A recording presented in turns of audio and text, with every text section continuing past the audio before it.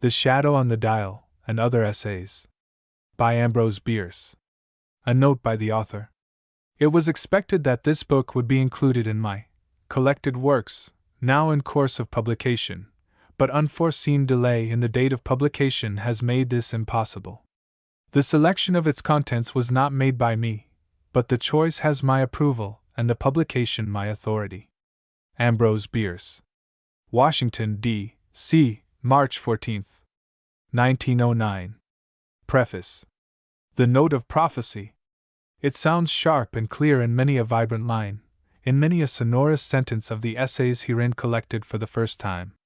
Written for various Californian journals and periodicals and extending over a period of more than a quarter of a century, these opinions and reflections express the refined judgment of one who has seen, not as through a glass darkly, the trend of events. And having seen the portentous effigy that we are making of the liberty our fathers created, he has written of it in English that is the despair of those who, thinking less clearly, escape not the pitfalls of diffuseness and obscurity. For Mr. Bierce, as did Flaubert, holds that the right word is necessary for the conveyance of the right thought, and his sense of word values rarely betrays him into error. But with an odd, I might almost say perverse, indifference to his own reputation, he has allowed these writings to lie fallow in the old files of papers, while others, possessing the knack of publicity, years later tilled the soil with some degree of success. President Hadley, of Yale University, before the Candlelight Club of Denver, January 8, 1900, advanced, as novel and original, ostracism as an effective punishment of social highwaymen. This address attracted widespread attention, and though Professor Hadley's remedy has not been generally adopted, it is regarded as his own. Mr. Bierce wrote in The Examiner, January 20, 1895, as follows: We are plundered because we have no particular aversion to plunderers. The predatory rich, to use Mr. Stead's felicitous term, put their hands into our pockets because they know that, virtually, none of us will refuse to take their hands in our own afterwards, in friendly salutation. If notorious rascality entailed social outlawry, the only rascals would be those properly, and proudly, belonging to the criminal class. Again, Edwin Markham has attracted to himself no little attention by advocating the application of the Golden Rule in temporal affairs as a cure for evils arising from industrial discontent. In this he, too, has been anticipated. Mr. Bierce, writing in The Examiner, March 25, 1894, said, When a people would avert want and strife, or having them, would restore plenty and peace, this noble commandment offers the only means. All other plans for safety and relief are as vain as dreams, and as empty as the crooning of fools. And behold, here it is, all things whatsoever you would that men should do to you, do ye even so to them. Rev. Charles M. Sheldon created a 9 days' wonder, or rather a 7, by conducting for a week a newspaper as he conceived Christ would have done. Some years previously, June 28, 1896, to be exact, the author of these essays wrote, That is my ultimate and determining test of right. What, under the circumstances, would Christ have done? The Christ of the New Testament, not the Christ of the commentators, theologians, priests, and parsons. I am sure that Mr. Bierce does not begrudge any of these gentlemen the acclaim they have received by enunciating his ideas, and I mention the instances here merely to forestall the filing of any other claim to priority. The essays cover a wide range of subjects, embracing among other things government, dreams, writers of dialect, and dogs, and always the author's point of view is fresh, original, and non-Philistine. Whether one cares to agree with him or not, one will find vast entertainment in his wit that illuminates, with lightning flashes, all he touches. Other qualities I forbear allusion to, having already encroached too much upon the time of the reader. S.O. Howes. The Shadow on the Dial. There is a deal of confusion and uncertainty in the use of the words socialist, anarchist, and nihilist. Even the first himself commonly knows with as little accuracy what he is as the rest of us know why he is. The socialist believes that most human affairs should be regulated and managed by the state, the government, that is to say, the majority. Our own system has many socialistic features, and the trend of republican government is all that way. The anarchist is the kind of lunatic who believes that all crime is the effect of laws forbidding it, as the pig that breaks into the kitchen garden is created by the dog that chews its ear. The anarchist favors abolition of all law and frequently belongs to an organization that secures his allegiance by solemn oaths and dreadful penalties. Nihilism is a name given by Turgenev to the general body of Russian discontent which finds expression in antagonizing authority and killing authorities. Constructive politics would seem, as yet, to be a cut above the nihilist's intelligence. He is essentially a destructionary. He is so diligently engaged in unweeding the soil that he has not given a thought to what he will grow there. Nihilism may be described as a policy of assassination tempered by reflections upon Siberia. American sympathy with it is the offspring of an unholy union between the tongue of a liar and the ear of a dupe.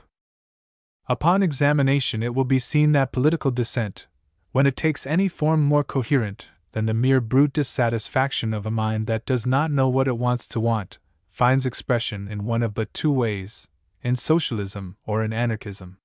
Whatever methods one may think will best substitute for a system gradually evolved from our needs and our natures, a system existing only in the minds of dreamers, one is bound to choose between these two dreams. Yet such is the intellectual delinquency of many who most strenuously denounce the system that we have that we not infrequently find the same man advocating in one breath socialism, in the next anarchism.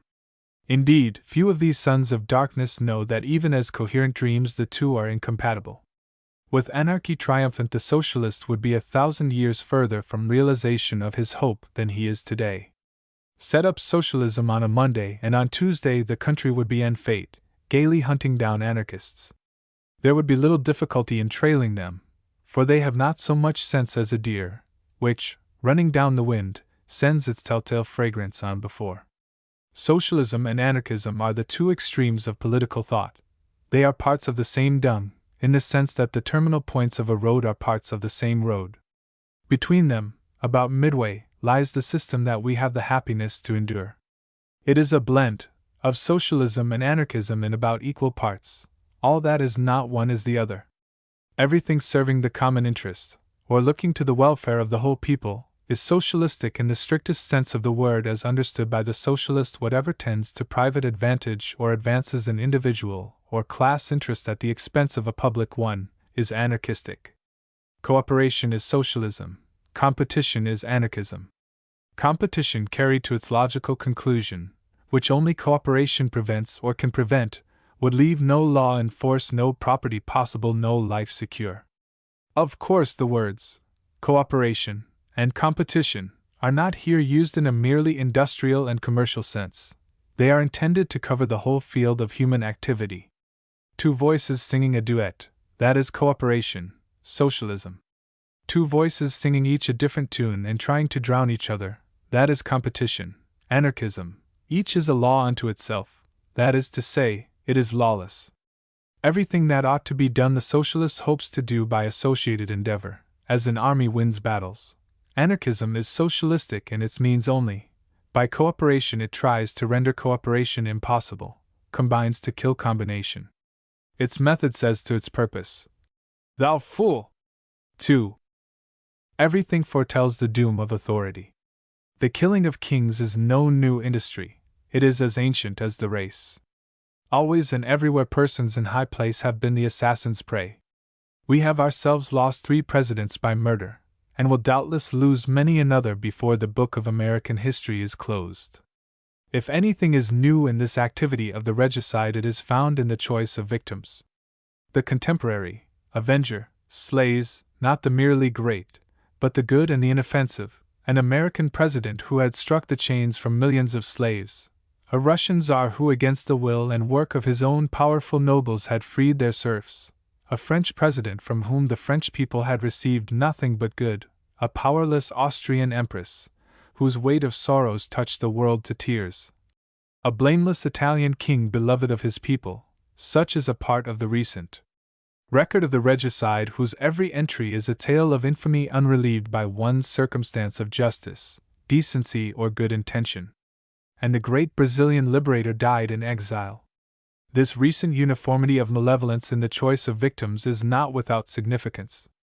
It points unmistakably to two facts. First, that the selections are made, not by the assassins themselves, but by some central control inaccessible to individual preference and unaffected by the fortunes of its instruments.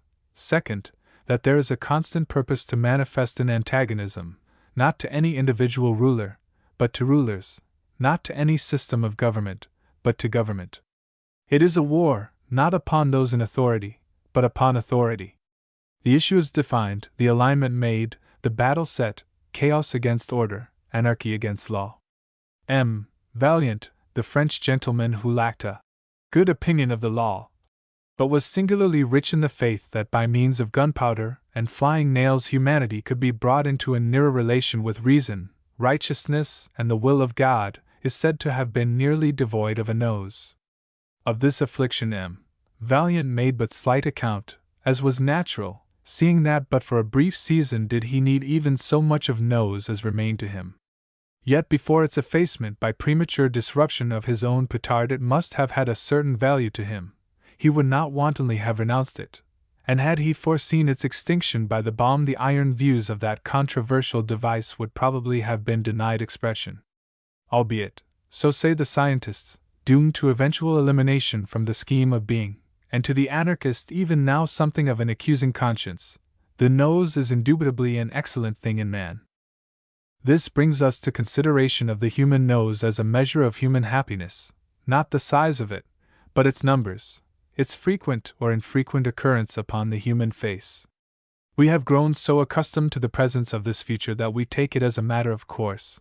Its absence is one of the most notable phenomena of our observation. An occasion long to be remembered, as the Society Reporter hath it yet.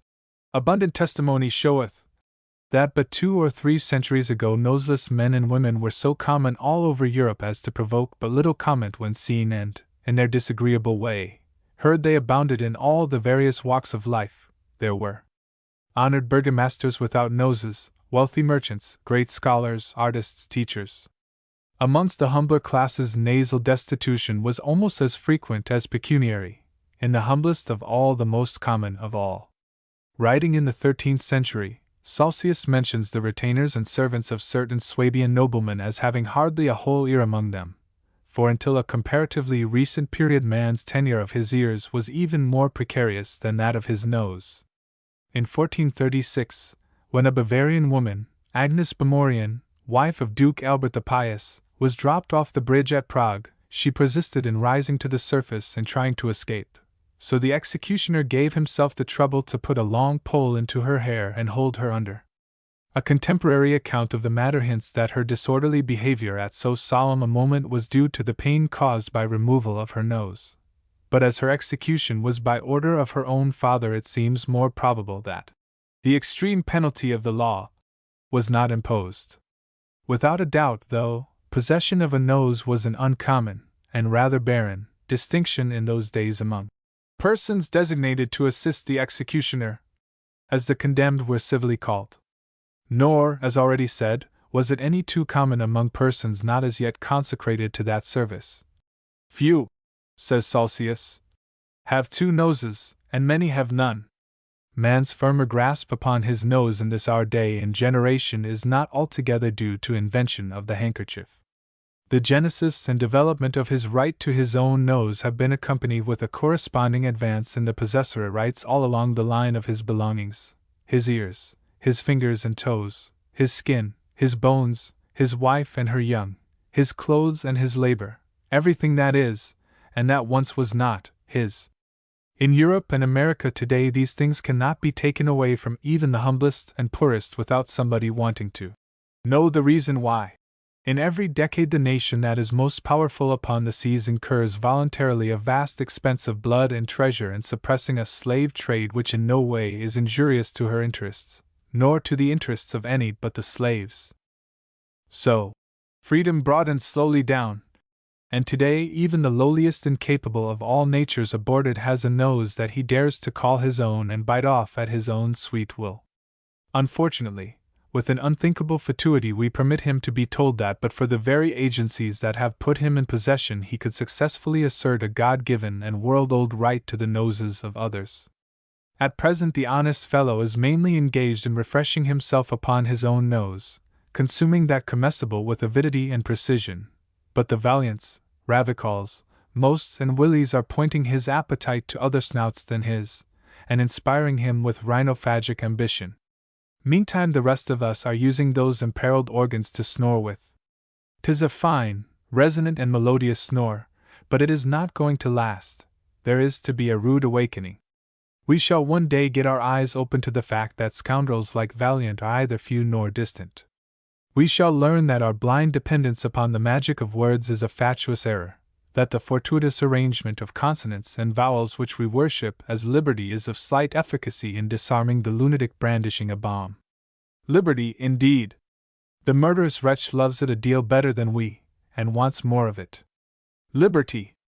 One almost sickens of the word, so quick and glib it is on every lip, so destitute of meaning. There is no such thing as abstract liberty, it is not even thinkable. If you asked me, do you favor liberty? I reply, liberty for whom to do what? Just now I distinctly favor the liberty of the law to cut off the noses of anarchists caught red-handed or red-tongued. If they go in for mutilation, let them feel what it is like.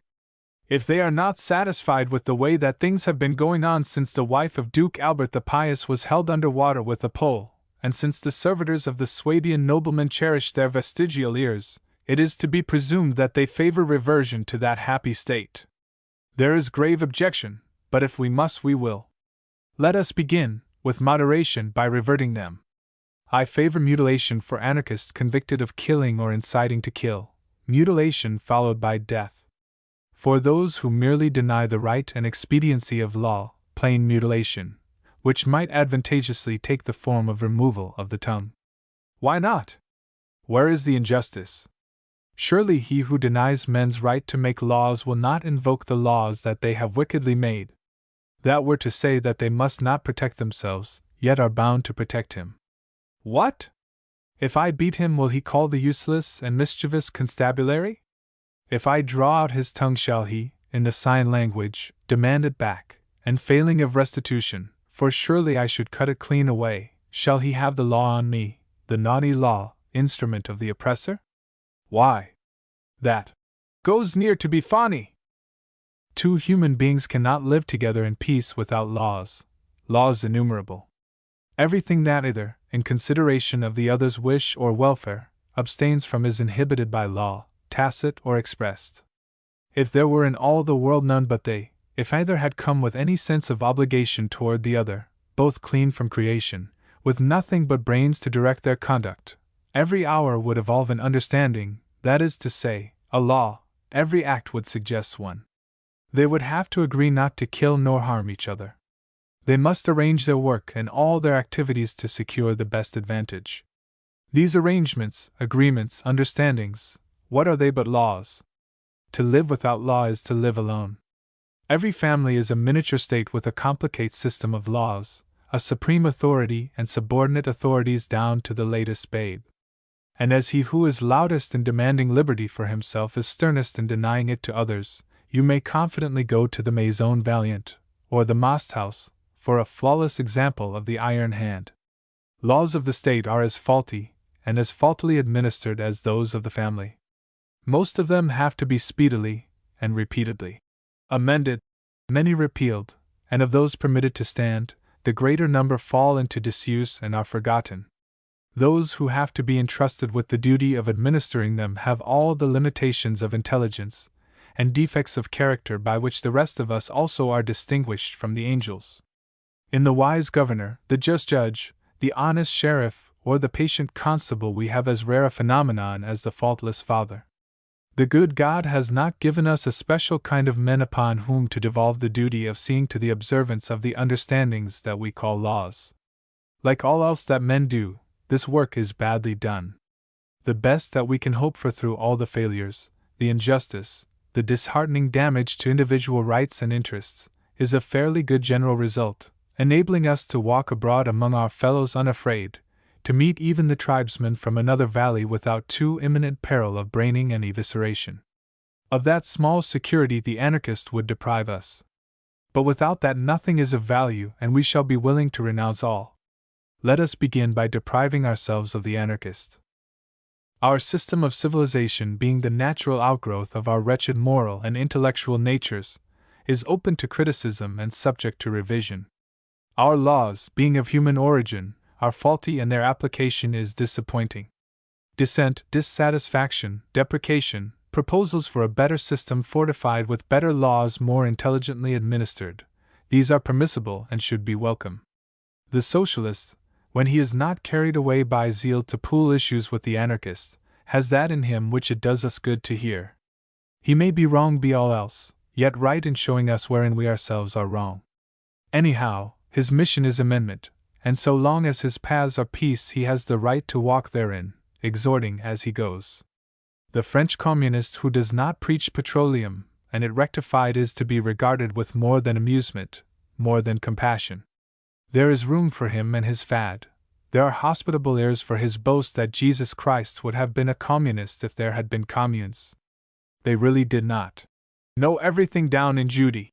But for the anarchist, whose aim is not amendment, but destruction, not welfare to the race, but mischief to a part of it, not happiness for the future, but revenge for the past, for that animal there should be no close season, for that savage, no reservation.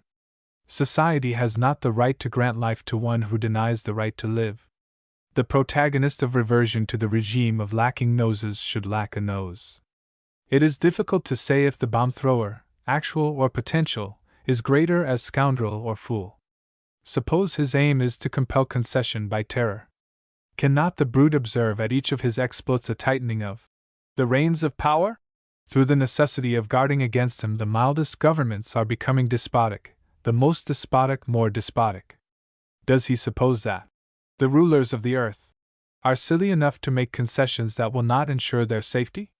Can he give them security? 3.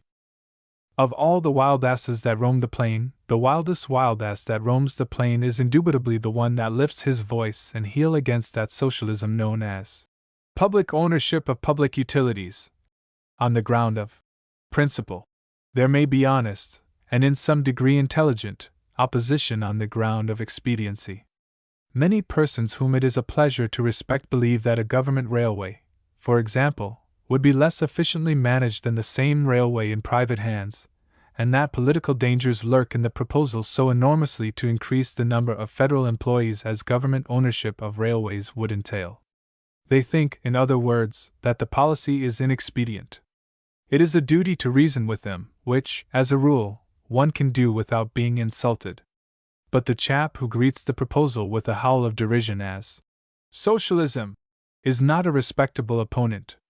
Eyes he has, but he sees not, ears, oh, very abundant ears, but he hears not the still, small voice of history nor the still smaller voice of common sense. Obviously, to those who, having eyes, do see, public ownership of anything is a step in the direction of socialism, for perfect socialism means public ownership of everything. But principle has nothing to do with it. The principle of public ownership is already accepted and established.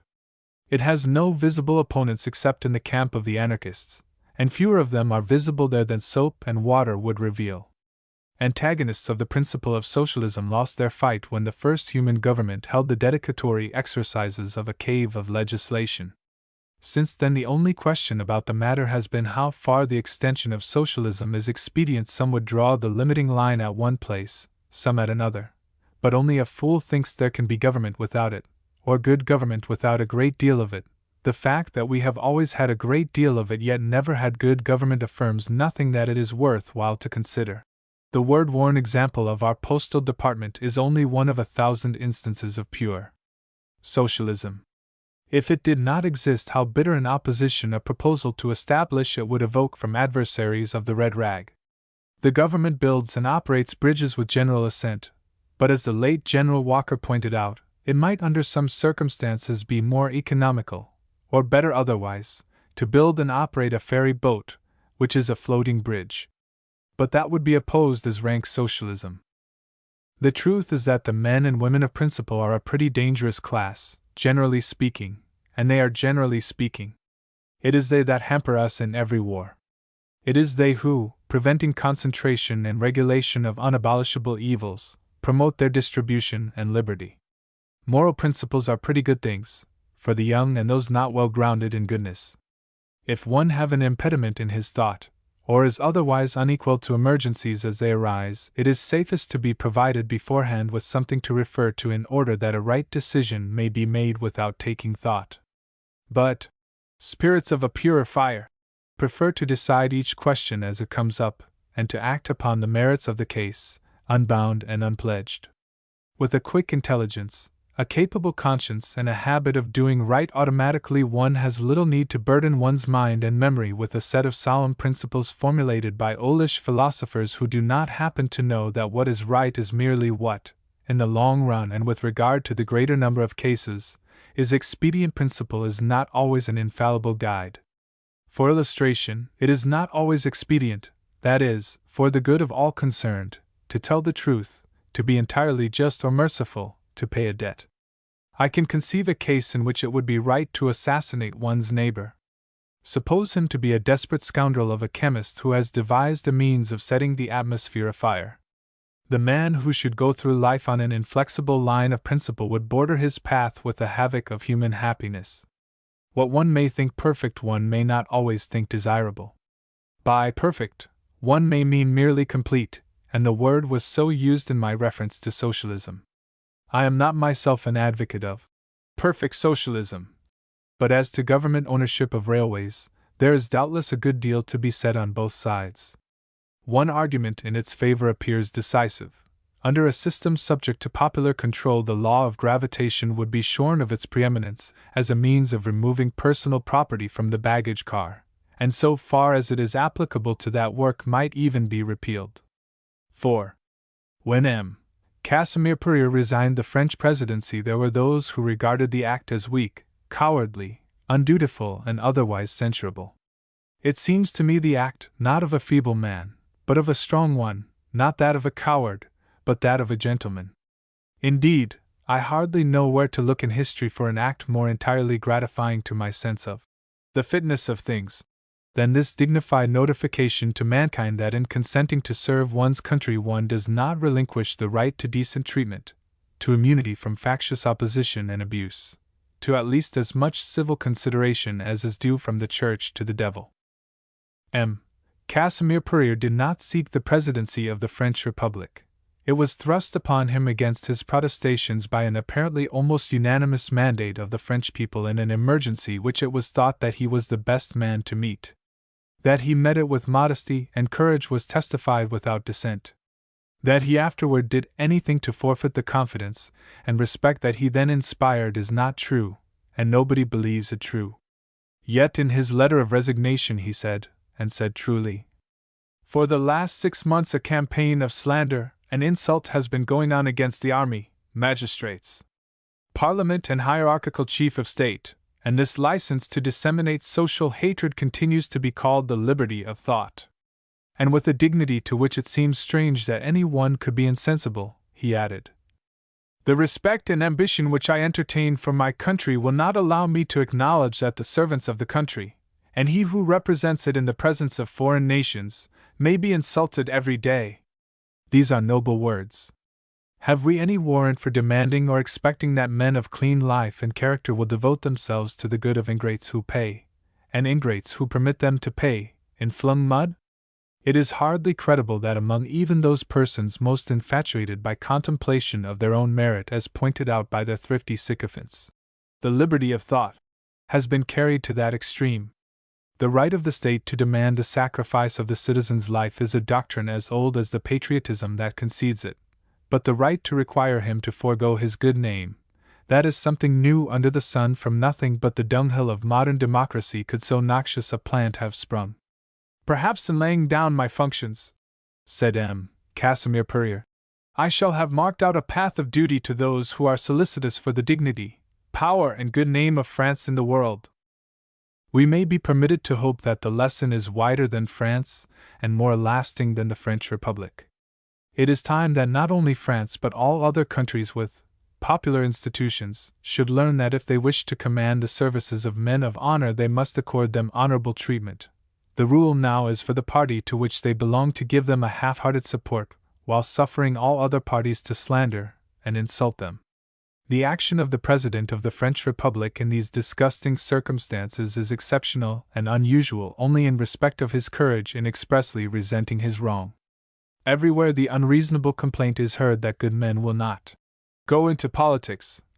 Everywhere the ignorant and malignant masses and their no less malignant and hardly less ignorant leaders and spokesmen, having sown the wind of reasonless obstruction and partisan vilification, are reaping the whirlwind of misrule.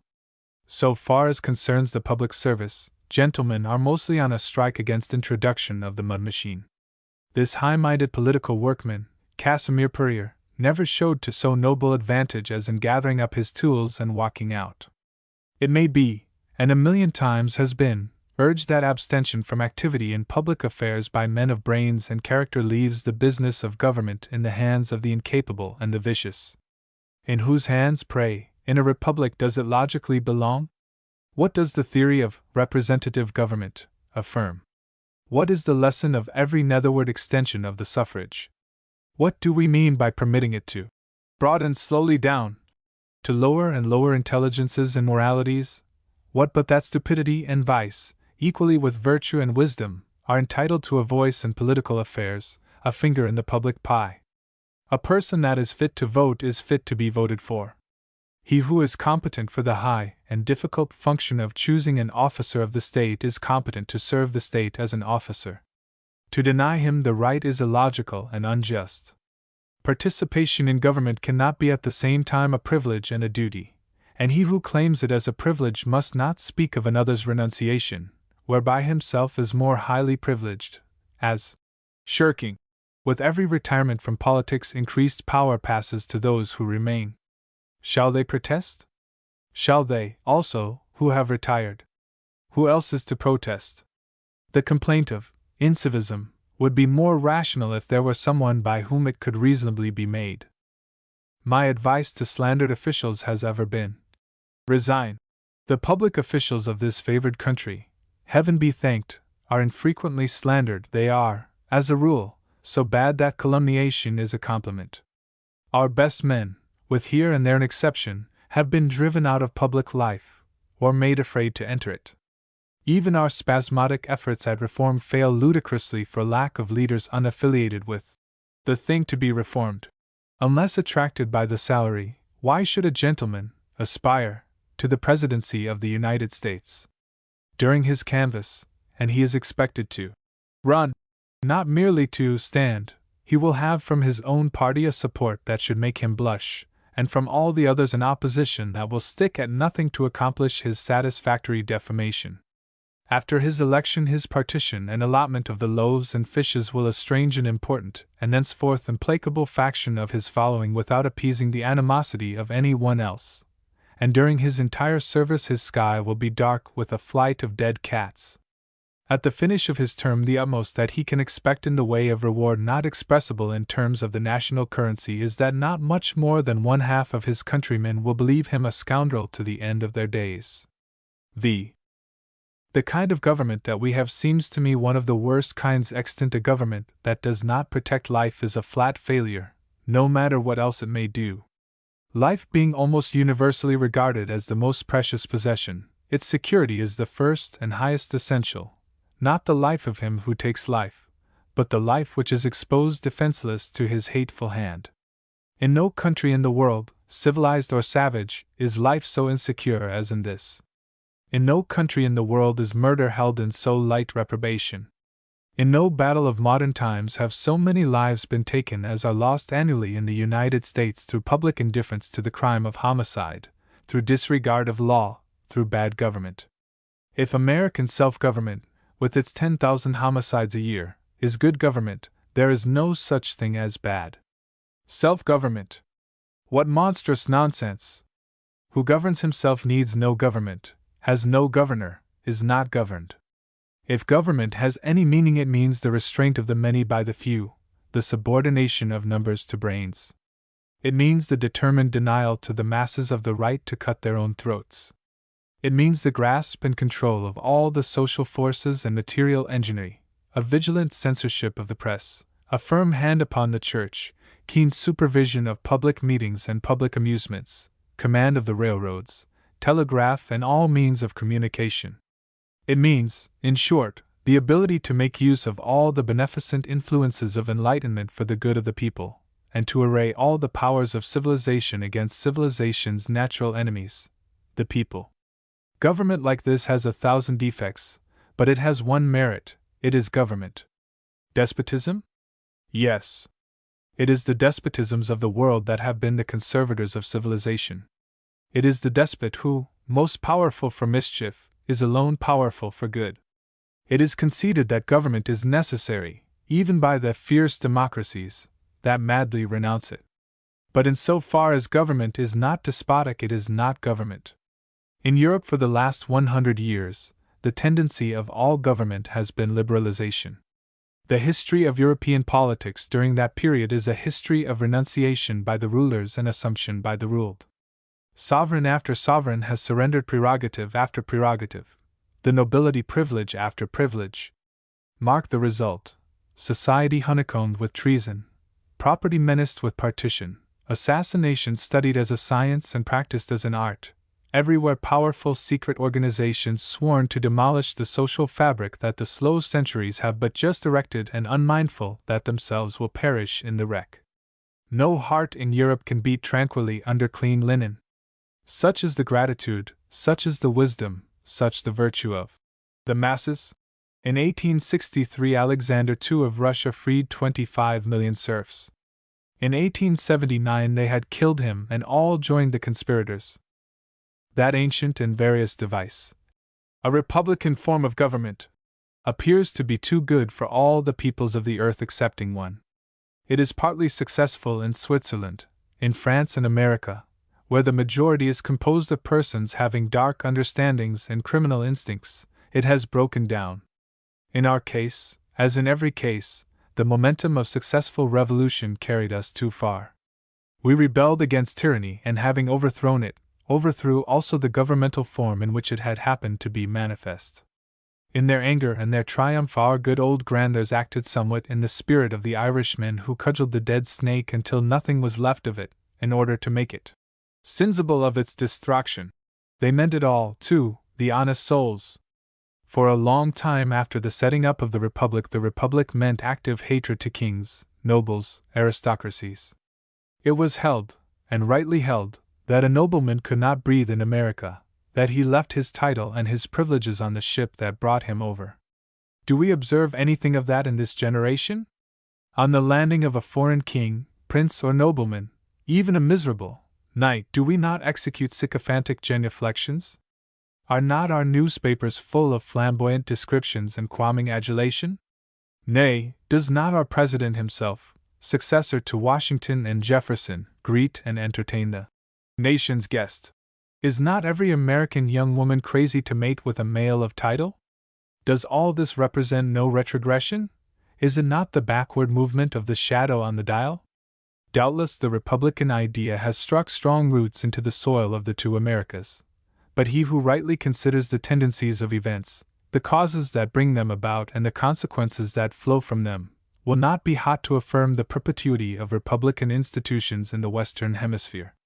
Between their inception and their present stage of development there is scarcely the beat of a pendulum, and already, by corruption and lawlessness, the people of both continents, with all their diversities of race and character, have shown themselves about equally unfit. To become a nation of scoundrels, all that any people needs is opportunity, and what we are pleased to call by the impossible name of self-government supplies it. The capital defect of republican government is inability to repress internal forces tending to disintegration. It does not take long for a self-governed people to learn that it is not really governed, that an agreement enforceable by nobody but the parties to it is not binding. We are learning this very rapidly. We set aside our laws whenever we please. The sovereign power, the tribunal of ultimate jurisdiction, is a mob. If the mob is large enough, it need not be very large. Even if composed of vicious tramps, it may do as it will. It may destroy property and life.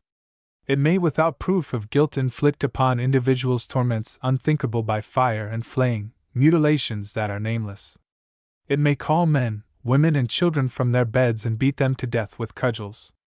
In the light of day, it may assail the very strongholds of law in the heart of a populous city, and assassinate prisoners of whose guilt it knows nothing. And these things, observe, O victims of kings, are habitually done. One would as well be at the mercy of one's sovereign as of one's neighbor. For generations we have been charming ourselves with the magic of words. When menaced by some exceptionally monstrous form of the tyranny of numbers, we have closed our eyes and murmured, "Liberty!" When armed anarchists threatened to quench the fires of civilization in a sea of blood, we prate of the protective power of free speech. If we fondly fancy that the thing he will speak is harmless, that immunity disarms his tongue of its poison, his thought of its infection, with a fatuity that would be incredible without the testimony of observation, we hold that an anarchist free to go about making proselytes, free to purchase arms, free to drill and parade and encourage his dupes with the demonstration of their numbers and power, is less mischievous than an anarchist with a shut mouth, a weaponless hand, and under surveillance of the police. The anarchist himself is persuaded of the superiority of our plan of dealing with him. He likes it, and comes over in quantity, infesting the political atmosphere with this sweltered venom, engendered by centuries of oppression, comes over here, where he is not oppressed, and sets up as oppressor. His preferred field of malefaction is the country that is most nearly anarchical. He comes here, partly to better himself under our milder institutions, partly to secure immunity while conspiring to destroy them. There is thunder in Europe, but if the storm ever break, it is in America that the lightning will fall, for here is a great vortex into which the decivilizing agencies are pouring without obstruction. Here gather the eagles to the feast, for the quarry is defenseless. Here is no power in government, no government. Here an enemy of order is thought to be least dangerous when suffered to preach and arm in peace. And here is nothing between him and his task of supervision, no pampered soldiery to repress his rising, no iron authority to lay him by the heels. The militia is fraternal, the magistracy elective. Europe may hold out a little longer. The great powers may make what stage play they will, but they are not maintaining their incalculable armaments for aggression upon one another, for protection from one another, nor for fun. These vast forces are purely constabular, creatures and creators of discontent, phenomena of decivilization. Eventually they will fraternize with disorder or become themselves Praetorian guards more dangerous than the perils that have called them into existence.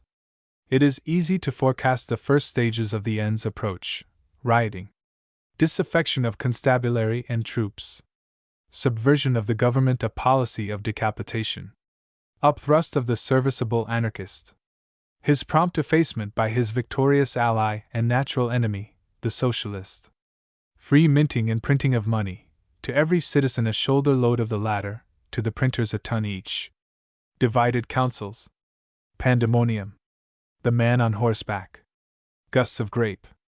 Formerly the bearer of evil tidings was only slain, he is now ignored. The gods kept their secrets by telling them to Cassandra, whom no one would believe. I do not expect to be heeded. The crust of a volcano is electric, the fumes are narcotic. The combined sensation is delightful no end. I have looked at the dial of civilization. I tell you the shadow is going back. That is of small importance to men of leisure, with wine-dipped wreaths upon their heads. They do not care to know. Civilization. The question, does civilization civilize? Is a fine example of petitio principii, and decides itself in the affirmative, for civilization must needs do that from the doing of which it has its name. But it is not necessary to suppose that he who propounds is either unconscious of his lapse in logic or desirous of digging a pitfall for the feet of those who discuss. I take it he simply wishes to put the matter in an impressive way, and relies upon a certain degree of intelligence in the interpretation. Concerning uncivilized peoples we know but little except what we are told by travelers, who, speaking generally, can know very little but the fact of uncivilization as shown in externals and irrelevances, and are moreover greatly given to lying. From the savages we hear very little. Judging them in all things by our own standards, in default of a knowledge of theirs, we necessarily condemn, disparage, and belittle. One thing that civilization certainly has not done is to make us intelligent enough to understand that the opposite of a virtue is not necessarily a vice. Because we do not like the taste of one another, it does not follow that the cannibal is a person of depraved appetite. Because, as a rule, we have but one wife and several mistresses each, it is not certain that polygamy is everywhere, nor, for that matter, anywhere, either wrong or inexpedient. Our habit of wearing clothes does not prove that conscience of the body, the sense of shame, is charged with a divine mandate, for like the conscience of the spirit, it is the creature of what it seems to create. It comes to the habit of wearing clothes. And for those who hold that the purpose of civilization is morality, it may be said that peoples which are the most nearly naked are, in our sense, the most nearly moral. Because the brutality of the civilized slave owners and dealers created a conquering sentiment against slavery, it is not intelligent to assume that slavery is a maleficent thing amongst Oriental peoples, for example, where the slave is not oppressed. Some of these same Orientals whom we are pleased to term half-civilized have no regard for truth. "Takest thou me for a Christian dog," said one of them, "that I should be the slave of my word?" So far as I can perceive, the Christian dog is no more the slave of his word than the true believer, and I think the savage, allowing for the fact that his inveracity has dominion over fewer things, as great a liar as either of them. For my part, I do not know what, in all circumstances, is right or wrong, but I know, if right, it is at least stupid to judge an uncivilized people by the standards of morality and intelligence set up by civilized ones. An infinitesimal proportion of civilized men do not, and there is much to be said for civilization if they are the product of it. Life in civilized countries is so complex that men there have more ways to be good than savages have, and more to be bad, more to be happy, and more to be miserable. And in each way to be good or bad, their generally superior knowledge, their knowledge of more things, enables them to commit greater excesses than the savage could wide the same opportunity. The civilized philanthropist wreaks upon his fellow creatures a ranker philanthropy, the civilized scoundrel a sturdier rascality. And splendid triumph of enlightenment, the two characters are, in civilization, commonly combined in one person. I know of no savage custom or habit of thought which has not its mate in civilized countries. For every mischievous or absurd practice of the natural man I can name you a dozen of the unnatural which are essentially the same. And nearly every custom of our barbarian ancestors in historic times survives in some form today. We make ourselves look formidable in battle. For that matter, we fight. Our women paint their faces. We feel it obligatory to dress more or less alike, inventing the most ingenious reasons for it, and actually despising and persecuting those who do not care to conform. Within the memory of living persons, bearded men were stoned in the streets, and a clergyman in New York who wore his beard as Christ wore his, was put into jail and variously persecuted till he died. We bury our dead instead of burning them, yet every cemetery is set thick with urns. As there are no ashes for the urns, we do not trouble ourselves to make them hollow, and we say their use is emblematic. When, following the bent of our ancestral instincts, we go on, age after age, in the performance of some senseless act which once had a use and meaning, we excuse ourselves by calling it symbolism. Our symbols are merely survivals. We have theology and patriotism. We have all the savage's superstition. We propitiate and ingratiate by means of gifts. We shake hands. All these and hundreds of others of our practices are distinctly, in their nature and by their origin, savage. Civilization does not, I think, make the race any better. It makes men no more, and if knowledge makes them happy, it is useful and desirable. The one purpose of every sane human being is to be happy. No one can have any other motive than that. There is no such thing as unselfishness. We perform the most generous and self-sacrificing acts because we should be unhappy if we did not. We move on lines of least reluctance. Whatever tends to increase the beggarly sum of human happiness is worth having. Nothing else has any value. The cant of civilization fatigues. Civilization is a fine and beautiful structure. It is as picturesque as a Gothic cathedral. But it is built upon the bones and cemented with the blood of those whose part in all its pomp is that and nothing more. It cannot be reared in the generous tropics, for there the people will not contribute their blood and bones. The proposition that the average American working man or European peasant is better off than the South Sea Islander, lolling under a palm and drunk with overeating, will not bear a moment's examination. It is we scholars and gentlemen that are better off. It is admitted that the South Sea Islander in a state of nature is overmuch addicted to the practice of eating human flesh. But concerning that I submit, first, that he likes it, second, that those who supply it are mostly dead. It is upon his enemies that he feeds, and these he would kill anyhow, as we do ours. In civilized, enlightened, and Christian countries, where cannibalism has not yet established itself, wars are as frequent and destructive as among the man-eaters. The untitled savage knows at least why he goes killing, whereas the private soldier is commonly in black ignorance of the apparent cause of quarrel, of the actual cause, always. Their shares in the fruits of victory are about equal. The chief takes all the dead, the general all the glory. Moreover, it costs more human life to supply a Christian gentleman with food than it does a cannibal, with food alone. Board. If you could figure out the number of lives that his lodging, clothing, amusements, and accomplishment cost, the sum would startle. Happily, he does not pay it. Considering human lives as having value, cannibalism is undoubtedly the more economical system. 2. Transplanted institutions grow but slowly, and civilization cannot be put into a ship and carried across an ocean. The history of this country is a sequence of illustrations of these truths.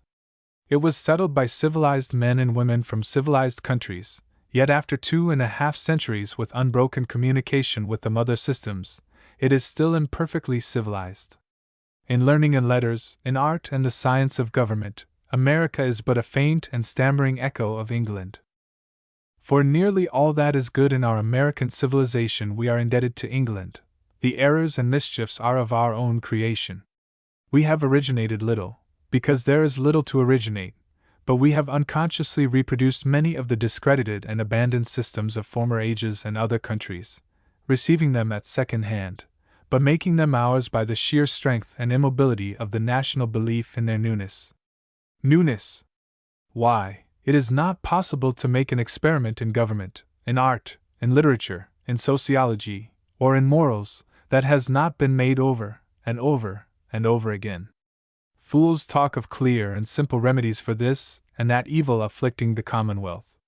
If a proposed remedy is obvious and easily intelligible, it is condemned in the naming, for it is morally certain to have been tried 1,000 times in the history of the world, and had it been effective, men ere now would have forgotten, from mere disuse, how to produce the evil it cured. There are clear and simple remedies for nothing. In medicine there has been discovered but a single specific, in politics not one. The interests, moral and natural, of a community in our highly differentiated civilization are so complex, intricate, delicate, and interdependent, that you cannot touch one without affecting all. It is a familiar truth that no law was ever passed that did not have unforeseen results, but of these results, by far the greater number are never recognized as of its creation. The best that can be said of any measure is that the sum of its perceptible benefits seems so to exceed the sum of its perceptible evils as to constitute a balance of advantage. Yet the magnificent innocence of the statesman or philosopher to whose understanding the whole matter lies in a nutshell, who thinks he can formulate a practical political or social policy within the four corners of an epigram, who fears nothing because he knows nothing, is constantly to the fore with a simple specific for ills whose causes are complex, constant, and inscrutable. To the understanding of this creature a difficulty well ignored is half overcome, so he buttons up his eyes and assails the problems of life with the divine confidence of a blind pig traversing a labyrinth. The glories of England are our glories. She can achieve nothing that our fathers did not help to make possible to her. The learning, the power, the refinement of a great nation are not the growth of a century, but of many centuries. Each generation builds upon the work of the preceding. For untold ages our ancestors wrought to rear that revered pile, the civilization of England. And shall we now try to belittle the mighty structure because other though kindred hands are laying the top courses while we have elected to found a new tower in another land? The American eulogist of civilization who is not proud of his heritage in England's glory is unworthy to enjoy his lesser heritage in the lesser glory of his own country. The English are undoubtedly our intellectual superiors, and as the virtues are solely the product of education, a rogue being only a dunce considered from another point of view, they are our moral superiors likewise. Why should they not be? It is a land not of log and pine board schoolhouses grudgingly erected and containing schools supported by such niggardly tax levies as a sparse and hard-handed population will consent to pay, but of ancient institutions splendidly endowed by the state and by centuries of private benefaction. As a means of dispensing formulated ignorance, our boasted public school system is not without merit. It spreads it out sufficiently thin to give everyone enough to make him a more competent fool than he would have been without it. But to compare it with that which is not the creature of legislation acting with malice aforethought, but the unoated outgrowth of ages, is to be ridiculous. It is like comparing the laid-out town of a western prairie, its right-angled streets, prim cottages, built on the installment plan, and its wooden ABC shops, with the grand old town of Oxford, topped with the clustered domes and towers of its 20-odd great colleges, the very names of many of whose founders have perished from human record as have all the chronicles of the times in which they lived. It is not alone that we have had to subdue the wilderness. Our educational conditions are otherwise adverse. Our political system is unfavorable. Our fortunes, accumulated in one generation, are dispersed in the next. If it takes 3 generations to make a gentleman, one will not make a thinker. Instruction is acquired, but capacity for instruction is transmitted. The brain that is to contain a trained intellect is not the result of a haphazard marriage between a clown and a wench, nor does it get its tractable tissues from a hard-headed farmer and a soft-headed milliner. If you confess the importance of race and pedigree in a race horse and a bird dog, how dare you deny it in a man? I do not claim that the political and social system that creates an aristocracy of leisure, and consequently of intellect, is the best possible kind of human organization. I perceive its disadvantages clearly enough. But I do not hold that a system under which all important public trusts, political and professional, civil and military, ecclesiastical and secular, are held by educated men, that is, men of trained faculties and disciplined judgment, is not an altogether faulty system. It is only in our own country that an exacting literary taste is believed to disqualify a man for purveying to the literary needs of a taste less exacting, a proposition obviously absurd, for an exacting taste is nothing but the intelligent discrimination of a judgment instructed by comparison and observation. There is, in fact, no pursuit or occupation, from that of a man who blows up a balloon to that of the man who bores out the stovepipes, in which he that has talent and education is not a better worker than he that has either, and he than he that has either. It is a universal human weakness to disparage the knowledge that we do not ourselves possess, but it is only my own beloved country that can justly boast herself the last refuge and asylum of the impotents and incapables who deny the advantage of all knowledge whatsoever.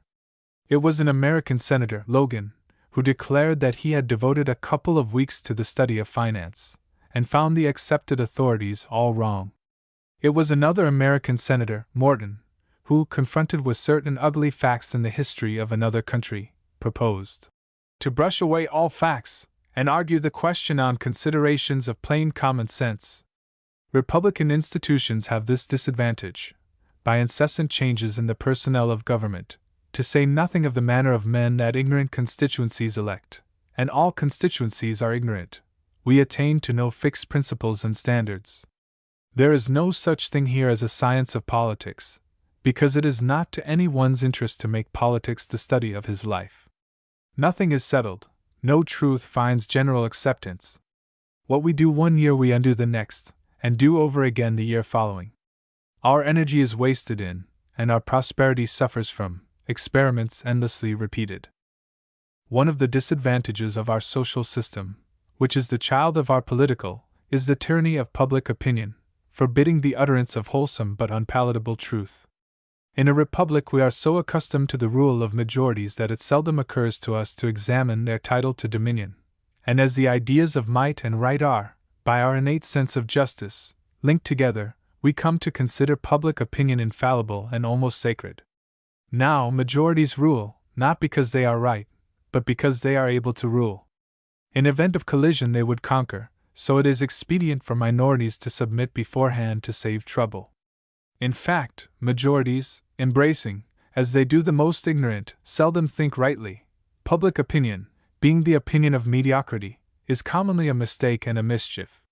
But it is to nobody's interest, it is against the interest of most, to dispute with it.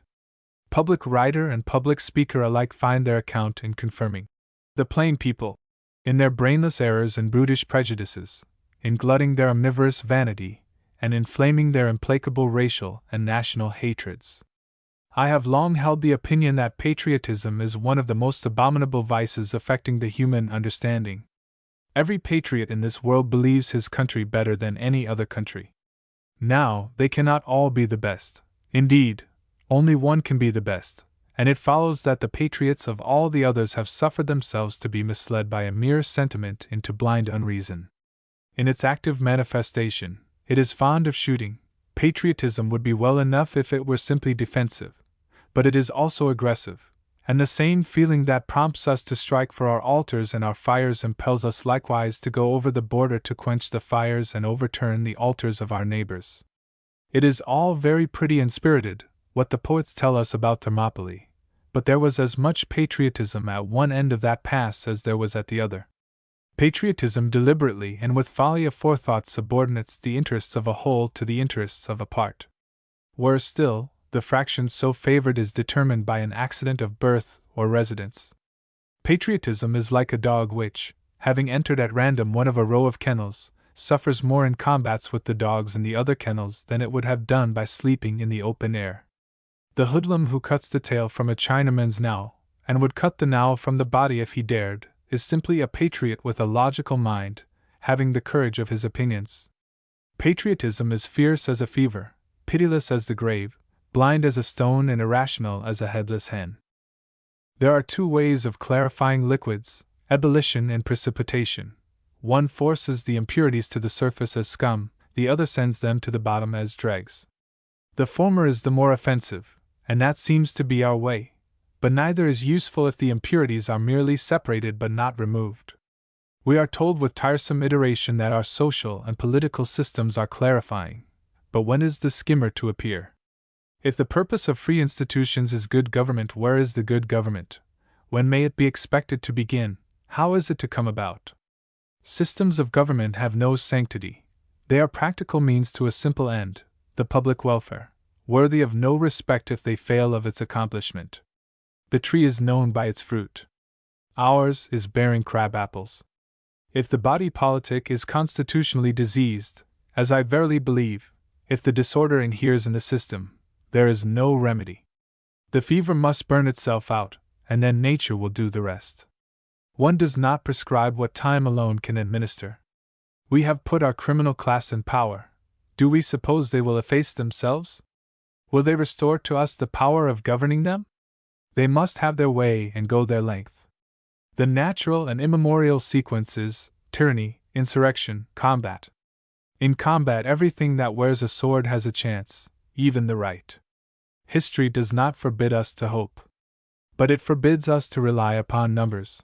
They will be against us. If history teaches anything worth learning, it teaches that the majority of mankind is neither good nor wise. Where government is founded upon the public conscience and the public intelligence, the stability of states is a dream.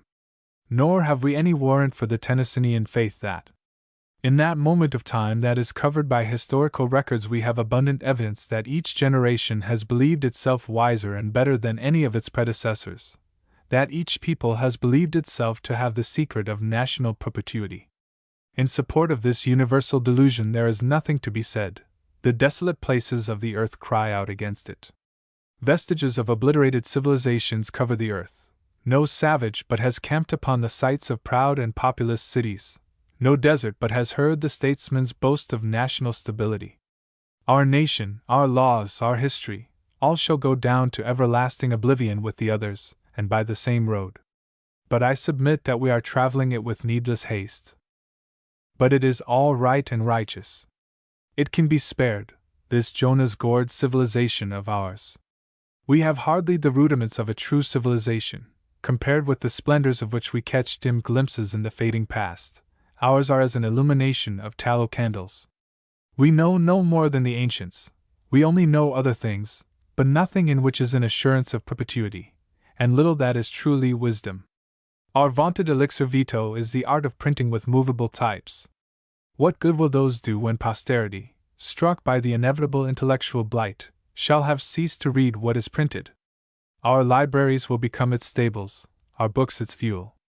Ours is a civilization that might be heard from afar in space as a scolding and a riot, a civilization in which the race has so differentiated as to have no longer a community of interest and feeling, which shows as a ripe result of the principles underlying it a reasonless and rascally feud between rich and poor, in which one is offered a choice, if one have the means to take it, between American plutocracy and European militocracy, with an imminent chance of renouncing either for a stultocratic republic with a headsman in the presidential chair and every laundress in exile.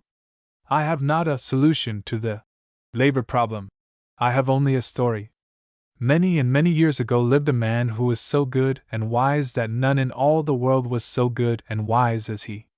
He was one of those few whose goodness and wisdom are such that after some time has passed their fellow men begin to think them gods and treasure their words as divine law, and by millions they are worshipped through centuries of time. Amongst the utterances of this man was one command, not a new nor perfect one, which has seemed to his adorers so preeminently wise that they have given it a name by which it is known over half the world. One of the sovereign virtues of this famous law is its simplicity, which is such that all hearing must understand, and obedience is so easy that any nation refusing is unfit to exist except in the turbulence and adversity that will surely come to it. When a people would avert want and strife, or having them, would restore plenty and peace, this noble commandment offers the only means. All other plans for safety or relief are as vain as dreams, and as empty as the crooning of fools. And behold, here it is. All things whatsoever ye would that men should do to you, do ye even so to them. What? You unappeasable rich, coining the sweat and blood of your workmen into drachmas, understanding the law of supply and demand as mandatory, and justifying your cruel greed by the senseless dictum that business is business. You lazy workmen, railing at the capitalist by whose desertion, when you have frightened away his capital, you starve, rioting and shedding blood and torturing and poisoning by way of answer to exaction and by way of exaction, you foul anarchists, applauding with indelicate palms when one of your coward kind hurls a bomb amongst powerless and helpless women and children, you imbecile politicians with a plague of remedial legislation for the irremediable, you writers and thinkers unread in history, with as many solutions to the labor problem as there are dunces among you who cannot coherently define it, do you really think yourself wiser than Jesus of Nazareth? Do you seriously suppose yourselves competent to amend his plan for dealing with all the evils besetting states and souls? Have you the effrontery to believe that those who spurn his golden rule you can bind to obedience of an act entitled an act to amend an act? Bah! You fatigue the spirit. Go get ye to your scoundrel lockouts, your villain strikes, your blacklisting, your boycotting, your speech ing, marching and maundering. But if ye do not to others as ye would that they do to you, it shall occur, and that right soon, that ye be drowned in your own blood and your pickpocket civilization quenched as a star that falls into the sea. The game of politics. If one were to declare himself a Democrat or a Republican, and the claim should be contested, he would find it a difficult one to prove. The missing link in his chain of evidence would be the major premise in the syllogism necessary to the establishment of his political status, a definition of Democrat or Republican. Most of the statesmen in public and private life who are parroting these words do so with entire unconsciousness of their meaning, or rather without knowledge that they have lost whatever of meaning they once had. The words are mere survivals, marking dead issues and covering allegiances of the loosest and most shallow character. On any question of importance each party is divided against itself and dares not formulate a preference. There is no question before the country upon which one may not think and vote as he likes without affecting his standing in the political communion of saints of which he professes himself a member. Party lines, are as terribly confused as the parallels of latitude and longitude after a twisting earthquake, or those aimless lines representing the competing railroad on a map published by a company operating the only direct route. It is not probable that this state of things can last, if there is to be government by party, and we should be sad to think that so inestimable a boon were soon to return to him who gave it. Men must begin to let their angry passions rise and take rides. Ill fares the land to hastening ills a prey, where the people are too wise to dispute and too good to fight. Let us have the good old political currency of bloody noses and cracked crowns. Let the yawp of the demagogue be heard in the land. Let ears be pestered with the spargent cheers of the masses. Give us a whoop-up that shall rouse us like a rattling peal of thunder. Will nobody be our Moses? There should be two Moseses, to lead us through this detestable wilderness of political stagnation? 2. Nowhere, on God's green earth. It is fitting that this paper contain a bit of bosh. Nowhere is so much insufferable stuff talked in a given period of time as in an American political convention. It is there that all those objectionable elements of the national character which evoke the laughter of Europe and are the despair of our friends find freest expression, unhampered by fear of any censorship more exacting than that of the opposing party, which takes no account of intellectual delinquencies, but only of moral. The organs of the opposing party will not take the trouble to point out, even to observe, that the debasing sentiments and criminal views uttered in speech and platform are expressed in sickening syntax and offensive rhetoric. Doubtless an American politician, statesman, what you will, could go into a political convention and signify his views with simple, unpretentious common sense, but doubtless he never does. Every community is cursed with a number of orators, men regarded as eloquent, silver-tongued men, fellows who to the common American knack at brandishing the tongue add an exceptional felicity of platitude, a captivating mastery of dog's-eared sentiment, a copious and obedient vocabulary of eulogium, an iron insensibility to the ridiculous and an infinite affinity to fools.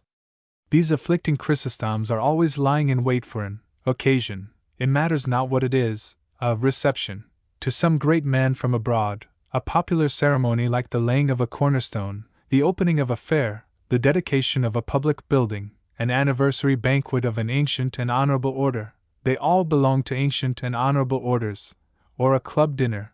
They all belong to clubs and pay dues. But it is in the political convention that they come out particularly strong. By some imperious tradition having the force of written law, it is decreed that in these absurd bodies of our fellow citizens no word of sense shall be uttered from the platform. Whatever is uttered in set speeches shall be addressed to the meanest capacity present, as a chain can be no stronger than its weakest link. So nothing said by the speakers at a political convention must be above the intellectual reach of the most pernicious idiot having a seat and a vote. I don't know why it is so. It seems to be thought that if he is not suitably entertained he will not attend, as a delegate, the next convention. Here are the opening sentences of the speech in which a man was once nominated for governor. 2 years ago the Republican party in state and nation marched to imperial triumph. On every hilltop and mountain peak our beacons blazed, and we awakened the echoes of every valley with songs of our rejoicings. And so forth. Now, if I were asked to recast those sentences so that they should conform to the simple truth and be inoffensive to good taste, I should say something like this. 2 years ago the Republican party won a general election. If there is anything in this inflated rigmarole that is not adequately expressed in my amended statement, what is it?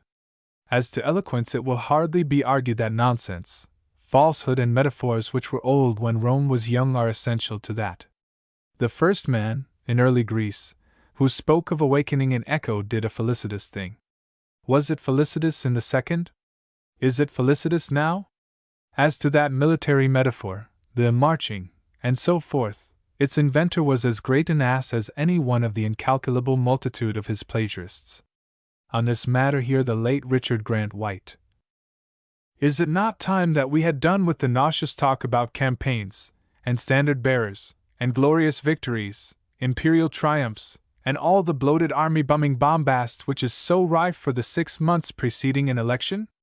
To read almost any one of our political papers during a canvass is enough to make one sick and sorry. An election has no manner of likeness to a campaign or a battle. It is not even a contest in which the stronger or more dexterous party is the winner.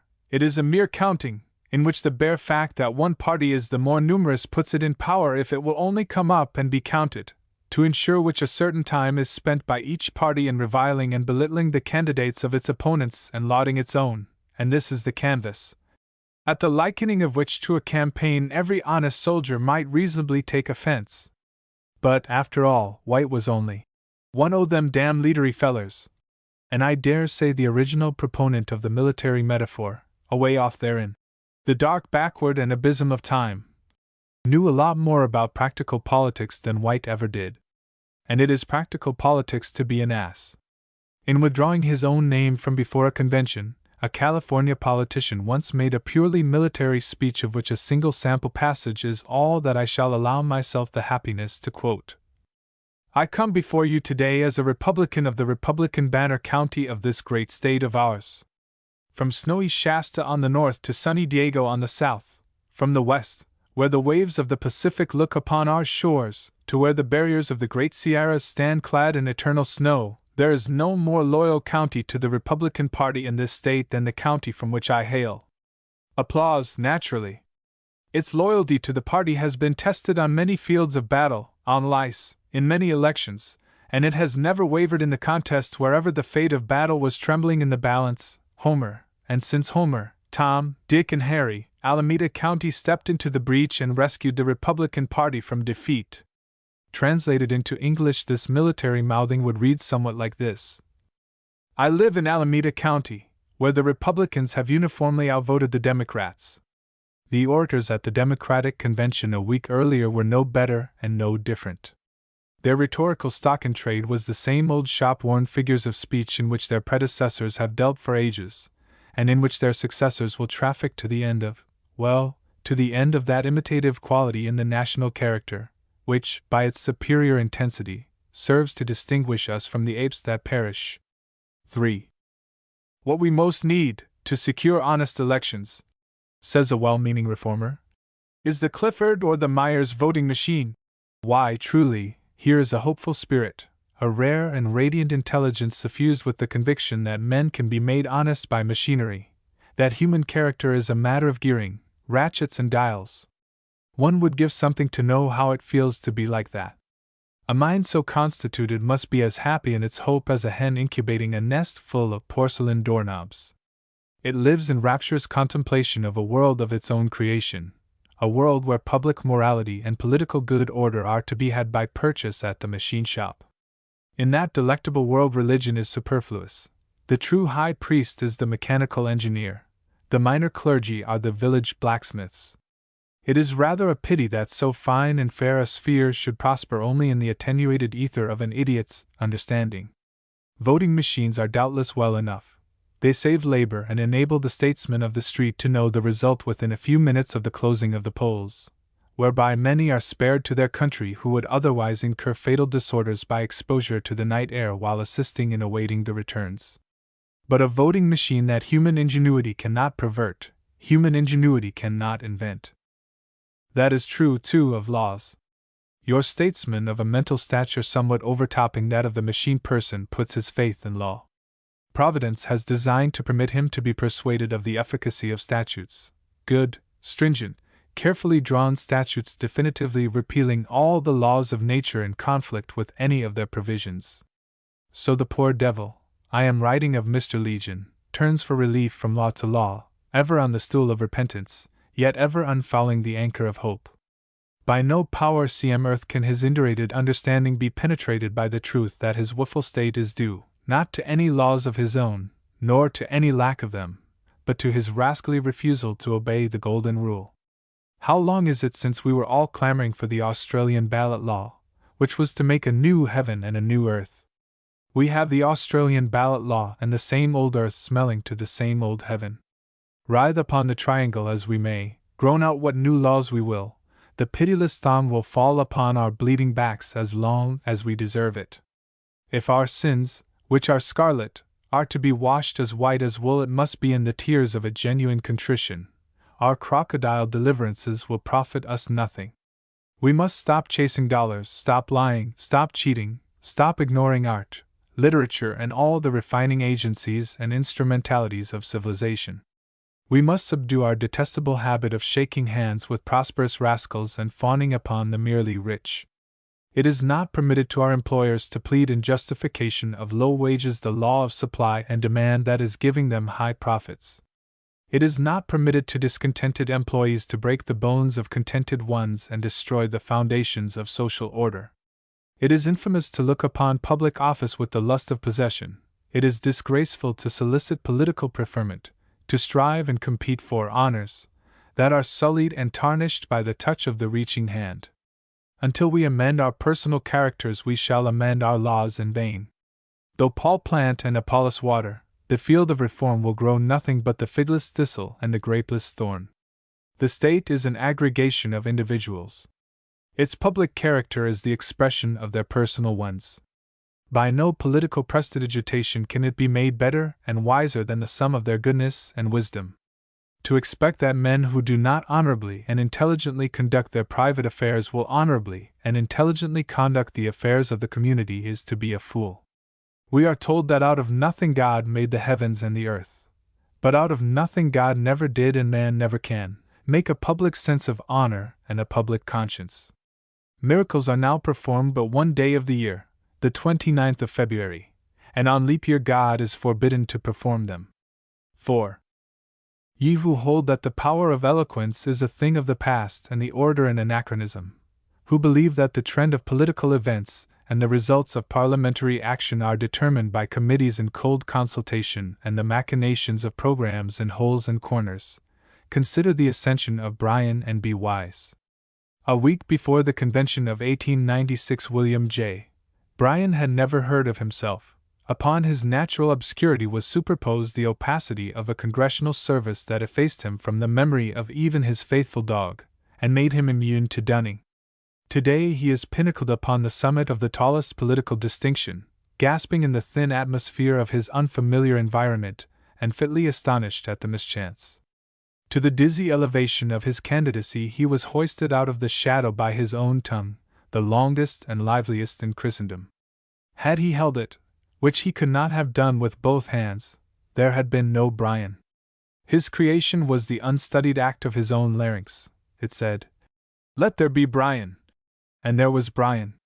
Even in these degenerate days there is a hope for the orators when one can make himself a presidential peril by merely waving the red flag in the cave of the winds and tormenting the circumjacents with the brandish of abundant hands.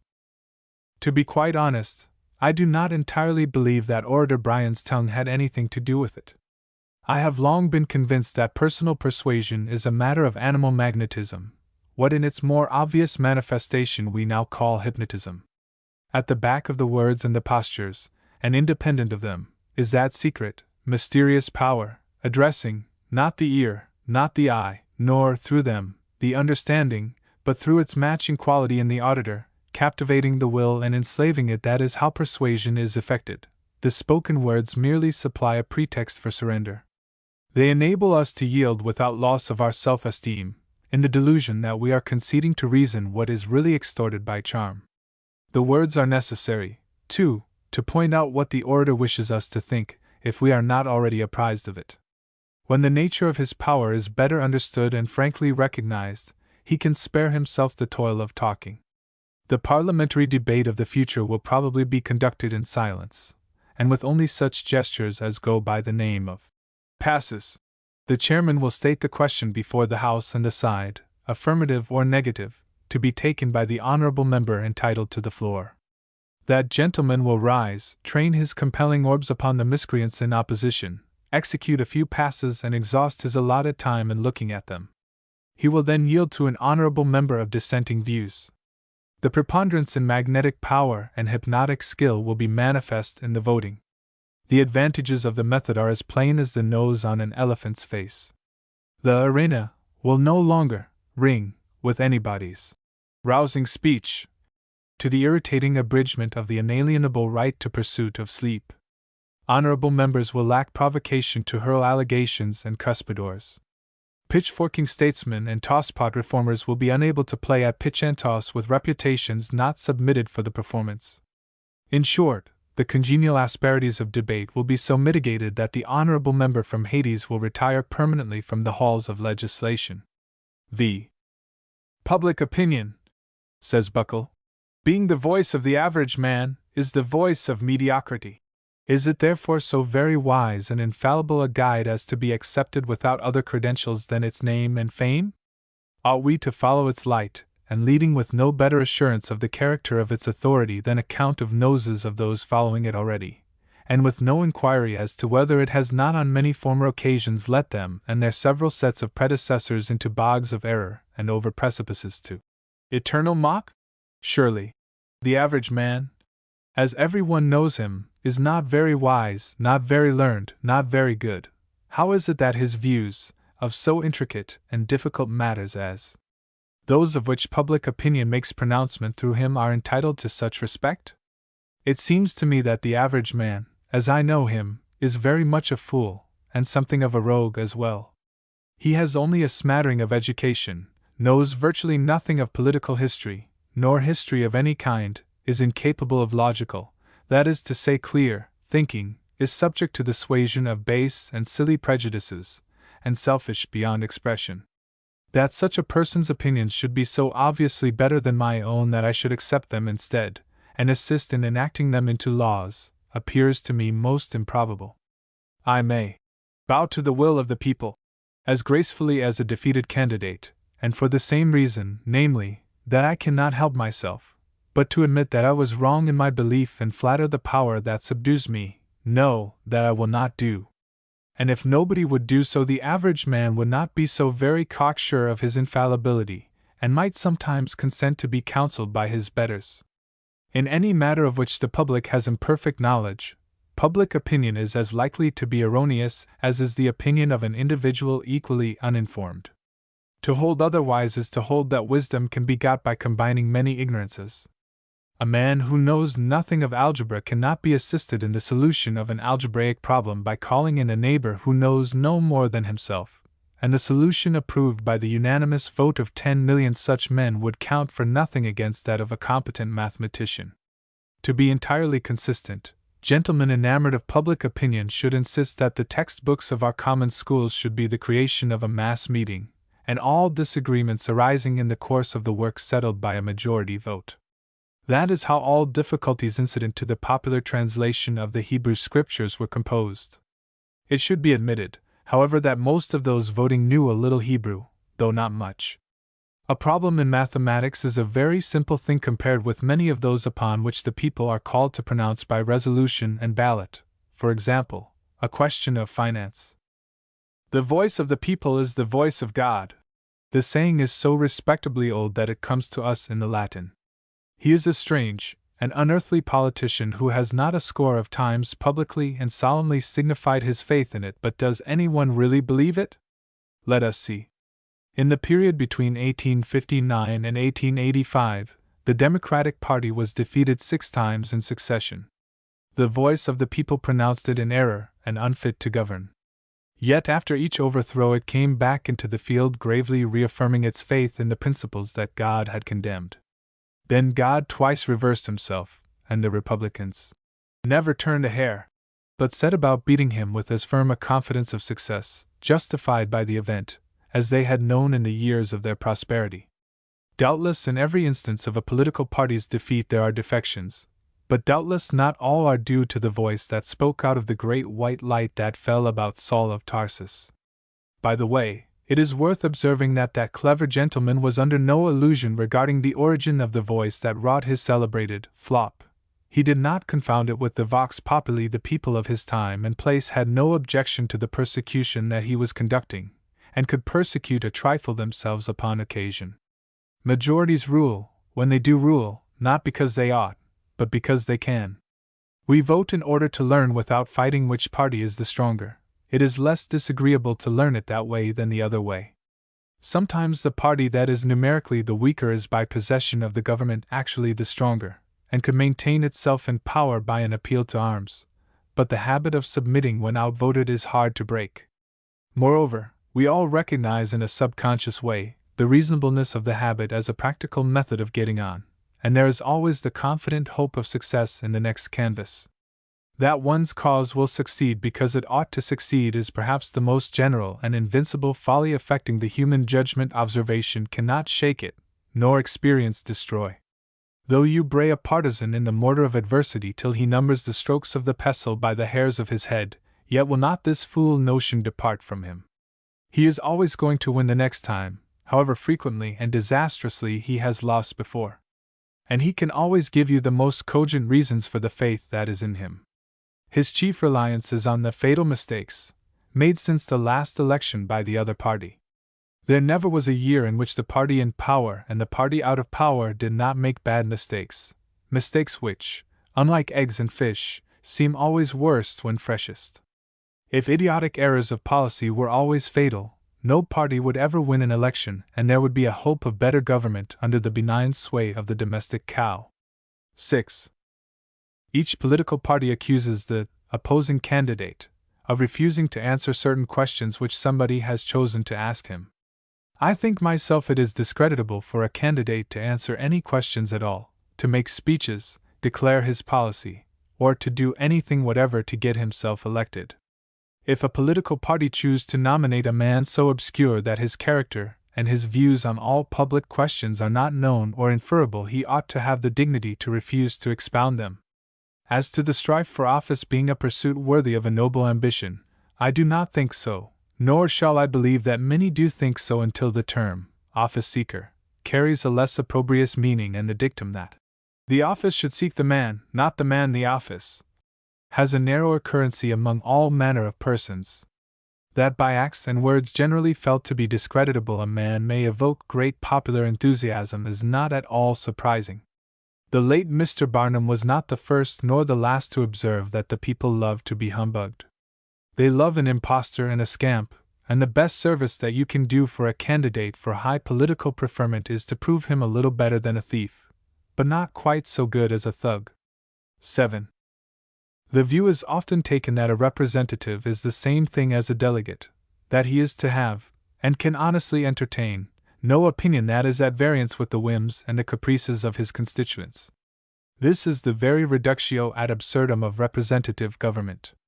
That it is the dominant theory of the future there can be little doubt, for it is of a piece with the progress downward which is the invariable and unbroken tendency of republican institutions.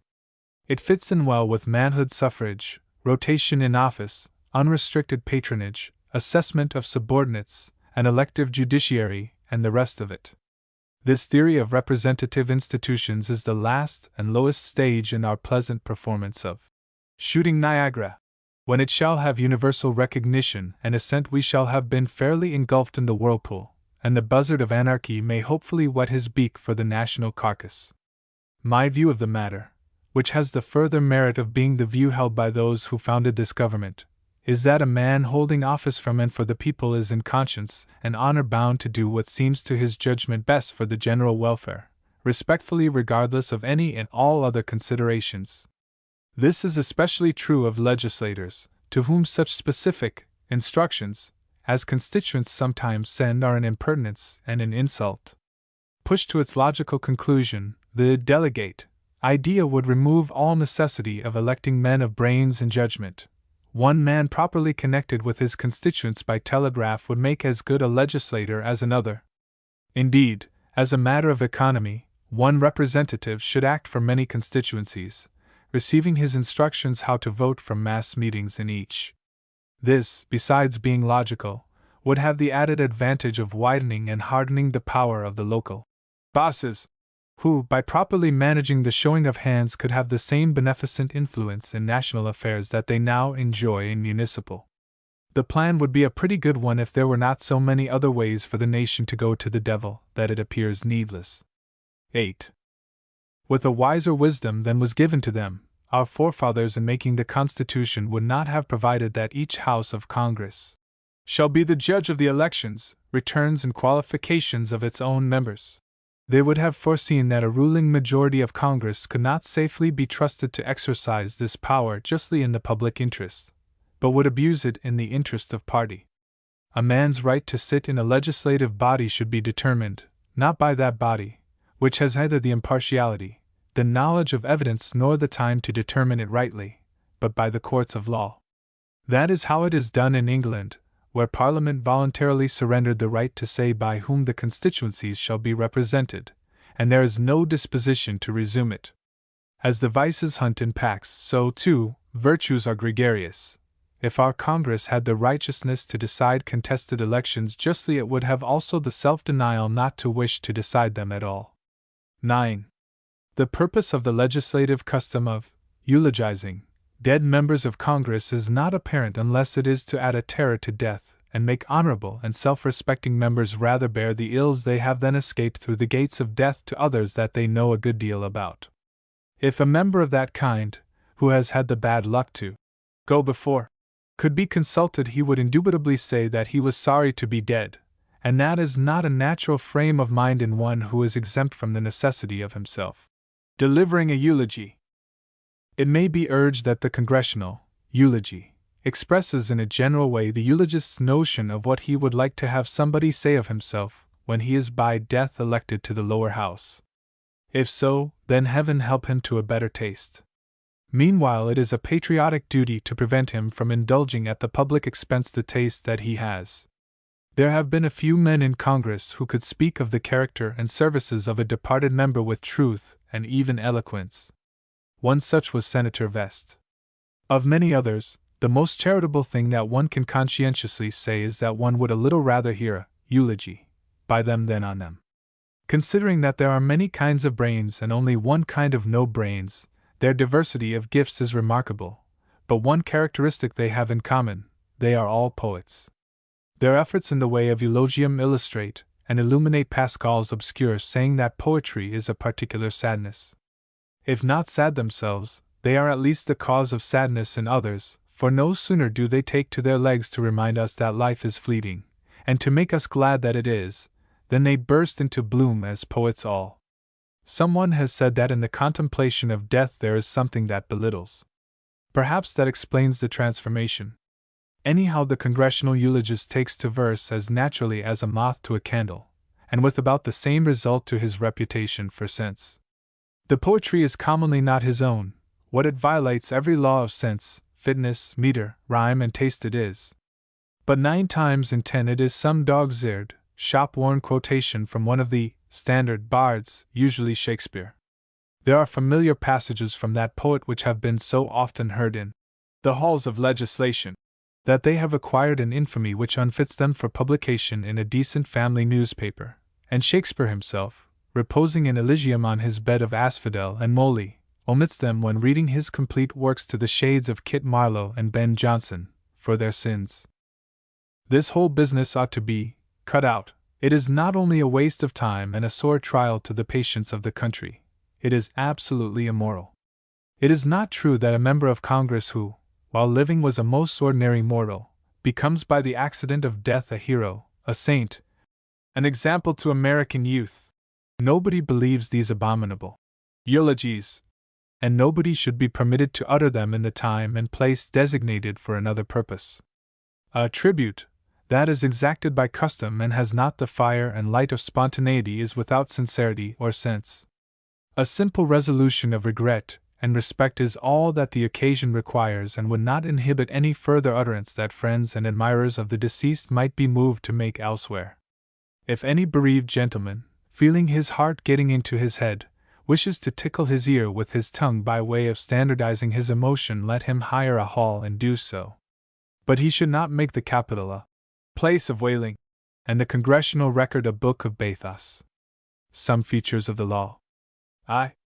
There is a difference between religion and the amazing circumstructure which, under the name of theology, the priesthoods have builded round about it, which for centuries they made the world believe was the true temple, and which, after incalculable mischiefs wrought, immeasurable blood spilled in its extension and consolidation, is only now beginning to crumble at the touch of reason. There is the same difference between the laws and the law, the naked statutes, bad enough, God knows, and the incomputable additions made to them by lawyers.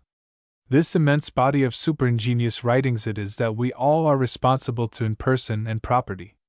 It is unquestionable authority for setting aside any statute that any legislative body ever passed or can pass. In it are dictates of recognized validity for turning topsy-turvy every principle of justice and reversing every decree of reason. There is no fallacy so monstrous, no deduction so hideously unrelated to common sense, as not to receive, somewhere in the myriad pages of this awful compilation, a support that any judge in the land would be proud to recognize with a decision if ably persuaded. I do not say that the lawyers are altogether responsible for the existence of this mass of disastrous rubbish, nor for its domination of the laws. They only create and thrust it down our throats. We are guilty of contributory negligence in not biting the spoon. As long as there exists the right of appeal, there is a chance of acquittal. Otherwise, the right of appeal would be a sham and an insult more intolerable, even, than that of the man convicted of murder to say why he should not receive the sentence which nothing he may say will avert. So long as acquittal may ensue, guilt is not established. Why, then, are men sentenced before they are proved guilty? Why are they punished in the middle of proceedings against them? A lawyer can reply to these questions in 1,000 ingenious ways. There is but one answer. It is because we are a barbarous race, submitting to laws made by lawyers for lawyers. Let the legal fraternity reflect that a lawyer is one whose profession it is to circumvent the law, that it is a part of his business to mislead and befog the court of which he is an officer, that it is considered right and reasonable for him to live by a division of the spoils of crime and misdemeanor, that the utmost atonement he ever makes for acquitting a man whom he knows to be guilty is to convict a man whom he knows to be innocent. I have looked into this thing a bit, and it is my judgment that all the methods of our courts, and the traditions of bench and bar exist and are perpetuated, altered and improved, for the one purpose of enabling the lawyers as a class to exact the greatest amount of money from the rest of mankind. The laws are mostly made by lawyers, and so made as to encourage and compel litigation. By lawyers they are interpreted, and by lawyers enforced for their own profit and advantage. The whole intricate and interminable machinery of precedent, rulings, decisions, objections, writs of error, motions for new trials, appeals, reversals, affirmations, and the rest of it, is a transparent and iniquitous system of cinching. What remedy would I propose? None. There is none to propose. The lawyers have got us, and they mean to keep us. But if thoughtless children of the frontier sometimes rise to tar and feather the legal pelt, may God's grace go with them, and amen. I do not believe there is a lawyer in heaven, but by a bath of tar and a coating of hensdown they can be made to resemble angels more nearly than by any other process. The matchless villainy of making men suffer for crimes of which they may eventually be acquitted is consistent with our entire system of laws, a system so complicated and contradictory that a judge simply does as he pleases, subject only to the custom of giving for his action reasons that at his option may or may not be derived from the statute.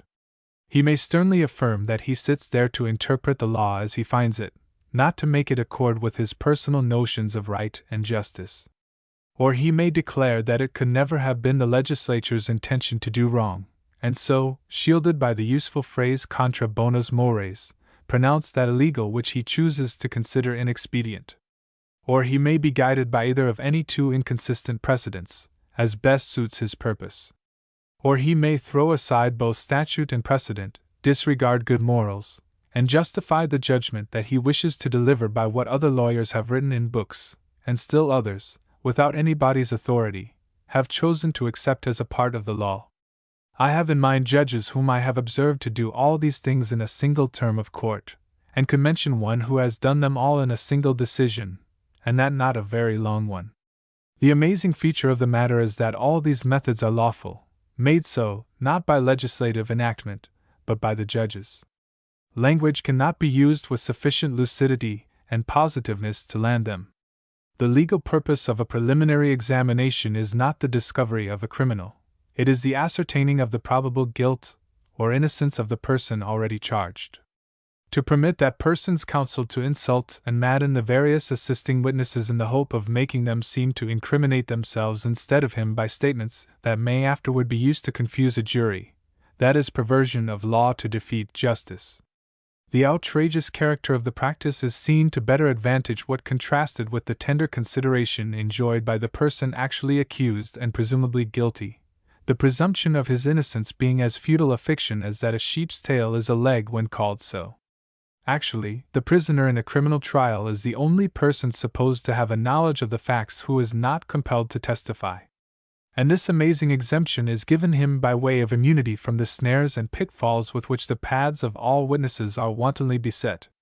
To a visiting Lunarian, it would seem strange indeed that in a terrestrial court of justice it is not deemed desirable for an accused person to incriminate himself, and that it is deemed desirable for a subpoena to be more dreaded than a warrant. When a child, a wife, a servant, a student, any one under personal authority or bound by obligation of honor, is accused or suspected, an explanation is demanded, and refusal to testify is held, and rightly held, a confession of guilt to question the accused, rigorously and sharply to examine him on all matters relating to the offense, and even trap him if he seemed to be lying. That is nature's method of criminal procedure. Why in our public trials do we forego its advantages? It may annoy. A person arrested for crime must expect annoyance. It cannot make an innocent man incriminate himself, not even a witness, but it can make a rogue do so, and therein lies its value. Any pressure short of physical torture or the threat of it, that can be put upon a rogue to make him assist in his own undoing is just, and therefore expedient. This ancient and efficient safeguard to rascality, the right of a witness to refuse to testify when his testimony would tend to convict him of crime, has been strengthened by a decision of the United States Supreme Court.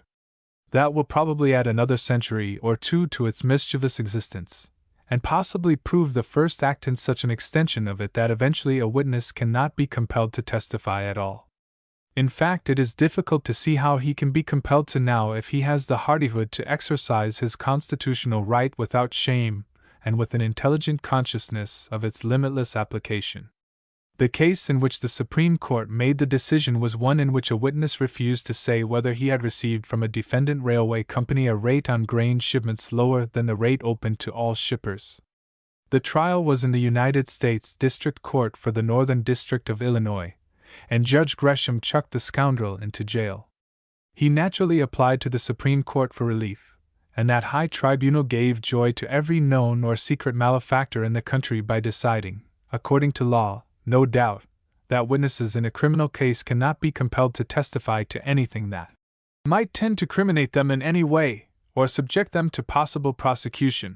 The italics are my own and seem to me to indicate, about as clearly as extended comment could, the absolutely boundless nature of the immunity that the decision confirms or confers. It is to be hoped that some public-spirited gentleman called to the stand in some celebrated case may point the country's attention to the state of the law by refusing to tell his name, age or occupation, or answer any question whatever. And it would be a fitting finale to the farce if he would threaten the too curious attorney with an action for damages for compelling a disclosure of character. Most lawyers have made so profound a study of human nature as to think that if they have shown a man to be of loose life with regard to women, they have shown him to be one that would tell needless lies to a jury, a conviction unsupported by the familiar facts of life and character. Different men have different vices, and addiction to one kind of upsetting sin does not imply addiction to an unrelated kind. Doubtless a rake is a liar in so far as is needful to concealment, but it does not follow that he will commit perjury to save a horse thief from the penitentiary or send a good man to the gallows.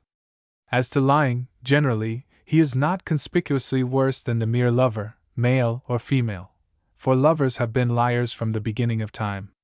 They deceive when it is necessary and when it is not. Schopenhauer says that it is because of a sense of guilt. They contemplate the commission of a crime and, like other criminals, cover their tracks. I am not prepared to say if that is the true explanation, but to the fact to be explained I am ready to testify with lifted arms. Yet no cross-examining attorney tries to break the credibility of a witness by showing that he is in love. An habitual liar, if disinterested, makes about as good a witness as anybody. There is really no such thing as the lust of lying. Falsehoods are told for advantage, commonly a shadowy and illusory advantage, but one distinctly enough had in mind.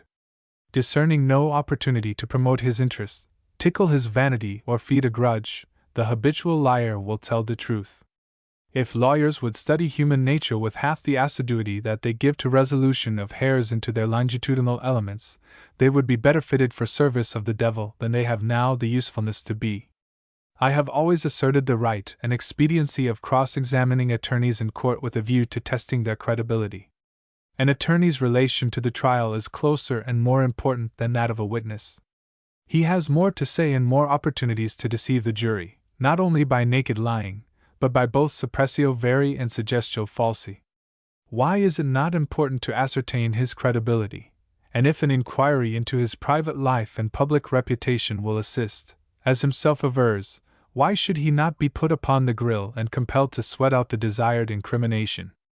I should think it might give good results, for example, to compel him to answer a few questions touching, not his private life, but his professional. Somewhat like this. Did you ever defend a client, knowing him to be guilty? What was your motive in doing so? But in addition to your love of fair play, had you not also the hope and assurance of a fee? In defending your guilty client, did you declare your belief in his innocence? Yes, I understand, but necessary as it may have been, in that it helped to defeat justice and earn your fee, was not your declaration a lie? Do you believe it right to lie for the purpose of circumventing justice? Yes or no? Do you believe it right to lie for personal gain? Yes or no? Then why did you do both? A man who lies to beat the laws and fill his purse is, what? In defending a murderer, did you ever misrepresent the character, acts, motives, and intentions of the man that he murdered? Never mind the purpose and effect of such misrepresentation, yes or no? That is what we call slander of the dead, is it not? What is the most accurate name you can think of for one who slanders the dead to defeat justice and promote his own fortune? Yes, I know, such practices are allowed by the ethics of your profession, but can you point to any evidence that they are allowed by Jesus Christ? If in former trials you have obstructed justice by slander of the dead, by falsely affirming the innocence of the guilty, by cheating in argument, by deceiving the court whom you are sworn to serve and assist, and have done all this for personal gain, do you expect, and is it reasonable for you to expect, the jury in this case to believe you? One moment more, please. Did you ever accept an annual or other fee conditioned on your not taking any action against a corporation? While in receipt of such refrainer, I beg your pardon, retainer, did you ever prosecute a blackmailer? It will be seen that in testing the credibility of a lawyer it is needless to go into his private life and his character as a man and a citizen. His professional practices are an ample field in which to search for offenses against man and God. Indeed, it is sufficient simply to ask him, what is your view of the ethics of your profession as a suitable standard of conduct for a pirate of the Spanish Main? The moral sense of the layman is dimly conscious of something wrong in the ethics of the noble profession, the lawyers affirming, rightly enough, a public necessity for them and their mercenary services, permit their thrift to construe it vaguely as personal justification. But nobody has blown away from the matter its brumous encompassment, and let in the light upon it. It is very simple. Is it honorable for a lawyer to try to clear a man that he knows deserves conviction? That is not the entire question by much. Is it honorable to pretend to believe what you do not believe? Is it honorable to lie? I submit that these questions are not answered affirmatively by showing the disadvantage to the public and to civilization of a lawyer refusing to serve a known offender. The popular interest, like any other good cause, can be and commonly is served by foul means. Justice itself may be promoted by acts essentially unjust. In serving a sordid ambition, a powerful scoundrel may by acts in themselves wicked augment the prosperity of a whole nation. I have not the right to deceive and lie in order to advantage my fellow men, any more than I have the right to steal or murder to advantage them, nor have my fellow men the power to grant me that indulgence. The question of a lawyer's right to clear a known criminal, with the several questions involved, is not answered affirmatively by showing that the law forbids him to decline a case for reasons personal to himself, not even if we admit the statute's moral authority.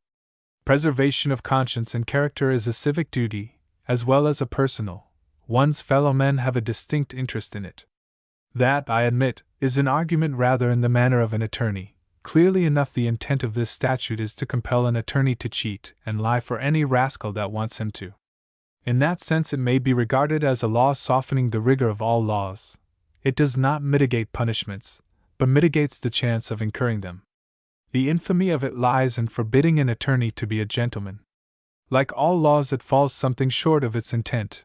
Many attorneys, even some who defend that law, are as honorable as is consistent with the practice of deceit to serve crime. It will not do to say that an attorney in defending a client is not compelled to cheat and lie.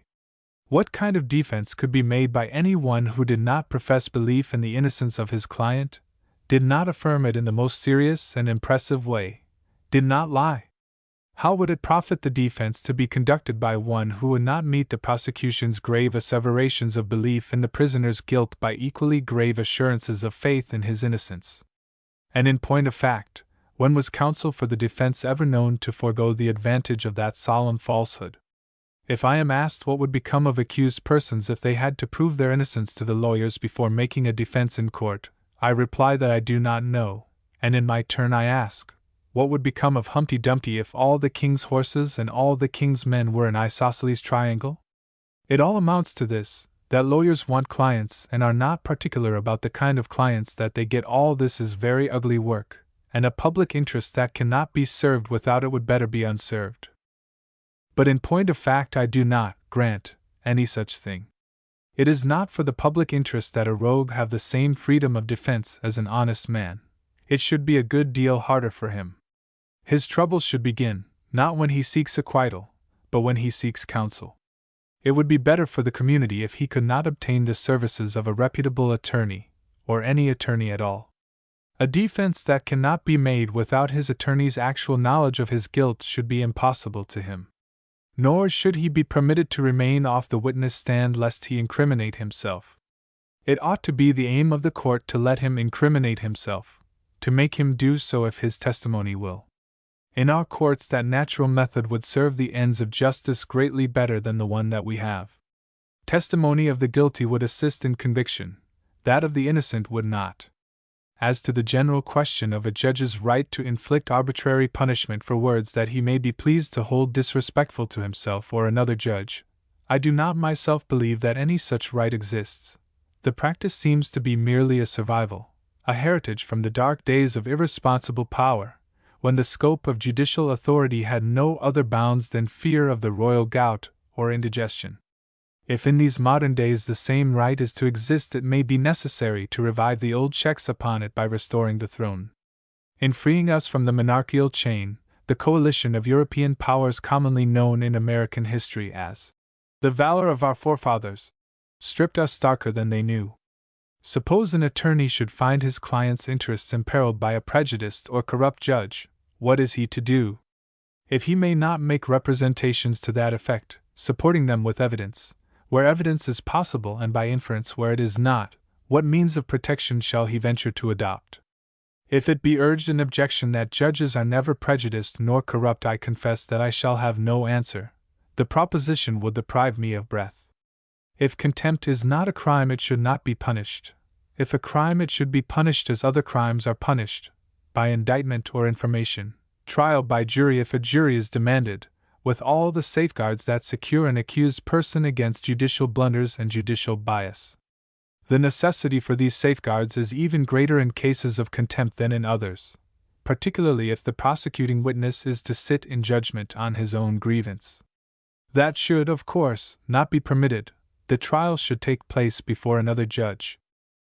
Why should 12 able-bodied jurymen, with their oaths to guide them and the law to back, submit to the dictation of one small judge armed with nothing better than an insolent assumption of authority? A judge has not the moral right to order a jury to acquit. The utmost that he can rightly do is to point out what state of the law or facts may seem to him unfavorable to conviction.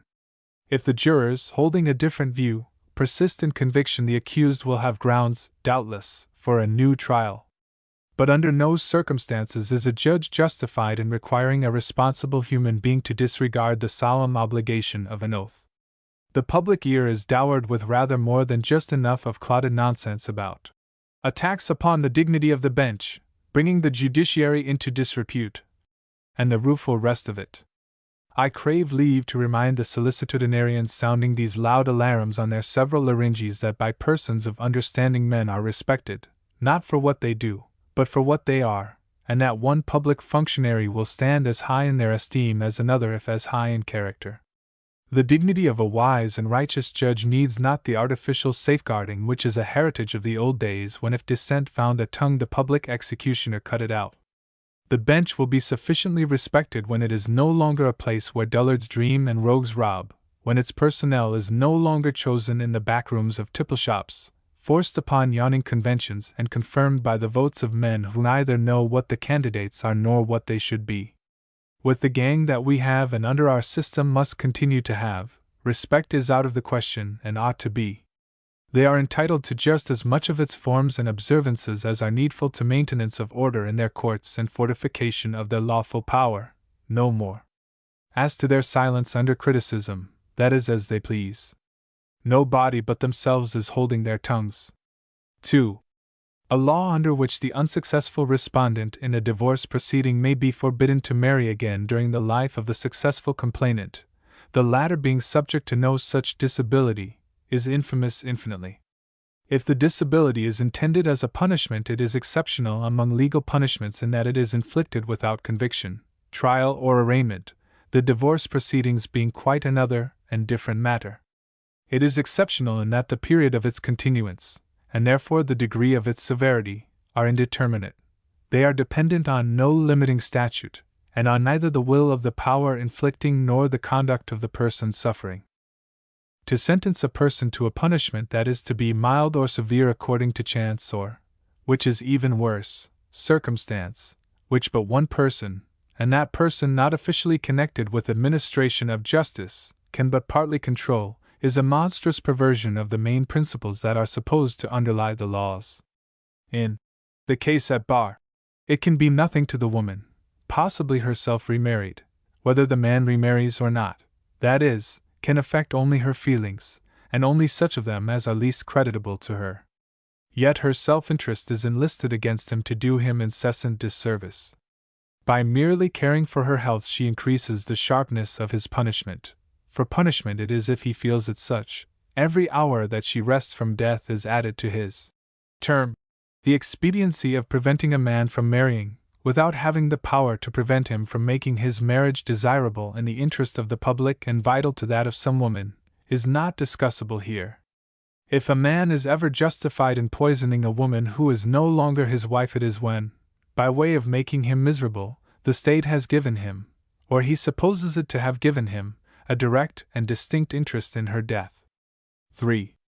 With a view, possibly, to promoting respect for law by making the statutes so conform to public sentiment that none will fall into disesteem and disuse, it has been advocated that there be a formal recognition of sex in the penal code, by making a difference in the punishment of men and of women for the same crimes and misdemeanors. The argument is that if women were provided with milder punishment, juries would sometimes convict them, whereas they now commonly get off altogether. The plan is not so new as might be thought. Many of the nations of antiquity of whose laws we have knowledge, and nearly all the European nations until within a comparatively recent time, punished women differently from men for the same offenses. And as recently as the period of the early Puritan in New England, women were punished for some offenses which men might commit without fear if not without reproach. The ducking stool, for example, was an appliance for softening the female temper only. In England, women used to be burned at the stake for crimes for which men were hanged, roasting being regarded as the milder punishment. In point of fact, it was not punishment at all, the victim being carefully strangled before the fire touched her. Burning was simply a method of disposing of the body so expeditiously as to give no occasion and opportunity for the unseemly social rites commonly performed about the scaffold of the erring male by the jocular populace. As lately as 1763, a woman named Margaret Biddyfield was burned in Suffolk as an accomplice in the crime of petty treason. She had assisted in the murder of her husband, the actual killing being done by a man, and he was hanged, as no doubt he richly deserved. 4. Coining. 2, which was treason, men were hanged and women burned. This distinction between the sexes was maintained until the year of grace 1790, after which female offenders ceased to have a stake in the country, and like Hood's martial hero, enlisted in the line. In still earlier days, before the advantages of fire were understood, our good grandmothers who sinned were admonished by water, they were drowned.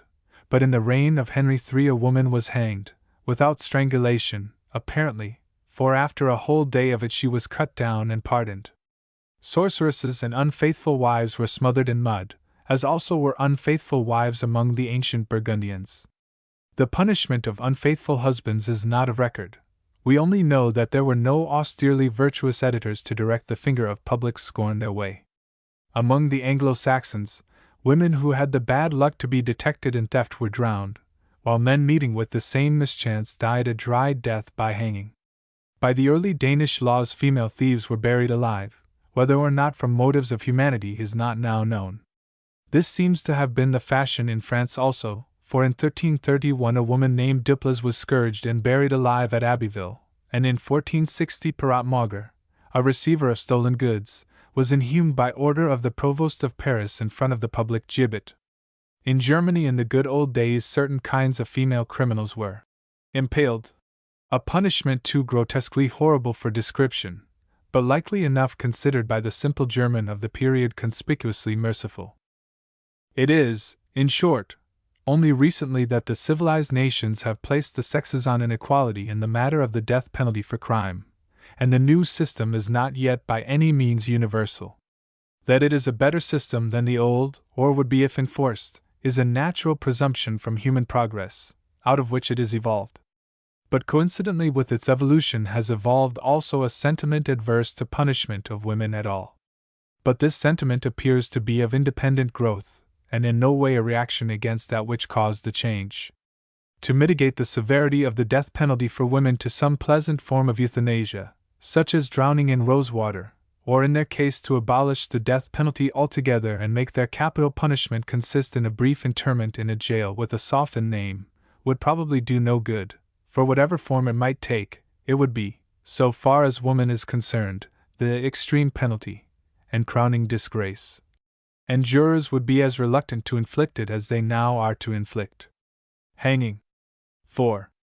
Testators should not, from the snug security of the grave, utter a perpetual threat of disinheritance, or any other uncomfortable fate to deter an American citizen, even one of his own legatees, from applying to the courts of his country for redress of any wrong from which he might consider himself as suffering. The courts of law ought to be open to any one conceiving himself a victim of injustice, and it should be unlawful to abridge the right of complaint by making its exercise more hazardous than it naturally is. Doubtless the contesting of wills is a nuisance, generally speaking, the contestant conspicuously devoid of moral worth and the verdict singularly unrighteous. But as long as some testators really are daft, or subject to interested suasion, or wantonly sinful, they should be denied the power to stifle dissent by fining the luckless dissenter. The dead have too much to say in this world at the best, and it is monstrous and intolerable tyranny for them to stand at the door of the temple of justice to drive away the suitors that themselves have made. Obedience to the commands of the dead should be conditional upon their good behavior, and it is not good behavior to set up a censure of actions at law among the living. If our courts are not competent to say what actions are proper to be brought, and what are unfit to be entertained, let us improve them until they are competent, or abolish them altogether, and resort to the mild and humane arbitrament of the dice. But while courts have the civility to exist, they should refuse to surrender any part of their duties and responsibilities to such exceedingly private persons as those under 6 feet of earth, or sealed up in habitations of hewn stone. Persons no longer affectable by human events should be denied a voice in determining the character and trend of them. Respect for the wishes of the dead is a tender and beautiful sentiment, certainly. Unfortunately, it cannot be ascertained that they have any wishes. What commonly go by that name are wishes once entertained by living persons who are now dead, and who in dying renounce them, along with everything else.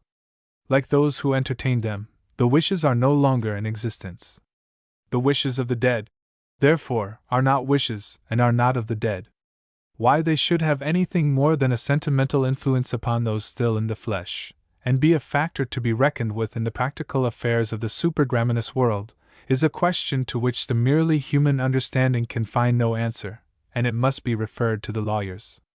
When, from the tombs a doleful sound is vented, and thine ear is invited to attend the cry, an intelligent forethought will suggest that you inquire if it is anything about property. If so, pass on, that is no sacred spot.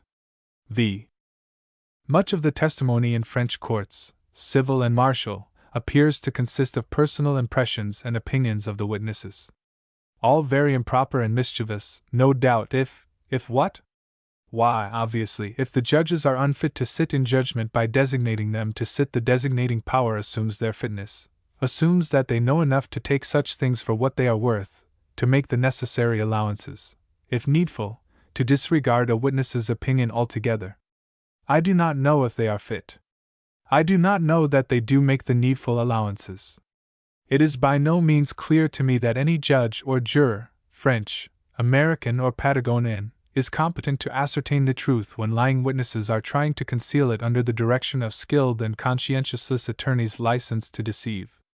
But his competence is a basic assumption of the law vesting him with the duty of deciding. Having chosen him for that duty, the French law very logically lets him alone to decide for himself what is evidence, and what is not. It does not trust him a little but altogether. It puts him under conditions familiar to him, makes him accessible to just such influences and suasions as he is accustomed to when making conscious and unconscious decisions in his personal affairs. There may be a distinct gain to justice in permitting a witness to say whatever he wants to say. If he is telling the truth, he will not contradict himself. If he is lying, the more rope he is given, the more surely he will entangle himself.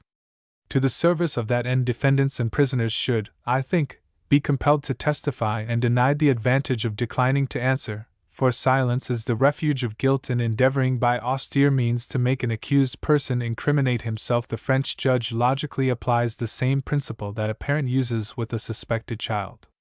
When the grandfather of his country arraigned the wee George Washington for arboricide, the accused was not carefully instructed that he need not answer if a truthful answer would tend to convict him. If he had refused to answer, he would indubitably have been lambasted until he did answer, as right richly he would have deserved to be. The custom of permitting a witness to wander at will over the entire field of knowledge, hearsay, surmise, and opinion has several distinct advantages over our practice. In giving hearsay evidence, for example, he may suggest a new and important witness of whom the counsel for the other side would not otherwise have heard, and who can then be brought into court. On some unguarded and apparently irrelevant statement, he may open an entirely new line of inquiry, or throw upon the case a flood of light. Everyone knows what revelations are sometimes evoked by apparently the most insignificant remarks. Why should justice be denied a chance to profit that way? There is a still greater advantage in the French method. By giving a witness free rein in expression of his personal opinions and feelings, we should be able to calculate his frame of mind, his good or ill will to the prosecution or defense, and therefore, to a certain extent, his credibility. In our courts he is able by a little solemn perjury to conceal all this, even from himself, and pose as an impartial witness, when in truth, with regard to the accused, he is full of rancor or reeking with compassion. In theory our system is perfect. The accused is prosecuted by a public officer, who, having no interest in his conviction, will serve the state without mischievous zeal and perform his disagreeable task with fairness and consideration. He is permitted to entrust his defense to another officer, whose duty it is to make a rigidly truthful and candid presentation of his case in order to assist the court to a just decision. The jurors, if there are jurors, are neither friendly nor hostile, are open-minded, intelligent, and conscientious. As to the witnesses, are they not sworn to tell the truth, the whole truth, in so far as they are permitted, and nothing but the truth? What could be finer and better than all this? What could more certainly assure justice? How close the resemblance is between this ideal picture and what actually occurs all know, or should know. The judge is commonly an ignoramus incapable of logical thought, and with little sense of the dread and awful nature of his responsibility. The prosecuting attorney thinks it due to his reputation to make a record, and tries to convict by hook or crook, even when he is himself persuaded of the defendant's innocence. Counsel for the defense is equally unscrupulous for acquittal, and both, having industriously coached their witnesses, contend against each other in deceiving the court by every artifice of which they are masters. Witnesses on both sides perjure themselves freely and with almost perfect immunity if detected. At the close of it all, the poor weary jurors, hopelessly bewildered and dumbly resentful of their duping, render a random or compromise verdict, or one which best expresses their secret animosity to the lawyer they like least, or their faith in the newspapers which they have diligently and disobediently read every night, commenting upon Rabelais, old judge who, when impeached for an outrageous decision, pleaded his defective eyesight which made him miscount the spots on the dice. The most distinguished lawyer of my acquaintance seriously assured me that if all the cases with which he had been connected had been decided with the dice, substantial justice would have been done more frequently than it was done. If that is true, or nearly true, and I believe it, the American's right to sneer at the Frenchman's judicial methods is still an open question. It is urged that the corrupt practices in our courts of law be uncovered to public view, whenever that is possible, by dial impeccable censor the press. Exposure of rascality is very good, better, apparently, for rascals than for anybody else, for it usually suggests something rascally which they had overlooked, and so familiarizes the public with crime that crime no longer begets loathing. If the newspapers of the country are really concerned about corrupter practices than their own and willing to bring our courts up to the English standard, there is something better than exposure, which fatigues. Let the newspapers set about creating a public opinion favorable to non-elective judges, well paid, powerful to command respect, and holding office for life or good behavior. That is the only way to get good men and great lawyers on the bench. As matters are, we stand and cry for what the English have and rail at the way they get it.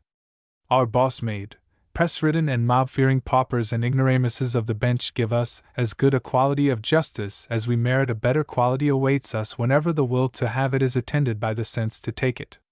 Arbitration. The universal cry for arbitration is either dishonest or unwise. For every evil there are quack remedies galore, especially for every evil that is irremediable. Of this order of remedies is arbitration, for of this order of evils is the inadequate wage of manual labor. Since the beginning of authentic history, everything has been tried in the hope of divorcing poverty and labor, but nothing has parted them. It is not conceivable that anything ever will. Success of arbitration, antecedently improbable, is demonstrably impossible. Most of the work of the world is hard, disagreeable work, requiring little intelligence. Most of the people of the world are unintelligent, unfit to do any other work. If it were not done by them, it would not be done, and it is the basic work. Withdraw them from it, and the whole superstructure would topple and fall. Yet there is too little of the work, and there are so many incapable of doing anything else that adequate return is out of the question. For the laboring class there is no hope of an existence that is comfortable in comparison with that of the other class. The hope of an individual laborer lies in the possibility of fitting himself for higher employment of the head, not manual but cerebral labor. While selfishness remains the main ingredient of human nature, and a survey of the centuries accessible to examination shows but a slow and intermittent decrease, the cerebral workers, being the wiser and no better, will manage to take the greater profit. In justice it must be said of them that they extend a warm and sincere invitation to their ranks, and take apprentices. Every chance of education that the other class enjoys is proof of that. All this is perhaps a trifle abstruse. Let us, then, look at arbitration more nearly. In our time it is, in form at least, something new. It began as international arbitration, which already, in settling a few disputes of no great importance, has shown itself a dangerous remedy. In the necessary negotiation to determine exactly what points to submit to whom, and how, and where, and when to submit them, and how to carry out the arbitrator's decision, scores of questions are raised, upon each of which it is as easy to disagree and fight as upon the original issue.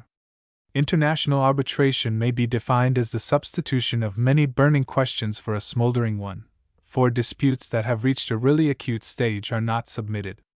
The animosities that it has kindled have been hotter than those it has quenched. Industrial arbitration is no better, it is manifestly worse, and any law enforcing it, and enforcing compliance with its decisions, is absurd and mischievous. Compulsory arbitration is not arbitration, the essence whereof is voluntary submission of differences and voluntary submission to judgment. If either reference or obedience is enforced, the arbitrators are simply a court with no powers to do anything but apply the law. Proponents of the fad would do well to consider this. If a party to a labor dispute is compelled to invoke and obey a decision of arbitrators, that decision must follow strictly the line of law. The smallest invasion of any constitutional, statutory, or common law right will enable him to upset the whole judgment. No legislative body can establish a tribunal empowered to make and enforce illegal or extra-legal decisions. For making and enforcing legal ones, the tribunals that we already have are sufficient. This talk of compulsory arbitration is the maddest nonsense that the industrial situation has yet evolved. Doubtless it is sent upon us for our sins, but had we not already a plague of inveracity? Arbitration of labor disputes means compromise with the unions. It can, in this country, mean nothing else, for the law would not survive a half-dozen failures to concede some part of their demands, however reasonless. By repeated strikes they would eventually get all their original demand and as much more as on second thought they might choose to ask for. Each concession would be, as it is now, followed by a new demand, and the first arbitrators might as well allow them all that they demand and all that they mean to demand hereafter. Would not employers be equally unscrupulous? They would not. They could not afford the disturbance, the stoppage of the business, the risk of unfair decisions in a country where it is popular to favor and encourage not the just, but the poor. The labor leaders have nothing to lose, not even their jobs, for their work is labor leading. Their dupes, by the way, would be dupes no longer, for with enforced arbitration the game of follow my leader would pay until there should be nothing to follow him to but empty treasuries of dead industries and an extinct civilization. If there must be enforced arbitration, it should at least not apply to that sum of all impudent rascalities, the sympathetic strike. As to the men who have set up the monstrous claim asserted by the sympathetic strike, I shall refer to the affair of 1904. If it was creditable in them to feel so much concern about a few hundred aliens in Illinois, how about the grievances of the whole body of their countrymen in California? When their employers, who they confess were good to them, were plundering the Californians, they did not strike, sympathetically nor otherwise. Year after year the railway companies picked the pockets of the Californians, corrupted their courts and legislatures, laid its Briarian hands in exaction upon every industry and interest, filled the land with lies and false reasoning, threw honest men into prisons and locked the gates of them against thieves and assassins. By open defiance of the tax collector, denied to children of the poor the advantages of education. Did all this and more, and these honest working men stood loyally by it, sharing in wages its dishonest gains, receivers, in one sense, of stolen goods. The groans of their neighbors were nothing to them, even the wrongs of themselves, their wives and their children did not stir them to revolt. On every breeze that blew, this great chorus of cries and curses was borne past their ears unheeded. Why did they not strike then? Where then were their fiery altruists and storm petrels of industrial disorder? No, the ingenious gods who have invented the Debses and Gomperses, and humorously branded them with names that would make a cat laugh, have never put it into their cold, selfish hearts to order out their misguided followers to redress a public wrong, but only to inflict one, to avenge a personal humiliation, gratify an appetite for notoriety, slake a thirst for the intoxicating cup of power, or punish the crime of prosperity. It is a practical, an illogical, a turbulent time, yes, it always is. The age of Jesus Christ was a practical age, yet Jesus Christ was sweetly impractical. In an illogical period Socrates reasoned clearly, and logically died for it. Nero's time was a time of turbulence, yet Seneca's mind was not disturbed, nor his conscience perverted. Compare their fame with the everlasting infamy that time has fixed upon the names of the Jack Cades, the Robespierres, the Tommaso Niellos, guides and gods of the fierce democracies, which rise with a sickening periodicity to defile the page of history with a quickly fading mark of blood and fire, their own awful example their sole contribution to the good of mankind. To be a child of your time, imbued with its spirit, and endowed with its aims, that is, to petition posterity for a niche in the temple of shame. No strike of any prominence ever takes place in this country without the concomitants of violence and destruction of property, and usually murder. These cheerful incidents one who does not personally suffer them can endure with considerable fortitude, but the sniveling, hypocritical condemnation of them by the press that has instigated them and the strikers who have planned and executed them, and who invariably ascribe them to those whom they most injure, the solemn offers of the leaders to assist in protecting the imperiled property and avenging the dead, while openly employing counsel for every incendiary and assassin arrested in spite of them, these are pretty hard to bear. A strike means, for it includes as its main method, violence, lawlessness, destruction of the property of others than the strikers, riot, and if necessary, bloodshed. Even when the strikers themselves have no hand in these crimes, they are morally liable for the foreknown consequences of their act. Nay, they are morally liable for all the consequences, all the inconveniences and losses to the community, all the sufferings of the poor entailed by interruptions of trade, all the privations of other workingmen whom a selfish attention to their own supposed advantage throws out of the closed industries. They are liable in morals and should be made so in law, only that strikes are needless. It is not worth while to create a multitude of complex criminal responsibilities for acts which can easily be prevented by a single and simple one. How? First, I should like to point out that we are hearing a deal too much about a man's inalienable right to work or play at his own sovereign will. In so far as that means, and it is always used to mean, his right to quit any kind of work at any moment, without notice and regardless of consequences to others, it is false. There is no such moral right, and the law should have at least a speaking acquaintance with morality. What is mischievous should be illegal. The various interests of civilization are so complex, delicate, intertangled, and interdependent that no man, and no set of men, should have power to throw the entire scheme into confusion and disorder for promotion of a trumpery principle or a class advantage. In dealing with corporations, we recognize that if for any selfish purpose the trade union of railway managers had done what their sacred brakemen and divine firemen did, had decreed that no wheel should turn until Mr. Pullman's men should return to work, they would have found themselves all in jail the second day. Their right to quit work was not conceded, they lacked that authenticating credential of moral and legal irresponsibility, an indurated palm. In a small lockout affecting a mill or two, the offender finds a half-hearted support in the law if he is willing to pay enough deputy sheriffs. But even then he is mounted by the hobnailed populace, at its back the daily newspapers, clamoring and spitting like cats. But let the manager of a great railway discharge all its men without warning and kill its own engines. Then see what you will see. To commit a wrong so gigantic with impunity, a man must wear overalls. How prevent anybody from committing it?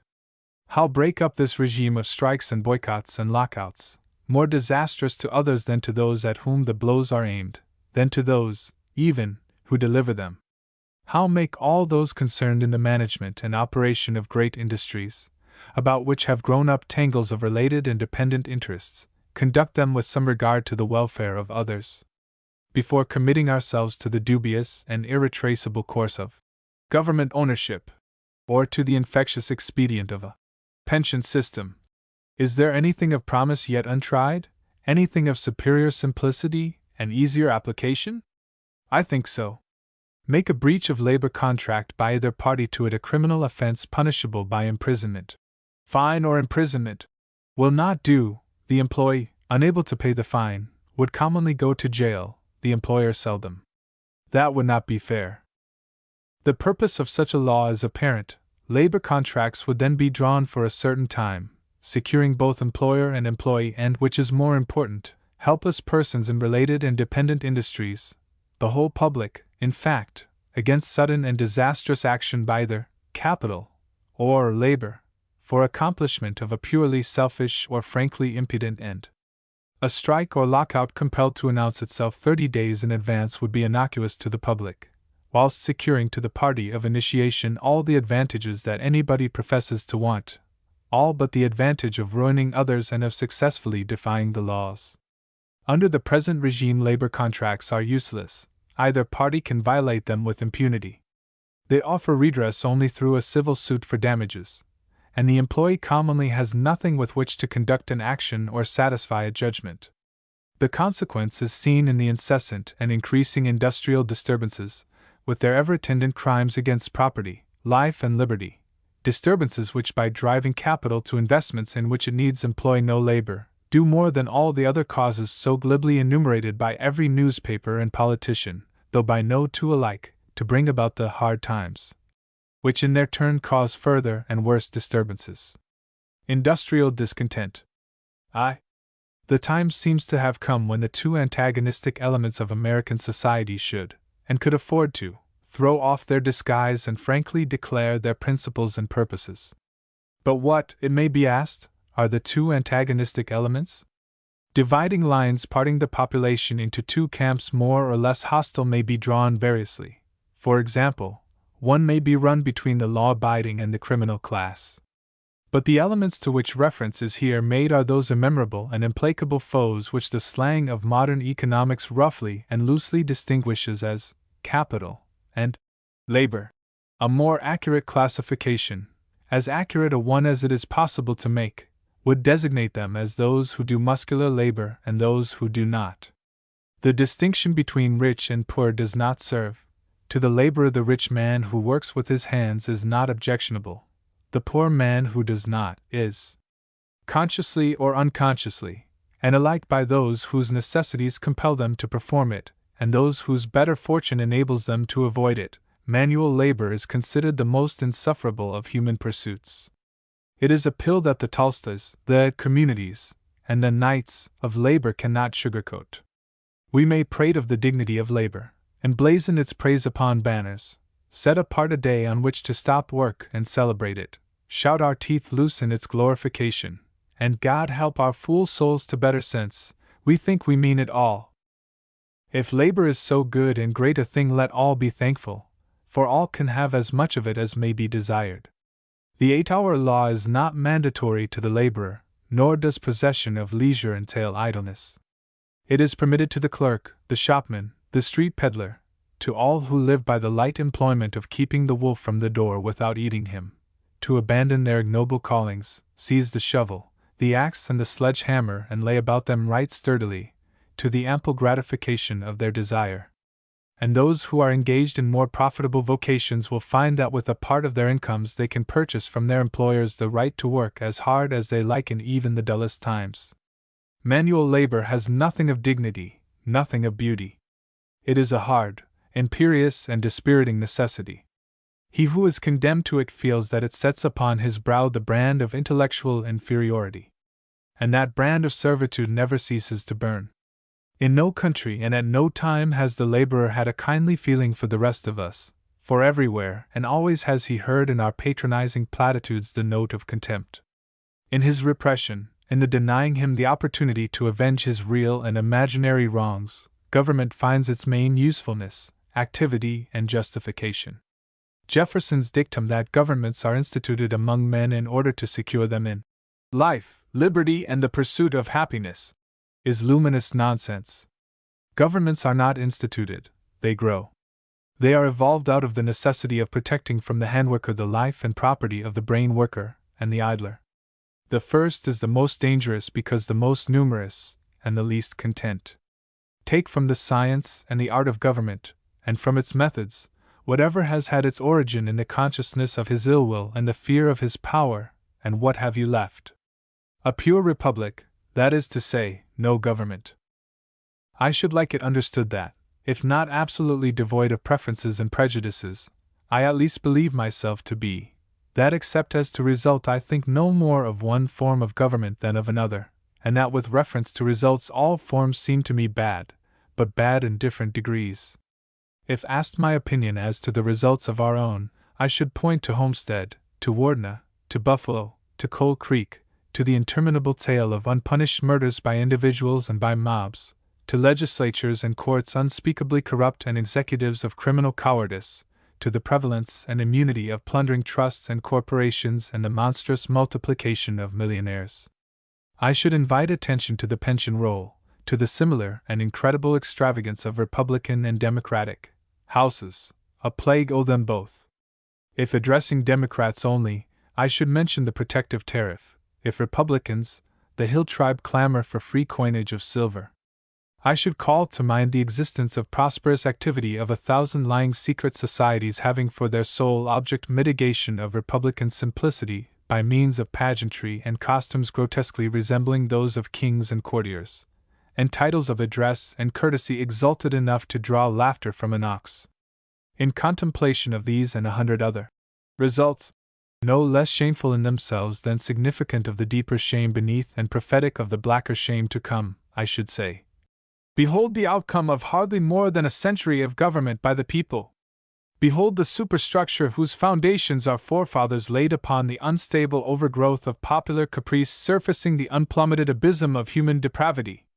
Behold the reality behind our dream of the efficacy of forms, the saving grace of principles, the magic of words. We have believed in the wisdom of majorities and are fooled, trusted to the good honor of numbers, and are betrayed. Our touching faith in the liberty of the rascal, our strange conviction that anarchy making proselytes and bombs is less dangerous than anarchy with a shut mouth and a watched hand, lo, this is the beginning of the aid of the dream. Our government has broken down at every point, and the two irreconcilable elements whose suspensions of hostilities are mistaken for peace are about to try their hands at each other's tempting display of throats. There is no longer so much as a pretense of amity.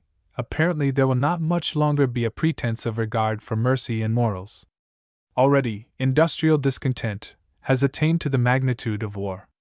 It is important, then, that there be an understanding of principles and purposes. As the combatants will not define their positions truthfully by words, let us see if it can be inferred from the actions which are said to speak more plainly.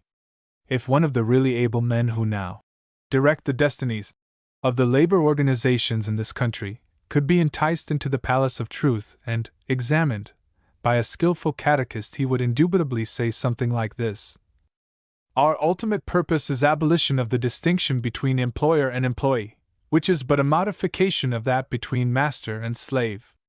We propose that the laborer shall be chief owner of all the property and profits of the enterprise in which he is engaged, and have through his union a controlling voice in all its affairs. We propose to overthrow the system under which a man can grow richer by working with his head than with his hands, and prevent the man who works with either from having anything at all. In the attainment of these ends any means is to be judged, as to its fitness for our use, with sole regard to its efficacy. We shall punish the innocent for the sins of the guilty. We shall destroy property and life under such circumstances and to such an extent as may seem to us expedient. Falsehood, treachery, arson, assassination, all these we look upon as legitimate if effective. The rules of civilized warfare we shall not observe, but shall put prisoners to death or torture them, as we please. We do not recognize a non-union man's right to labor, nor to live. The right to strike includes the right to strike him. Doubtless all that, and the half is not told, sounds to the unobservant like a harsh exaggeration, an imaginative travesty of the principles of labor organizations. It is not a travesty, it has no element of exaggeration. Not in the last 25 years has a great strike or lockout occurred in this country without supplying facts, notorious and undisputed, upon which some of these confessions of faith are founded. The war is practically a servile insurrection, and servile insurrections are today what they ever were, the most cruel and ferocious of all manifestations of human hate. Emancipation is rough work. When he who would be free himself strikes the blow, he cannot consider too curiously with what he strikes it nor upon whom it falls. It will profit you to understand, my fine gentleman with the soft hands, the character of that which is confronting you. You are not threatened with a bombardment of roses. Let us look into the other camp, where General Hardhead is so engrossed with his own greatness and power as not clearly to hear the shots on his picket line. Suppose we hypnotize him and make him open his shut soul to our searching. He will say something like this: In the first place, I claim the right to own and enclose for my own use or disuse as much of the earth's surface as I am desirous and able to procure. I and my kind have made laws confirming us in the occupancy of the entire habitable and arable area as fast as we can get it. To the objection that this must eventually here, as it has actually done elsewhere, deprive the rest of you places upon which legally to be born, and exclude you after surreptitious birth as trespassers from all chance to procure directly the fruits of the earth, I reply that you can be born at sea and eat fish.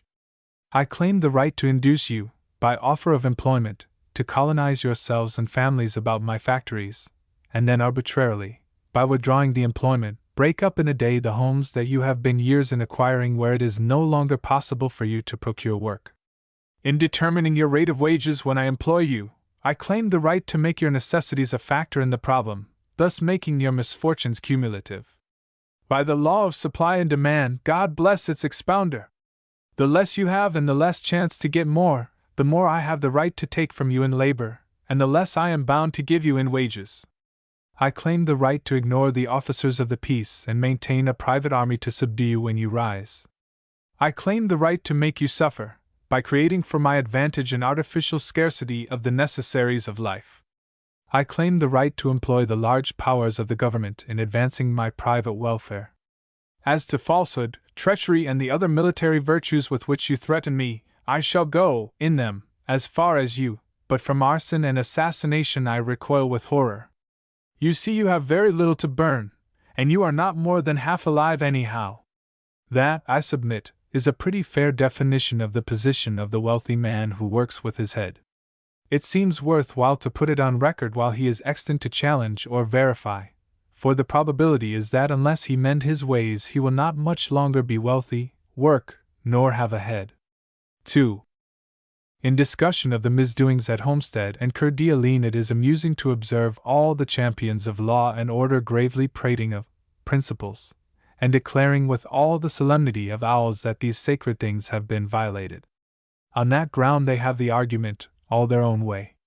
Indubitably there is hardly a fundamental principle of law and morals that the rioting laborers have not footballed out of the field of consideration.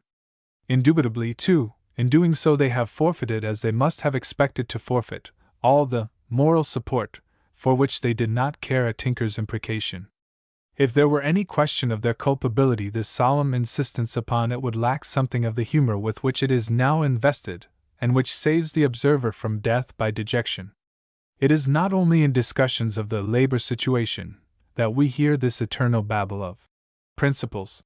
It is never out of ear, and in politics is especially clamant. Every success in an election is yelped of as a triumph of Republican or Democratic principles. But neither in politics nor in the quarrels of laborers and their employers have principles a place as factors in the problem. Their use is to supply to both combatants a vocabulary of accusation and appeal. All the fierce talk of an antagonist's violation of those eternal principles upon which organized society is founded, and the rest of it, what is it but the cry of the dog with the chewed ear? The dog that is chewing foregoes the advantage of song.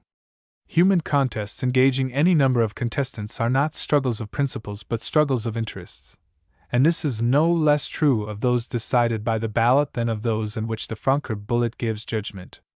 Nor, but from considerations of prudence and expediency, will either party hesitate to transgress the limits of the law and outrage the sense of right. At Homestead and Wardena the laborers committed robbery, pillage, and murder, as striking workmen invariably do when they dare, and as cowardly newspapers and scoundrel politicians encourage them in doing. But what would you have? They conceive it to be to their interest to do these things. If capitalists conceive it to be to theirs, they too would do them. They do not do them, for their interest lies in the supremacy of the law, under which they can suffer loss but do not suffer hunger. But they do murder, say the labor unions. They bring in gangs of armed mercenaries who shoot down honest workmen striving for their rights. This is the baldest nonsense, as they know very well who utter it. The Pinkerton men are mere mercenaries and have no right place in our system, but there have been no instances of their attacking men not engaged in some unlawful prank. In the fight at Homestead the workmen were actually entrenched on premises belonging to the other side, where they had not the ghost of a legal right to be. American working men are not fools, they know well enough when they are rogues. But confession is not among the military virtues, and the question, is roguery expedient? Is not so simple that it can be determined by asking the first preacher you meet. It would be very nice and fine all round if idle workmen would not riot nor idle employers meet force with force, but invoke the impossible sheriff. When the dragon has been chained in the bottomless pit, and we are living under the rule of the saints, things will be so ordered, but in these rascal times, revolutions are not made with rosewater. And this is a revolution. What is being revolutionized is the relation between our old friends, capital and labor. The relation has already been altered many times, doubtless. Once, we know, within the period covered by history, at least in the countries that we call civilized. The relation was formerly a severely simple one. The capitalist owned the laborer. Of the difficulty and the cost of abolishing that system it is needless to speak at length. Through centuries of time and with an appalling sacrifice of life the effort has gone on, a continuous war characterized by monstrous infractions of law and morals, by incalculable cruelty and crime. Our own generation has witnessed the culminating triumphs of this revolution, and of its three mightiest leaders the assassination of two, the death and exile of the third. And now, while still the clank of the falling chains is echoing through the world, and still a mighty multitude of the world's workers is in bondage under the old system, the others, for whose liberation was all this expensive spirit in a waste of shame, are sharply challenging the advantage of the new. The new is, in troth, breaking down at every point the relation of employer and employees, giving but little better satisfaction than that of master and slave. The difference between the two is, indeed, not nearly so broad as we persuade ourselves to think it. In many of the industries there is practically no difference at all, and the tendency is more and more to effacement of the difference where it exists. Labor unions, strikes, and rioting are no new remedies for this insidious disorder. They were common in ancient Rome and still more ancient Egypt. In the 29th year of Ramesses III, a deputation of workmen employed in the Theban necropolis met the superintendent and the priests with a statement of their grievances. "Behold," said the spokesman, "we are brought to the verge of famine. We have neither food, nor oil, nor clothing, we have no fish, we have no vegetables. Already we have sent up a petition to our sovereign lord the Pharaoh, praying that he will give us these things, and we are going to appeal to the governor that we may have the wherewithal to live." The response to this complaint was 1 day's rations of corn. This appears to have been enough only while it lasted, for a few weeks later the workmen were in open revolt. Thrice they broke out of their quarter, rioting like mad and defying the police. Whether they were finally shot full of arrows by the Pinkerton men of the period the record does not state. Organized discontent in the laboring population is no new thing under the sun, but in this century and country it has a new opportunity, and omniscience alone can forecast the outcome. Of one thing we may be very sure, and the sooner the capitalist can persuade himself to discern it, the sooner will his eyes guard his neck. The relations between those who are able to live without physical toil and those who are not are a long way from final adjustment, but are about to undergo a profound and essential alteration. That this is to come by peaceful evolution is a hope which has nothing in history to sustain it. There are to be bloody noses and cracked crowns, and the good people who suffer themselves to be shocked by such things and others will have a chance to try them for themselves. The working man is not troubling himself greatly about a just allotment of these blessings, so that the greater part go to those who do not work with their hands. He will not consider too curiously any person's claim to exemption. It would perhaps better harmonize with his sense of the fitness of things, as it would, no doubt, with that of the angels, if the advantages of the transitional period fell mostly to the share of such star-spangled impostors as Andrew Carnegie. But almost any distribution that is sufficiently objectionable as a whole to the other side will be acceptable to the distributor. In the meantime, it is to be wished that the moralize and homilizers who prate of principles may have a little damnation dealt out to them on account. The head that is unable to entertain a philosophical view of the situation would be notably advantaged by removal. 3. It is the immigration of the oppressed of all nations that has made this country one of the worst on the face of the earth. The change from good to bad took place within a generation, so quickly that few of us have had the nimbleness of apprehension to get it through our heads. We go on screaming our eagle in the selfsame note of triumph that we were taught at our father's knees before the eagle became a buzzard. America is still an asylum for the oppressed. And still, as always and everywhere, the oppressed are unworthy of asylum, avenging upon those who give them sanctuary the wrongs from which they fled. The saddest thing about oppression is that it makes its victims unfit for anything but to be oppressed, makes them dangerous alike to their tyrants, their saviors, and themselves. In the end, they turn out to be fairly energetic oppressors. The gentleman in the cesspool invites compassion, certainly, but we may be very well assured, before undertaking his relief without a pull, that his conception of a prosperous life is merely to have his nose above the surface with another gentleman underfoot.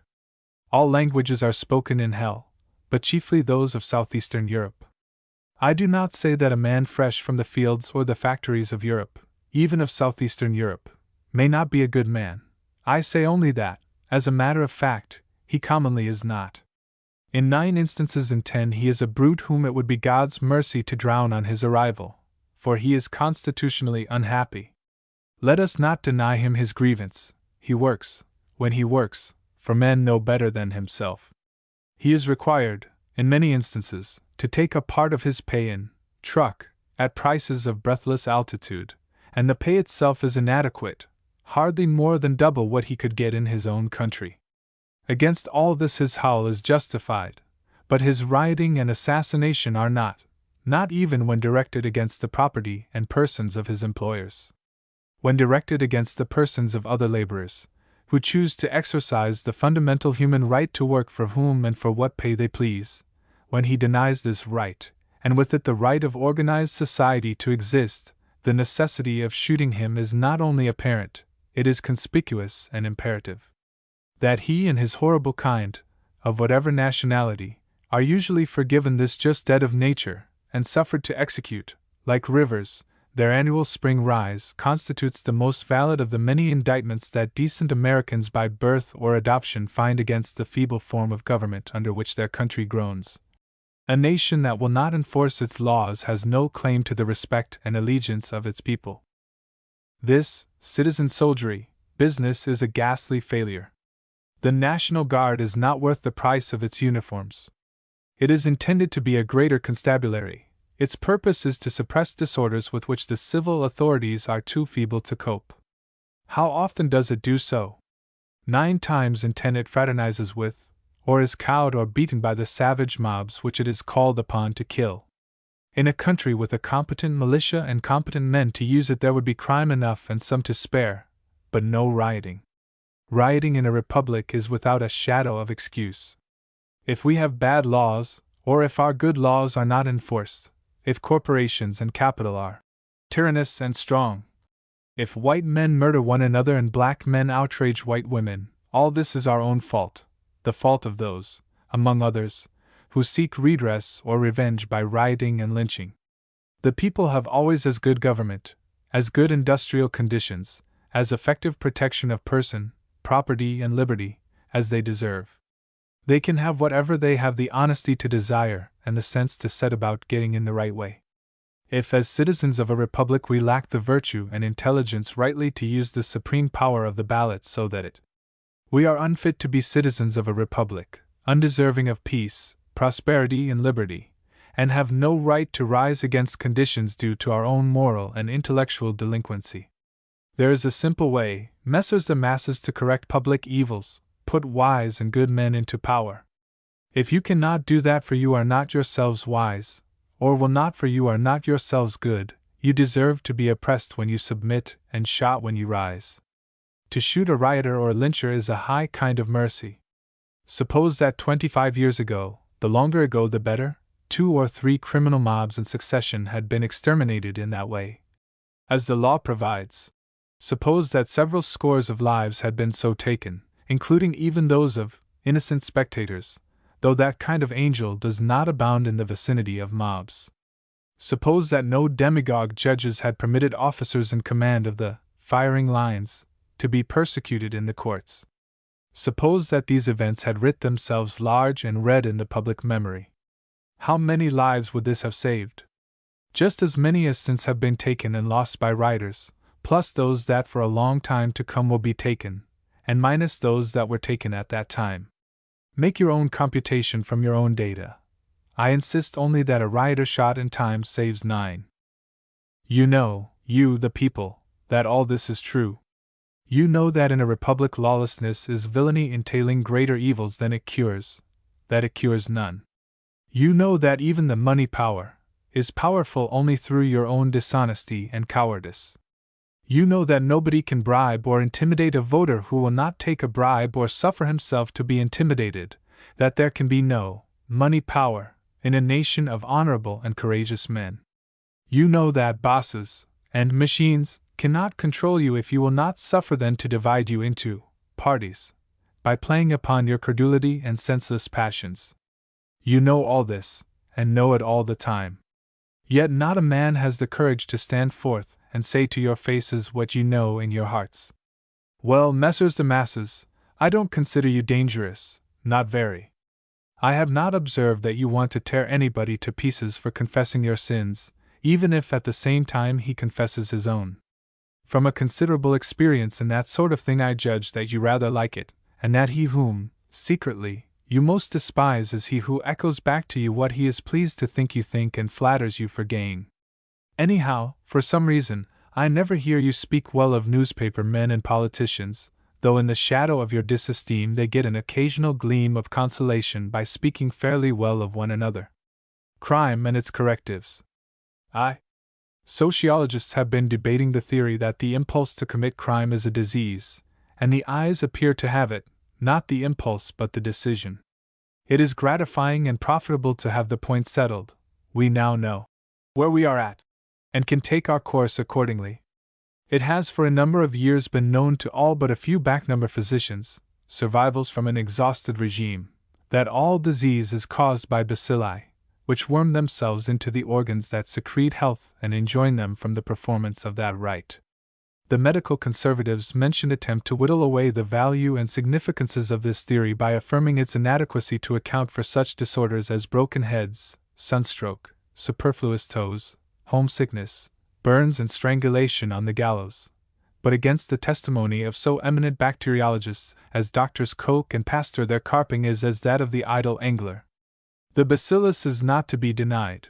He has brought his blankets and is here to stay until evicted, and eviction cannot be wrought by talking. Doubtless we may confidently expect his eventual suppression by a fresher and more ingenious disturber of the physiological peace.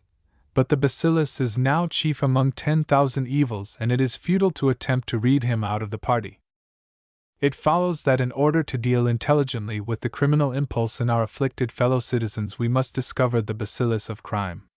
To that end I think that the bodies of hanged assassins and such persons of low degree as have been gathered to their fathers by the cares of public office or consumed by the rust of inactivity in prison should be handed over to the microscopists for examination. The boar, too, offers a fine field for research, and might justly enough be examined alive. Whether there is one general, or as the ancient and honorable orders prefer to say, grand bacillus, producing a general, or grand criminal impulse covering a multitude of sins, or an infinite number of well-defined and several bacilli, each inciting to a particular crime, is a question to the determination of which the most distinguished microscopist might be proud to devote the powers of his eye. If the latter is the case, it will somewhat complicate the treatment, for clearly the patient afflicted with chronic robbery will require medicines different from those that might be efficacious in a gentleman suffering from constitutional theft, or the desire to represent his district in the assembly. But it is permitted to us to hope that all crimes, like all arts, are essentially one, that murder, arson, and conservatism are but different symptoms of the same physical disorder, back of which is a microbe vincible to a single medicament, albeit the same awaits discovery. In the fascinating theory of the unity of crime we may not unreasonably hope to find another evidence of the brotherhood of man, another spiritual bond tending to draw the various classes of society more closely together. From time to time it is said that a wave of some kind of crime is sweeping the country. It is all nonsense about waves of crime. Occasionally occurs some crime notable for its unusual features, or for the renown of those concerned. It arrests public attention, which for a time is directed to that particular kind of crime, and the newspapers, with businesslike instinct, give, for a season, unusual prominence to the record of similar offenses. Then, self-deceived, they talk about a wave or epidemic of it. So far is this from the truth that one of the most noticeable characteristics of crime is the steady and unbroken monotony of its occurrence in certain forms. There is nothing so dull and unvarying as this tedious uniformity of repetition. The march of crime is never retarded, never accelerated. The criminals appear to be thoroughly well satisfied with their annual average, as shown by the periodical reports of their secretary, the statistician. A marked illustration occurs to me. Many years ago in London a well-known and respectable gentleman was brutally garroted. It was during this silly season, between sessions of Parliament, when the newspapers are likely to be dull. They at once began to report cases of garroting. There appeared to be an epidemic of garroting. The public mind was terribly excited, and when Parliament met it hastened to pass the infamous Flogging Act, a distinct reversion to the senseless and discredited methods of physical torture, so alluring to the half-instructed mind of the average journalist of today. Yet the statistics published by the Home Secretary under whose administration the act was passed showed that neither at the time of the alarm was there any material increase of garroting, nor in the period of public tranquility succeeding was there any appreciable diminution. 2. By advocating painless removal of incurable idiots and lunatics, incorrigible criminals and irreclaimable drunkards from this vale of tears, Dr. W. Duncan McKim provoked many a respectable but otherwise blameless person to throw a cat fit of great complexity and power. Yet Dr. McKim seemed only to anticipate the trend of public opinion and forecast its crystallization into law. It is rapidly becoming a question of not what we ought to do with these unfortunates, but what we shall be compelled to do. Study of the statistics of the matter shows that in all civilized countries mental and moral diseases are increasing, proportionately to population, at a rate which in the course of a few generations will make it impossible for the healthy to care for the afflicted. To do so will require the entire revenue which it is possible to raise by taxation, will absorb all the profits of all the industries and professions and make deeper and deeper inroads upon the capital from which they are derived. When it comes to that, there can be but one result. High and humanizing sentiments are angel visitants, whom we entertain with pride and pleasure, but when fine entertainment becomes too costly to be borne, we speed the parting guest forthwith. And it may happen that in inviting to his vacant place a less exciting successor, that in replacing sentiment with reason, we shall, in this instance, learn to our joy that we do but entertain another angel. For nothing is so heavenly as reason, nothing is so sweet and compassionate as her voice. Is it cruel, is it heartless, is it barbarous to use something of the same care in breeding men and women as in breeding horses and dogs? Here is a determining question. Knowing yourself doomed to hopeless idiocy, lunacy, crime, or drunkenness, would you, or would you not, welcome a painless death? Let us assume that you would. Upon what ground, then, would you deny to another a boon that you would desire for yourself? 3. The good American is, as a rule, pretty hard upon roguery, but he atones for his austerity by an amiable toleration of rogues. His only requirement is that he must personally know the rogues. We all denounce thieves loudly enough, if we have not the honor of their acquaintance. If we have, why, that is different, unless they have the actual odor of the prison about them. We may know them guilty, but we meet them, shake hands with them, drink with them, and if they happen to be wealthy or otherwise great, invite them to our houses, and deem it an honor to frequent theirs. We do not approve their methods. Let that be understood, and thereby they are sufficiently punished. The notion that a knave cares a pin what is thought of his ways by one who is civil and friendly to himself appears to have been invented by a humorist. On the vaudeville stage of Mars it would probably have made his fortune. If warrants of arrest were out for every man in this country who is conscious of having repeatedly shaken hands with persons whom he knew to be knaves, there would be no guiltless person to serve them. I know men standing high in journalism who today will expose, and bitterly denounce, a certain rascality, and tomorrow will be hobnobbing with the rascals whom they have named. I know legislators of renown who habitually, in the halls of legislation, raise their voices against the dishonest schemes of some trust magnate, and are habitually seen in familiar conversation with him. Indubitably these be hypocrites all. Between the head and the heart of such a man is a wall of adamant, and neither organ knows what the other is doing. If social recognition were denied to rogues, they would be fewer by many. Some would only the more diligently cover their tracks along the devious paths of unrighteousness, but others would do so much violence to their consciences as to renounce the disadvantages of rascality for those of an honest life. An unworthy person dreads nothing so much as the withholding of an honest hand, the slow inevitable stroke of an ignoring eye. For one having knowledge of Mr. John D. Rockefeller's social life and connections, it would be easy to name a dozen men and women who by a conspiracy of conscription could profoundly affect the plans and profits of the Standard Oil Company. I have been asked, if John D. Rockefeller were introduced to you by a friend, would you refuse to take his hand? I certainly should, and if ever thereafter I took the hand of that hearty friend, it would be after his repentance and promise to reform his ways. We have Rockefellers and Morgans because we have respectable persons who are not ashamed to take them by the hand, to be seen with them, to say that they know them. In such it is treachery to censure them. To cry out when robbed by them is to turn state's evidence. One may smile upon a rascal, most of us do so many times a day, if one does not know him to be a rascal, and has not said he is. But knowing him to be, or having said he is, to smile upon him is to be a hypocrite, just a plain hypocrite or a sycophantic hypocrite, according to the station in life of the rascal smiled upon.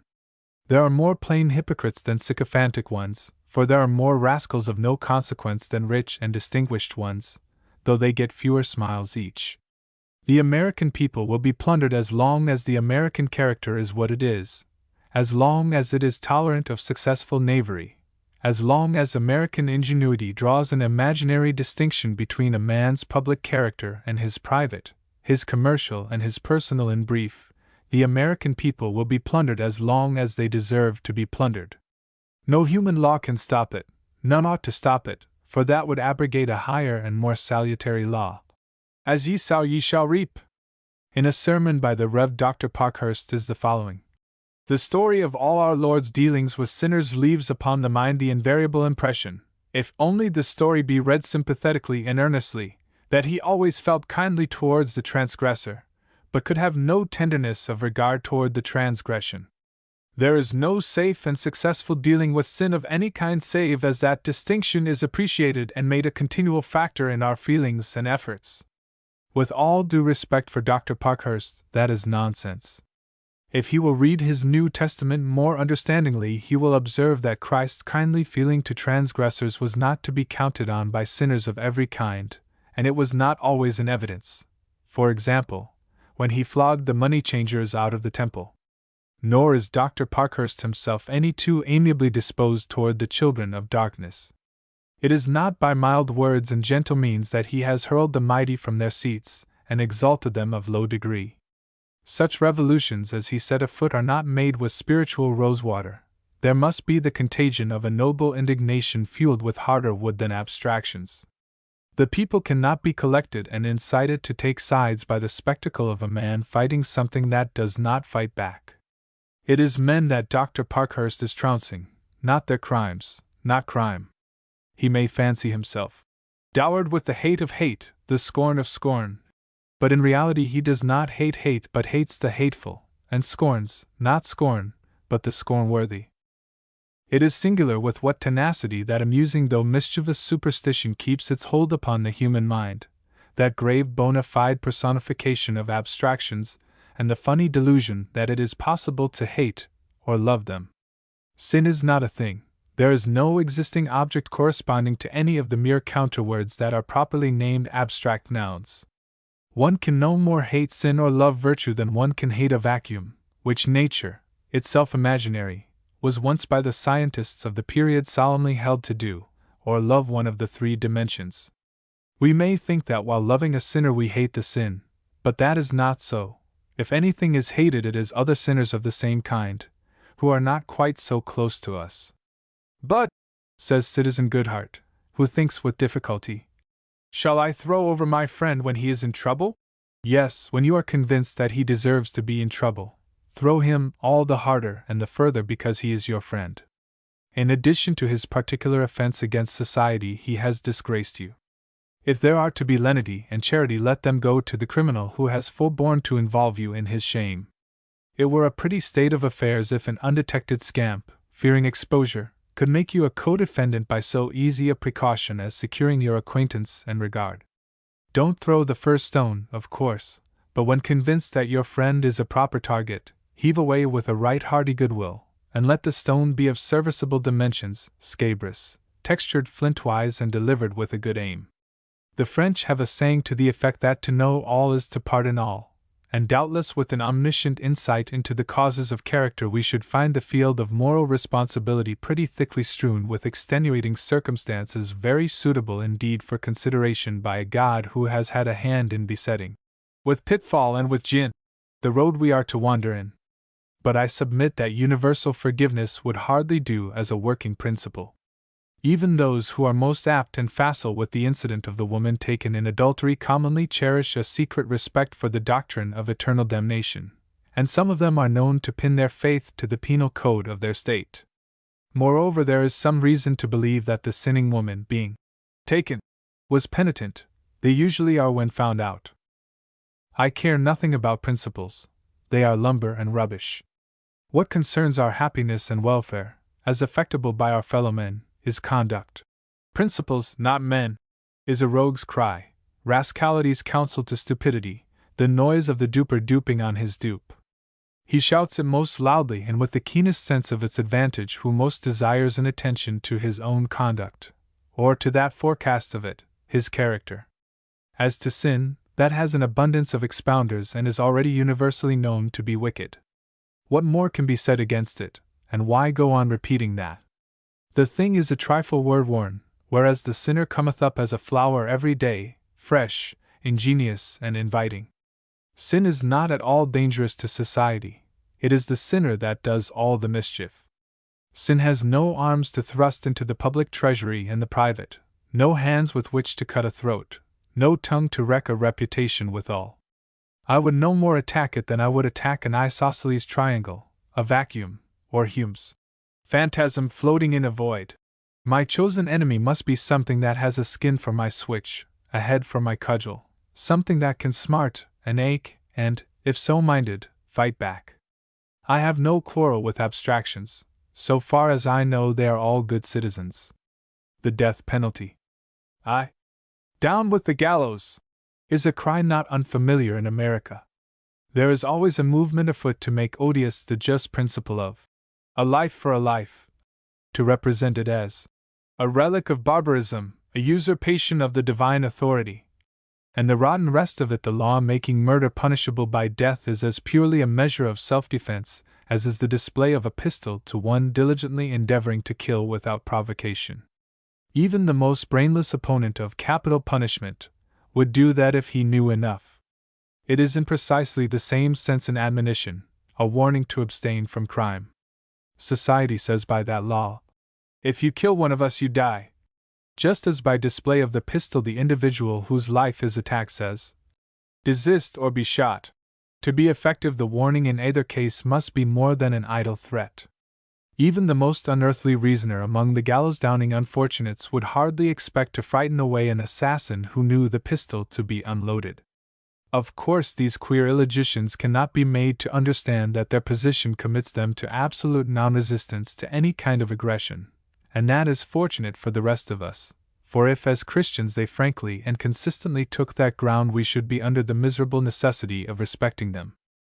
We have good reason to hold that the horrible prevalence of murder in this country is due to the fact that we do not execute our laws, that the death penalty is threatened but not inflicted, that the pistol is not loaded. In civilized countries, where there is enough respect for the laws to administer them, there is enough to obey them. While man still has as much of the ancestral brute as his skin can hold witty out cracking, we shall have thieves and demagogues and anarchists and assassins and persons with a private system of lexicography who define hanging as murder and murder as mischance, and many another disagreeable creation. But in all this welter of crime and stupidity are areas where human life is comparatively secure against the human hand.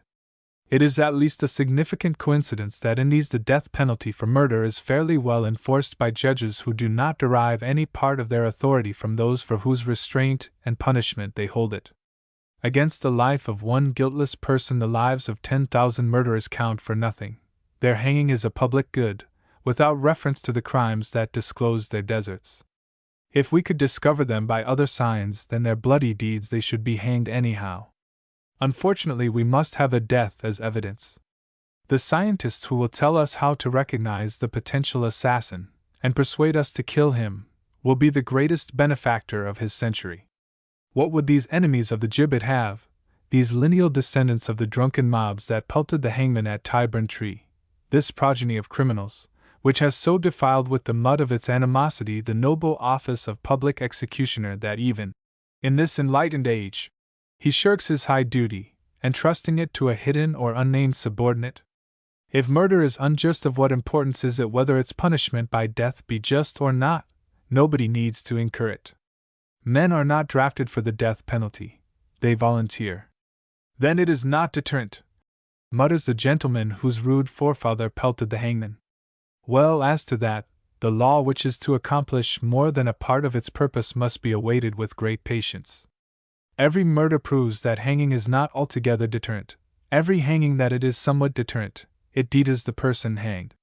A man's first murder is his crime, his second is ours. The voice of theosophy has been heard in favor of downing the gallows. As usual, the voice is a trifle vague and it babbles. Clear speech is the outcome of clear thought, and that is something to which theosophists are not addicted. Considering their infirmity in that way, it would be hardly fair to take them as seriously as they take themselves. But when any considerable number of apparently earnest citizens unite in a petition to the governor of their state, to commute the death sentence of a convicted assassin without alleging a doubt of his guilt, the phenomenon challenges a certain attention to what they do allege. What these amiable persons hold, it seems, is what was held by Alphonse Karr, the expediency of abolishing the death penalty. But apparently they do not hold, with him, that the assassins should begin. They want the state to begin, believing that the magnanimous example will effect a change of heart in those about to murder. This, I take it, is the meaning of their assertion that death penalties have not the deterring influence which imprisonment for life carries. In this they obviously err. Death deters at least the person who suffers it. He commits no more murder, whereas the assassin who is imprisoned for life and immune from further punishment may with impunity kill his keeper or whomsoever he may be able to get at. Even as matters now are, the most incessant vigilance is required to prevent convicts in prison from murdering their attendants and one another. How would it be if the life-termer were assured against any additional inconvenience for braining a guard occasionally, or strangling a chaplain now and then? A penitentiary may be described as a place of punishment and reward, and under the system proposed the difference in desirableness between a sentence and an appointment would be virtually effaced. To overcome this objection, a life sentence would have to mean solitary confinement, and that means insanity. Is that what these theosophical gentlemen propose to substitute for death? These petitioners call the death penalty a relic of barbarism, which is neither conclusive nor true. What is required is not loose assertion and dog's-eared phrases, but evidence of futility, or, in lack of that, cogent reasoning. It is true that the most barbarous nations inflict the death penalty most frequently and for the greatest number of offenses, but that is because barbarians are more criminal in instinct and less easily controlled by gentle methods than civilized peoples. That is why we call them barbarous. It is not so very long since our English ancestors punished more than 40 kinds of crime with death. The fact that the hangman, the boiler in oil, and the breaker on the wheel had their hands full does not show that the laws were futile. It shows that the dear old boys from whom we are proud to derive ourselves were a bad lot, of which we have abundant corroborative evidence in their brutal pastimes and in their manners and customs generally. To have restrained that crowd by the rosewater methods of modern penology, that is unthinkable. The death penalty, say the memorialists, creates bloodthirstiness in the unthinking masses and defeats its own ends. It is a cause of murder, not a check. These gentlemen are themselves of the unthinking masses. They do not know how to think. Let them try to trace and lucidly expound the chain of motives lying between the knowledge that a murderer has been hanged and the wish to commit a murder. How, precisely, does the one beget the other? By what unearthly process of reasoning does a man turning away from the gallows persuade himself that it is expedient to incur the danger of hanging? Let us have pointed out to us the several steps in that remarkable mental progress. Obviously, the thing is absurd. One might as reasonably say that contemplation of a pitted face will make a man go and catch smallpox, or the spectacle of an amputated limb on the scrap heap of a hospital tempt him to cut off his arm. An eye for an eye and a tooth for a tooth, says the Theosophist, is not justice. It is revenge and unworthy of a Christian civilization. It is exact justice. Nobody can think of anything more accurately just than such punishments would be, whatever the motive in awarding them. Unfortunately, such a system is not practicable, but he who denies its absolute justice must deny also the justice of a bushel of corn for a bushel of corn, a dollar for a dollar, service for service. We cannot undertake by such clumsy means as laws and courts to do to the criminal exactly what he has done to his victim, but to demand a life for a life is simple, practicable, expedient, and therefore, right. Here are two of these gentlemen's dicta, between which they inserted the one just considered, though properly they should go together in frank inconsistency. 6. The death penalty, punishes the innocent 1,000 times more than the guilty. Death is merciful to the tortures which the living relatives must undergo. And they have committed no crime. 8. Death penalties have not the deterring influence which imprisonment for life carries. Mere death is not dreaded. See the number of suicides. Hopeless captivity is much more severe. Merely noting that the living relatives, whose sorrows so sympathetically affect these soft-hearted and soft-headed persons, are those of the murderer, not those of his victim, let us consider what they really say, not what they think they say. Death is no very great punishment, for the criminal doesn't mind it much, but hopeless captivity is a very great punishment indeed. Therefore, let us spare the assassin's family the tortures they will suffer if we inflict the lighter penalty. Let us make it easier for them by inflicting the severer one. There is sense for you, sense of the sound old fruity theosophical sort, the kind of sense that has lifted the beautiful cult out of the dark domain of reason into the serene altitudes of inexpressible thrill. As to hopeless captivity, though there is no such thing in legislation, today cannot bind tomorrow. By an act of the legislature, even by a constitutional prohibition, we may do away with the pardoning power, but laws can be repealed, constitutions amended. The public has a short memory. Signatures to petitions in the line of mercy are had for the asking, and tender-hearted governors are familiar afflictions. We have life sentences already, and sometimes they are served to the end, if the end comes soon enough. But the average length of life imprisonment is, I am told, a little more than 7 years. Hope springs eternal in the human beast, and matters simply cannot be so arranged that in entering the penitentiary he will leave hope behind. Hopeless captivity is a dream. I quote again. 9. Life imprisonment is the natural and humane check upon one who has proven his unfitness for freedom by taking life deliberately. What? It is no longer much more severe than the relic of barbarism? In the course of a half-dozen lines of petition it has become humane. Truly these are lightning changes of character. It would be pleasing to know just what these worthy theosophers have the happiness to think that they think. It is the only punishment that receives the consent of conscience. That is to say, their conscience and that of the convicted assassin. Taking the life of a murderer does not restore the life he took, therefore, it is a most illogical punishment. 2 wrongs do not make a right. Here's richness. Hanging an assassin is illogical because it does not restore the life of his victim. Incarceration does. Therefore, incarceration is logical. Quod erat demonstrandum. 2 wrongs certainly do not make a right, but the veritable thing in dispute is whether taking the life of a life-taker is a wrong. So naked and unashamed an example of petitio principii would disgrace a debater in a pinafore. And these wondermongers have the incredible effrontery to babble of logic.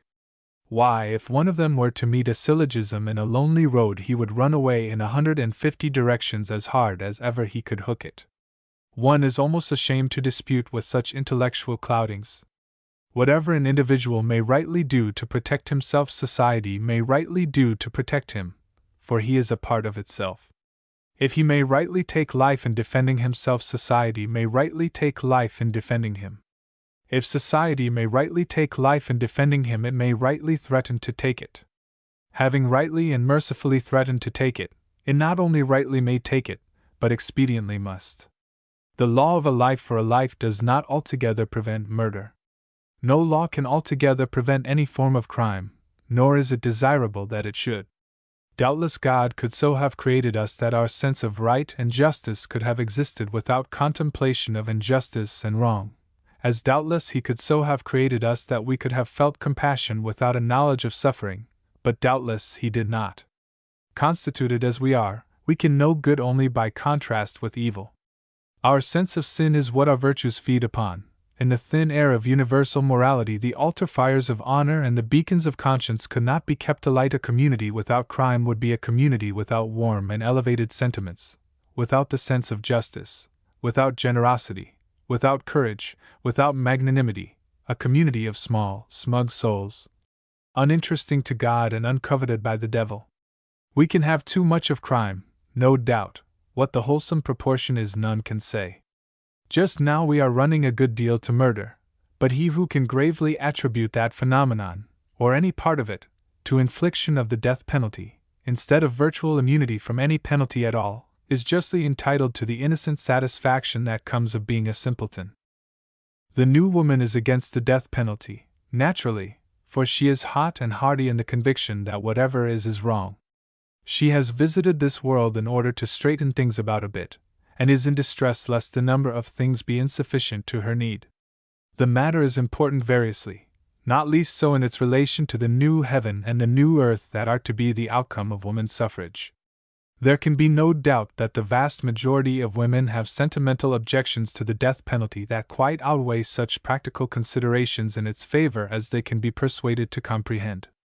Aided by the minority of men afflicted by the same mental malady, they will indubitably effect its abolition in the first lustrum of their political activity. The new woman will scarcely feel the seat of power warm beneath her before giving to the assassins, "Unhand me, villain!" the authority of law. So we shall make again the old experiment, discredited by 1,000 failures, of preventing crime by tenderness to caught criminals.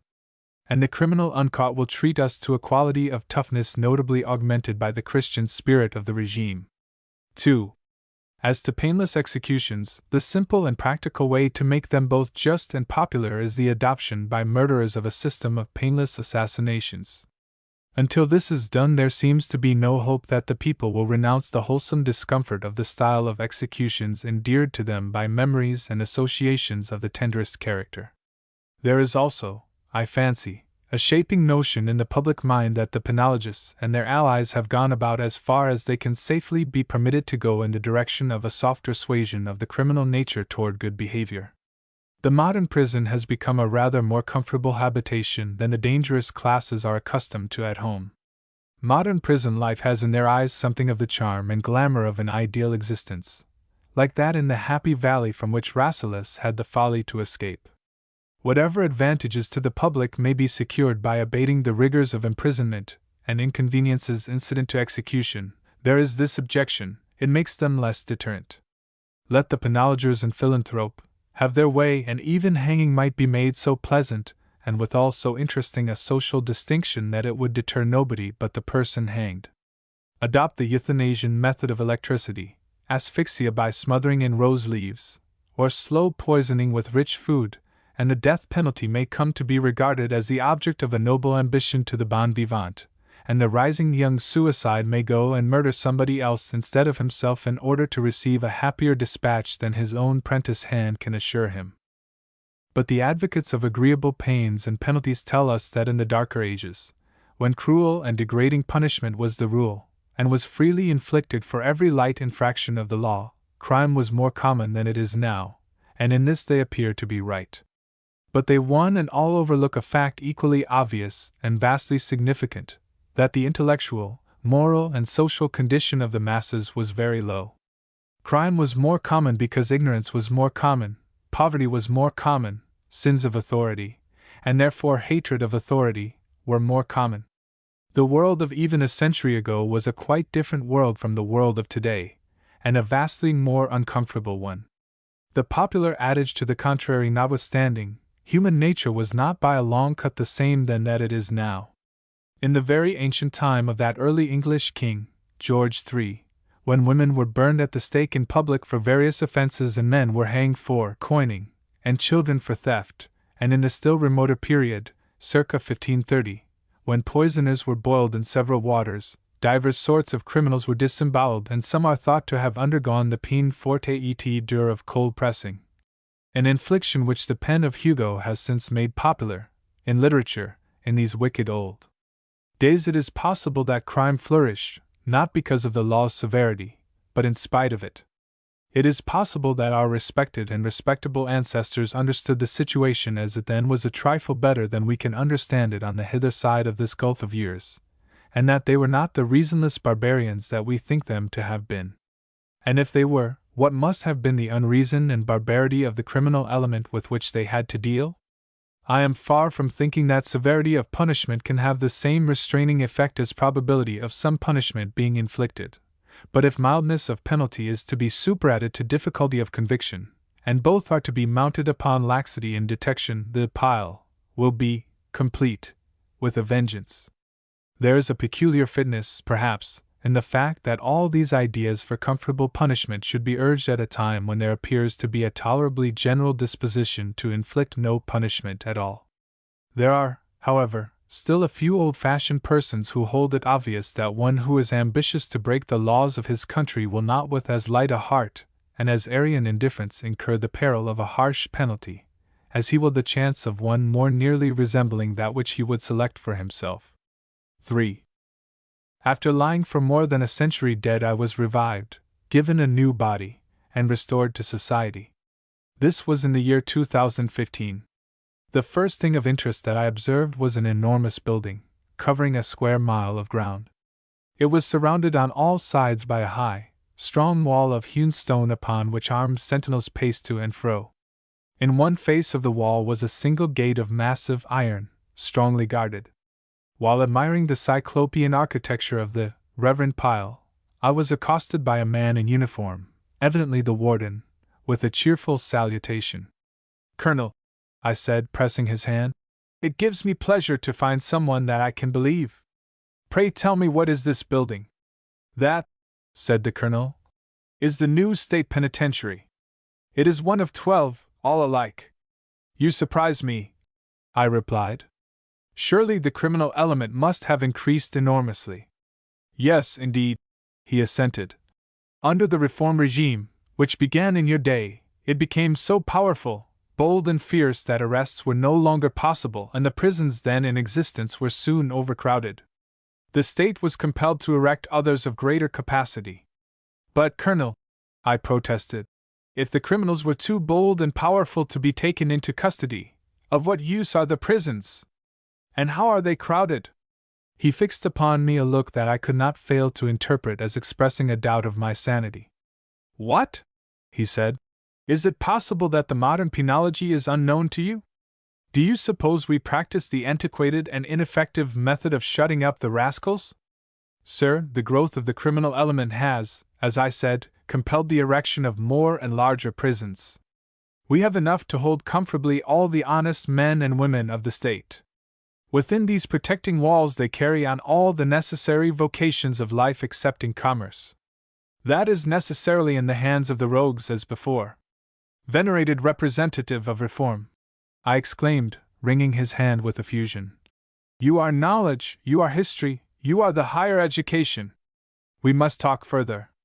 Come, let us enter this benign edifice. You shall show me your dominion and instruct me in the rules. You shall propose me as an inmate." I walked rapidly to the gate. When challenged by the sentinel, I turned to summon my instructor. He was nowhere visible, desolate and forbidding, as about the broken statue of Ozymandias.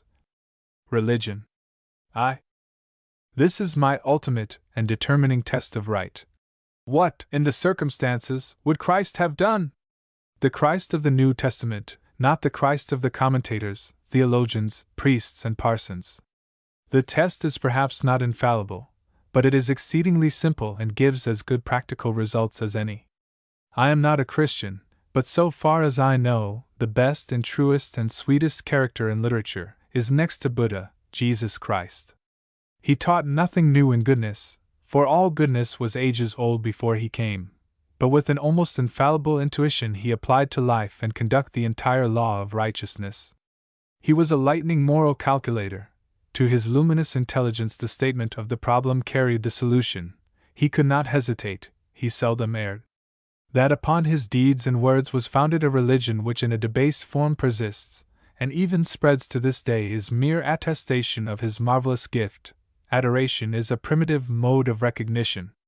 It seems a pity that this wonderful man had not a longer life under more complex conditions more nearly identical with those of the modern world and the future. One would like to be able to see, through the eyes of his biographers, his genius applied to more and more difficult questions. Yet one can hardly go wrong in inference of his thought and act. In many of the complexities and entanglements of modern affairs it is no easy matter to find an answer offhand to the question, what is it right to do? But put it in another way, what would Christ have done? And lo! There is light. I doubt spreads her bat-like wings and is away. The sun of truth springs into the sky, splendoring the path of right and marking that of error with a deeper shade. 2. Gentlemen of the secular press dealt with the Rev. Mr. Sheldon not altogether fairly. To some very relevant considerations they gave no weight. It was not fair, for example, to say, as the distinguished editor of the North American Review did, that in professing to conduct a daily newspaper for a week as he conceived that Christ would have conducted it, Mr. Sheldon acted the part of a notoriety-seeking mountebank. It seldom is fair to go into the question of motive, for that is something upon which one has the least light, even when the motive is one's own. The motives that we think dominate us seem simple and obvious. They are in most instances exceedingly complex and obscure. Complacently surveying the wreck and ruin that he has wrought, even that great anarch, the well-meaning person, cannot have entire assurance that he meant as well as the disastrous results appear to him to show. The trouble with Mr. Harvey of the Review was inability to put himself in another's place if that happened to be at any considerable distance from his own place. He made no allowance for the difference in the point of view, for the difference, that is, between his mind and the mind of Mr. Sheldon. If Mr. Harvey had undertaken to conduct that Kansas newspaper as Christ would have done, he would indeed have been a notoriety-seeking mountebank, or some similarly unenviable thing, for only a selfish purpose could persuade him to an obviously resultless work. But Mr. Sheldon was different. His was the religious mind, a mind having faith in an overruling Providence who can, and frequently does, interfere with the orderly relation of cause and effect, accomplishing an end by means otherwise inadequate to its production. Believing himself a faithful servant of that power, and asking daily for its interposition for promotion of a highly moral purpose, why should he not have expected his favor to the enterprise? To expect that was, in Mr. Sheldon, natural, reasonable, wise. His folly lay in believing in conditions making it expectable. A person convinced that the law of gravitation is suspended is no fool for walking into a bog. Mr. Harvey may understand, but Mr. Sheldon cannot understand, that Jesus Christ would not edit a newspaper at all. The religious mind, it should be understood, is not logical. It may acquire, as Whately's did, a certain familiarity with the syllogism as an abstraction, but of the syllogism's practical application, its real relation to the phenomena of thought, the religious mind can know nothing. That is merely to say that the mind congenitally gifted with the power of logic and accessible to its light and leading does not take to religion, which is a matter, not of reason, but of feeling, not of the head, but of the heart. Religions are conclusions for which the facts of nature supply no major premises. They are accepted or rejected according to the original mental make-up of the person to whom they appeal for recognition. Believers and unbelievers are like two boys quarreling across a wall. Each got to his place by means of a ladder. They may fight if they will, but neither can kick away the other's support. Believing the things that he did believe, Mr. Sheldon was entirely right in thinking that the main purpose of a newspaper should be the salvation of souls. If his religious belief is true, that should be the main purpose, not only of a newspaper, but of everything that has a purpose, or can be given one. If we have immortal souls and the consequences of our deeds in the body reach over into another life in another world, determining our eternal state of happiness or pain, that is the most momentous fact conceivable. It is the only momentous fact, all others are chaff and rags. A man who, believing it to be a fact, does not make it the one purpose of his life to save his soul and the souls of others that are willing to be saved is a fool and a rogue. If he think that any part of this only needful work can be done by turning a newspaper into a gruel pot, he ought to do so or, preferably, perish in the attempt. The talk of degrading the sacred name, and all that, is mostly nonsense. If one may not test his conduct in this life by reference to the highest standard that his religion affords, it is not easy to see how religion is to be made anything but a mere body of doctrine. I do not think the Christian religion will ever be seriously discredited by an attempt to determine, even with too dim a light, what under given circumstances, the man miscalled its founder would do. What else is his great example good for? But it is not always enough to ask oneself, how would Christ do this? One should first consider whether Christ would do it. It is conceivable that certain of his thrifty contemporaries may have asked him how he would change money in the temple. If Mr. Sheldon's critics were unfair, his defenders were, as a rule, not much better. They meant to be fair, but they had to be foolish. For example, there is the Rev. Dr. Parkhurst, whose defense was published with Mr. Harvey's attack. I shall give a single illustration of how this more celebrated than celebrated divine is pleased to think that he thinks. He is replying to someone's application to this matter of Christ's injunction. Lay not up for yourselves treasures on earth. This command, he gravely says, is not against money, nor against the making of money, but against the loving it for its own sake and the dedicating of it to self-aggrandizing uses. I call this a foolish utterance, because it violates the good old rule of not telling an obvious falsehood. In no word nor syllable does Christ's injunction give the least color of truth to the Reverend Gentleman's interpretation. That is the Reverend Gentleman's very own, and doubtless he feels an honest pride in it. It is the product of a controversial need, a characteristic attempt to crawl out of a hole in an enclosure which he was not invited to enter. The words need no interpretation, are capable of none, are as clear and unambiguous a proposition as language can frame. Moreover, they are consistent with all that we think we know of their author's life and character, for he not only lived in poverty and taught poverty as a blessing, but commanded it as a duty and a means of salvation. The probable effect of universal obedience among those who adore him as a god is not at present an urgent question.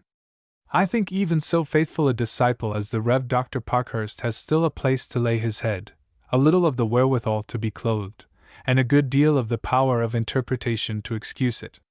3. There are other hypocrites than those of the pulpit. Dr. Gatling, the ingenious scoundrel who invented the gun that bears his name with commendable fortitude, says he has given much thought to the task of bringing the forces of war to such perfection that war will be no more. Commonly the man who talks of war becoming so destructive as to be impossible is only a harmless lunatic, but this fellow utters his cant to conceal his cupidity. If he thought there was any danger of the nations beating their swords into plowshares, we should see him take the stump against agriculture forthwith. The same is true of all military inventors. They are lions' parasites, themselves, of cold blood they fatten upon hot. The sheep-tick's paler fare is not at all to their taste. I sometimes wish I were a preacher. Preachers do so blindly ignore their shining opportunities. I am indifferently versed in theology, whereof, so help me heaven, I do not believe one word, but know something of religion. I know, for example, that Jesus Christ was no soldier, that war has two essential features which did not command his approval: aggression and defense. No man can either attack or defend and remain Christian, and if no man, no nation.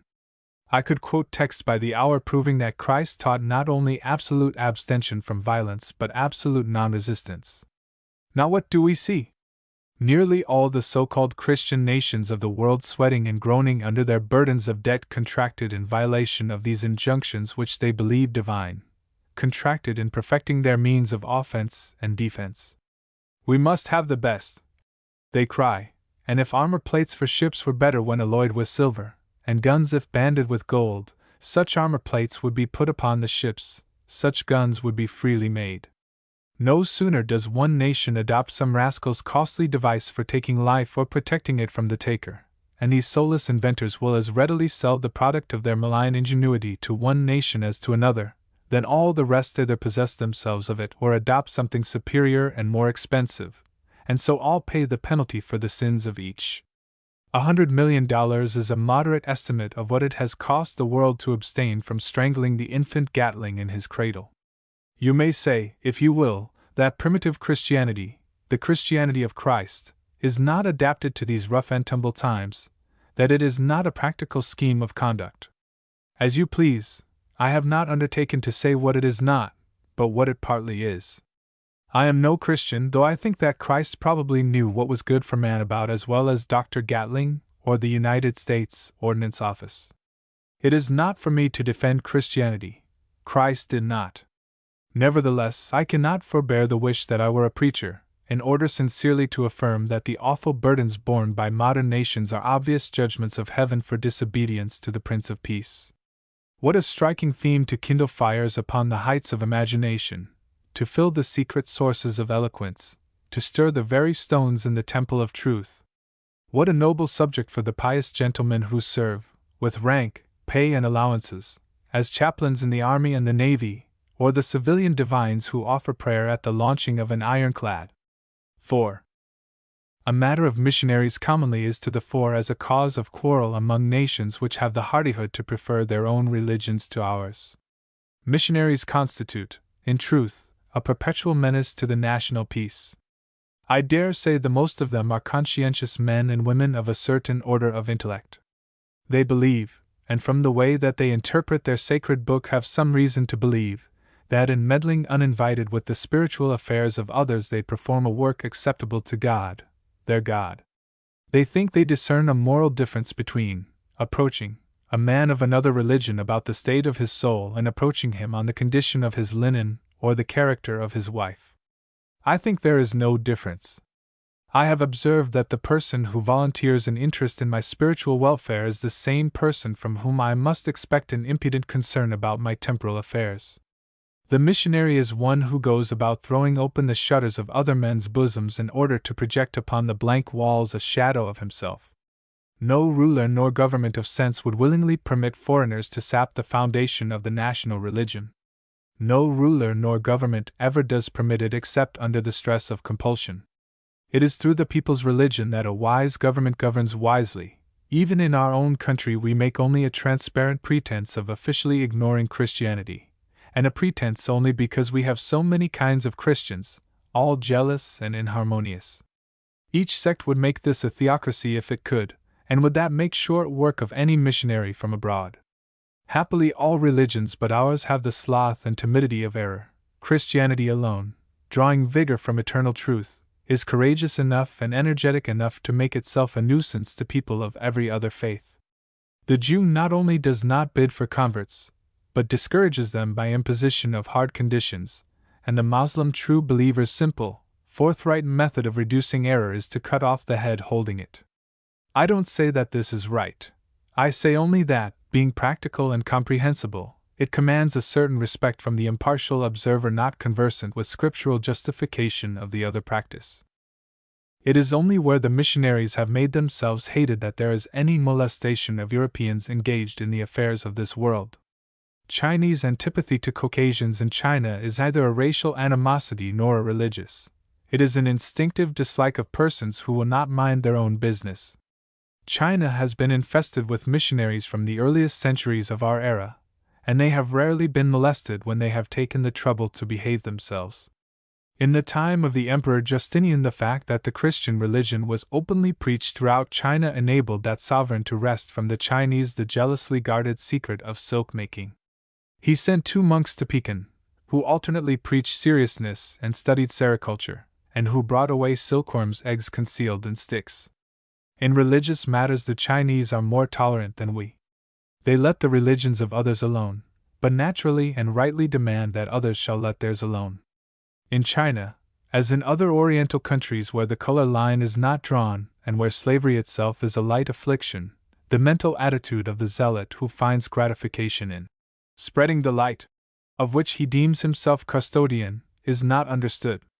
Like most things not understood, it is felt to be bad, and is indubitably offensive.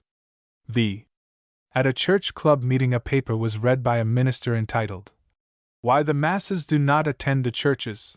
This good and pious man was not ashamed to account for it by the fact that there is no Sunday law, and the masses can find recreation elsewhere, even in the drinking saloons. It is frank of him to admit that he and his professional brethren have not brains enough to make religious services more attractive than shaking dice for cigars or playing cards for drink. But if it is a fact, he must not expect the local government to assist in spreading the gospel by rounding up the people and corralling them in the churches. The truth is, and this gentleman suspects it, that the masses stay out of hearing of his pulpit because he talks nonsense of the most fatiguing kind. They would rather do any one of 1,000 other things than go to hear it. These parsons are like a scolding wife who grieves because her husband will not pass his evenings with her. The more she grieves, the more she scolds, and the more diligently he keeps away from her. I don't think Jack Satan is conspicuously wise, but he is in the main a good entertainer, with a right pretty knack at making people come again. But the really reprehensible part of his performance is not the part that attracts them. The parsons might study his methods with great advantage to religion and morality. It may be urged that religious services have not entertainment for their object. But the people, when not engaged in business or labor, have it for their object. If the clergy do not choose to adapt their ministrations to the characters of those to whom they wish to minister, that is their own affair, but let them accept the consequences. The masses move along the line of least reluctance. They do not really enjoy Sunday at all. They try to get through the day in the manner that is least wearisome to the spirit. Possibly their taste is not what it ought to be. If this minister were a physician of bodies instead of souls, and patients who had not called him and should refuse to take the medicine which he thought his best and they his nastiest, he should either offer them another, a little less disagreeable if a little less efficacious, or let them alone.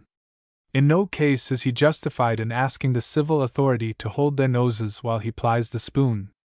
The masses have not asked for churches and services. They really do not care for anything of the kind. Whether they ought is another matter. If the clergy choose to supply them, that is well and worthy.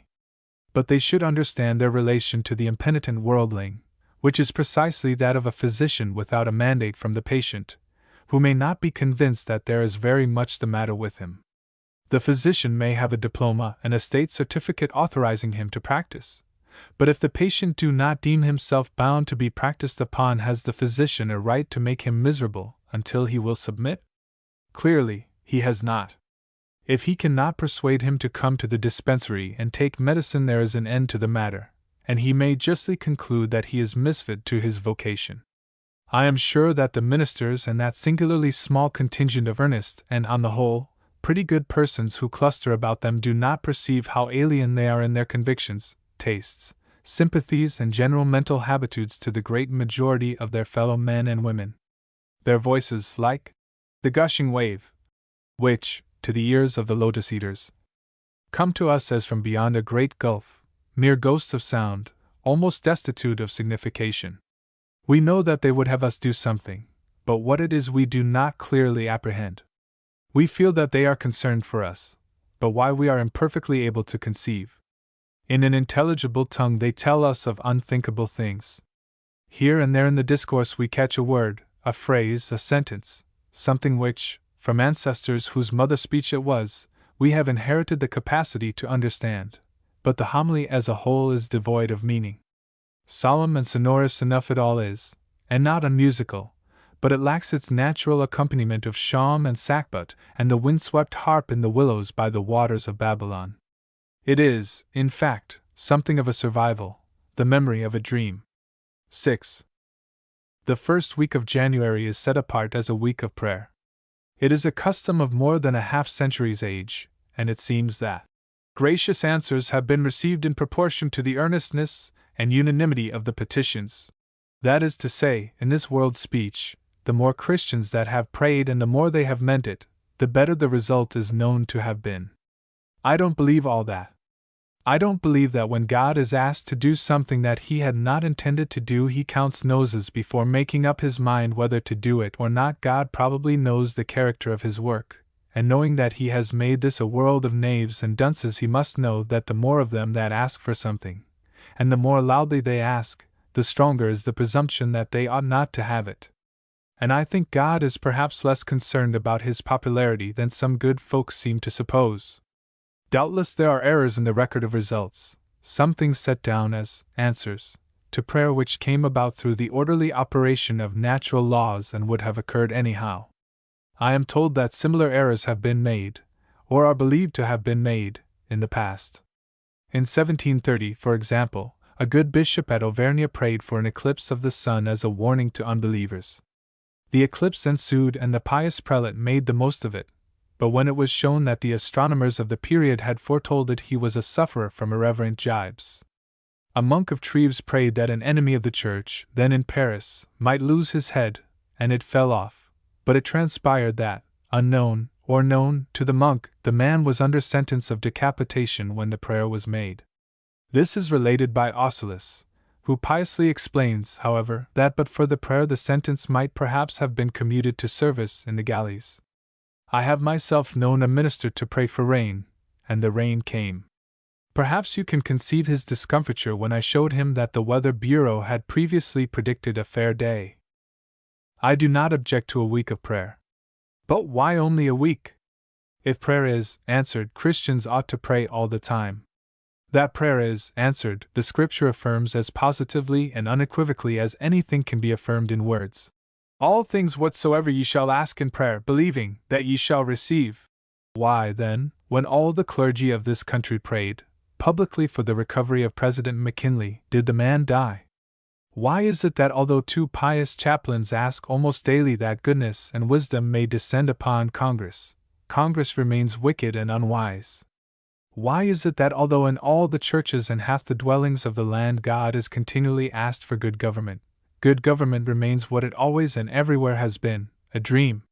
From earth to heaven in unceasing ascension flows a stream of prayer for every blessing that man desires, yet man remains unblessed, the victim of his own folly and passions, the sport of fire, flood, tempest and earthquake, afflicted with famine and disease, war, poverty and crime, his world an incredible welter of evil, his life a labor and his hope a lie. Is it possible that all this praying is futilized and invalidated by the lack of faith? That the asking is not credentialed by the believing? When the anointed minister of heaven spreads his palms and uprolls his eyes to beseech a general blessing or some special advantage, is he the celebrant of a hollow, meaningless rite, or the dupe of a false promise? One does not know, but if one is not a fool, one does know that his every resultless petition proves him by the inexorable laws of logic to be the one or the other. 7. Modern Christianity is beautiful exceedingly, and he who admires not is eyed badly and minded as the mole. Sell all thou hast, said Christ, and give to the poor, all no less in order to be saved. The poor were Christ's peculiar care. Ever for them and their privations, and not greatly for their spiritual darkness, fell from his lips the compassionate word, the mandate divine for their relief and cherishing. Of foreign missions, of home missions, of mission schools, of church buildings, of work among pagans and partibus infidelium, of work among sailors, of communion table, of delegates to councils, of any of these things he knew no more than the moon man. They were inventions of others, as is the entire florid and flamboyant fabric of ecclesiasticism that has been reared, stone by stone and century after century, upon his simple life and works and words. Founder. Indeed! He founded nothing, instituted nothing, Paul did all that Christ simply went about doing, and being good, admonishing the rich, whom he regarded as criminals, comforting the luckless, and uttering wisdom with that oriental indirection wherein our stupid ingenuity finds imaginary warrant for all desiderate pranks and fads. Immortality. The desire for life everlasting has commonly been affirmed to be universal. At least that is the view taken by those unacquainted with Oriental faiths and with Oriental character. Those of us whose knowledge is a trifle wider are not prepared to say that the desire is universal, or even general.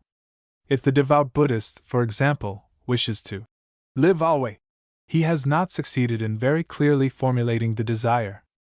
The sort of thing that he is pleased to hope for is not what we should call life, and not what many of us would care for. When a man says that everybody has a horror of annihilation, we may be very sure that he has not many opportunities for observation, or that he has not availed himself of all that he has. Most persons go to sleep rather gladly, yet sleep is virtual annihilation while it lasts, and if it should last forever the sleeper would be no worse off after 1,000,000 years of it than after an hour of it. There are minds sufficiently logical to think of it that way, and to them annihilation is not a disagreeable thing to contemplate and expect. In this matter of immortality, people's beliefs appear to go along with their wishes. The chap who is content with annihilation thinks he will get it. Those that want immortality are pretty sure they are immortal, and that is a very comfortable allotment of faiths. The few of us that are left unprovided for are those who don't bother themselves much about the matter, one way or another. The question of human immortality is the most momentous that the mind is capable of conceiving. If it is a fact that the dead live, all other facts are in comparison trivial and without interest. The prospect of obtaining certain knowledge with regard to this stupendous matter is not encouraging. In all countries but those in barbarism, the powers of the profoundest and most penetrating intelligences have been ceaselessly addressed to the task of glimpsing a life beyond this life. Yet today no one can truly say that he knows. It is still as much a matter of faith as ever it was. Our modern Christian nations hold a passionate hope and belief in another world, yet the most popular writer and speaker of his time, the man whose lectures drew the largest audiences, the work of whose pen brought him the highest rewards, was he who most strenuously strove to destroy the ground of that hope and unsettle the foundations of that belief. The famous and popular Frenchman, professor of spectacular astronomy, Camille Flammarion, affirms immortality because he has talked with departed souls who said that it was true. Yes, monsieur, but surely you know the rule about hearsay evidence. We Anglo-Saxons are very particular about that. Your testimony is of that character. I don't repudiate the presumptive arguments of schoolmen. I merely supplement them with something positive. For instance, if you assume the existence of God, this argument of the scholastics is a good one. God has implanted in all men the desire of perfect happiness. This desire cannot be satisfied in our lives here. If there were not another life wherein to satisfy it, then God would be a deceiver. Voilà tout.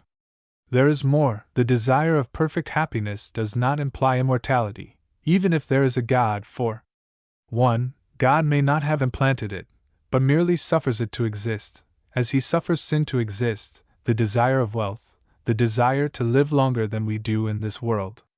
It is not held that God implanted all the desires of the human heart.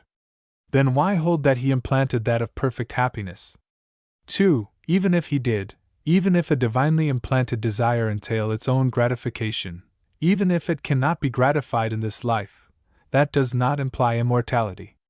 It implies only another life long enough for its gratification just once. An eternity of gratification is not a logical inference from it. 3. Perhaps God is a deceiver, who knows that he is not.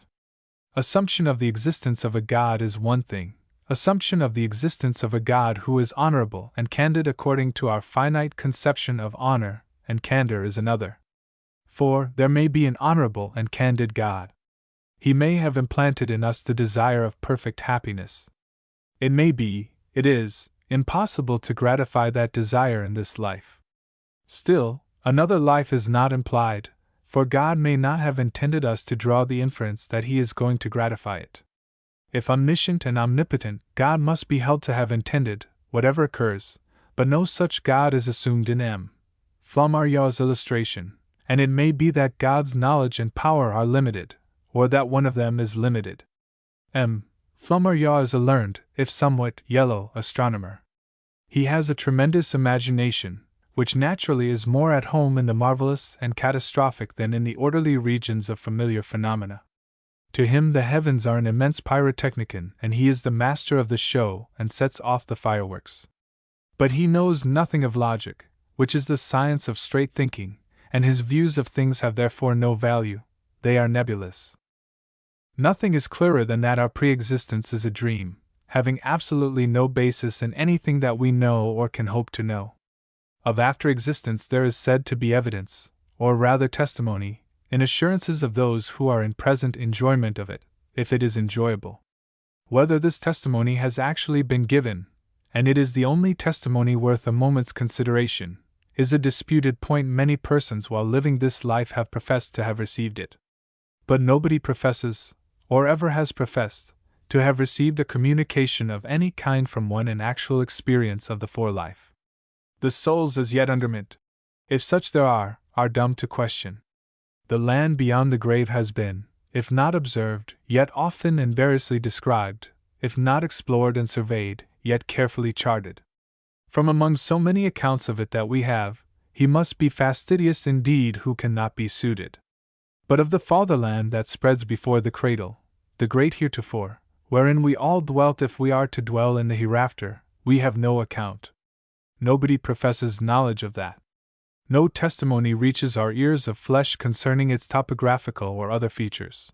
No one has been so enterprising as to wrest from its actual inhabitants any particulars of their character and appearance, to refresh our memory withal. And among educated experts and professional proponents of worlds to be there is a general denial of its existence. I am of their way of thinking about that. The fact that we have no recollection of a former life is entirely conclusive of the matter.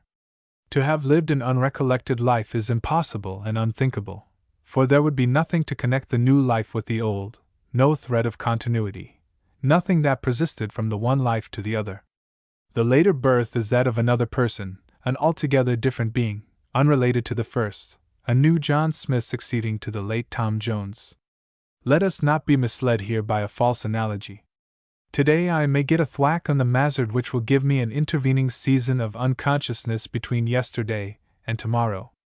Thereafter I may live to a green old age with no recollection of anything that I knew, or did, or was before the accident, yet I shall be the same person, for between the old life and the new there will be a nexus, a thread of continuity, something spanning the gulf from the one state to the other, and the same in both, namely, my body with its habits, capacities, and powers. That is I, that identifies me as my former self, authenticates and credentials me as the person that incurred the cranial mischance, dislodging memory. But when death occurs, all is dislodged if memory is, for between two merely mental or spiritual existences memory is the only nexus conceivable, consciousness of identity is the only identity. To live again without memory of having lived before is to live another. Re-existence without recollection is absurd. There is nothing to re-exist. Opportunity. This is not a country of equal fortunes. Outside a socialist's dream no such country exists, or can exist. But as nearly as possible this is a country of equal opportunities for those who begin life with nothing but nature's endowments, and of such is the kingdom of success.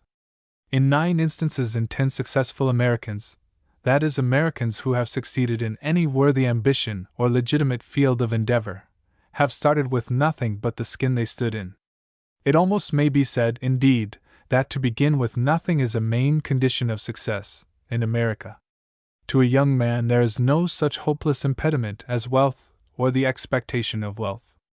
Here a man and there a man will be born so abundantly endowed by nature as to overcome the handicap of artificial advantages. But that is not the rule. Usually the chap, born with a gold spoon in his mouth, puts in his time sucking that spoon, and without other employment. Counting possession of the spoon's success, why should he bestir himself to achieve what he already has? The real curled darling of opportunity has nothing in his mouth but his teeth and his appetite. He knows, or is likely to know, what it is to feel his belly sticking to his back. If he have brains a plenty he will get on, for he must be up and doing. The penalty of indiligence is famine. If he have not, he may up and do to the uttermost satisfaction of his mind and heart, but the end of that man is failure, with possibly socialism, that last resort of conscious incompetence. It fatigues, this talk of the narrowing opportunities of today, the closed avenues to success, and the rest of it. Doubtless it serves its purpose of making mischief for the tyrant trusts and the wicked rich generally, but in a 6 months bound volume of it there is not enough of truth to float a religion. Men of brains never had a better chance than now to accomplish all that it is desirable that they should accomplish, and men of no brains never did have much of a chance, nor under any possible conditions can have in this country, nor in any other. They are nature's failures, God's botchwork.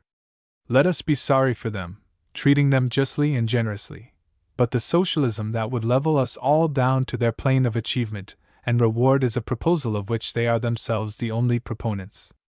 Opportunity, indeed! Who is holding me from composing a great opera that would make me rich and famous? What oppressive laws forbade me to work my passage up the Yukon as deckhand on a steamboat and discover the gold along Bonanza Creek? What is there in our industrial system that conceals from me the secret of making diamonds from charcoal? Why was it not I who, entering a lawyer's office as a suitable person to sweep it out, left it as an appointed justice of the Supreme Court? The number of actual and possible sources of profit and methods of distinction is infinite.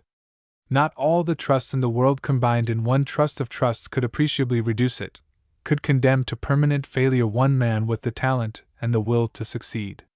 They can abolish that doubtful benefactor of the small dealer, who lives by charging too much, and that very thickly disguised blessing, the drummer, whom they have to add to the price of everything they sell.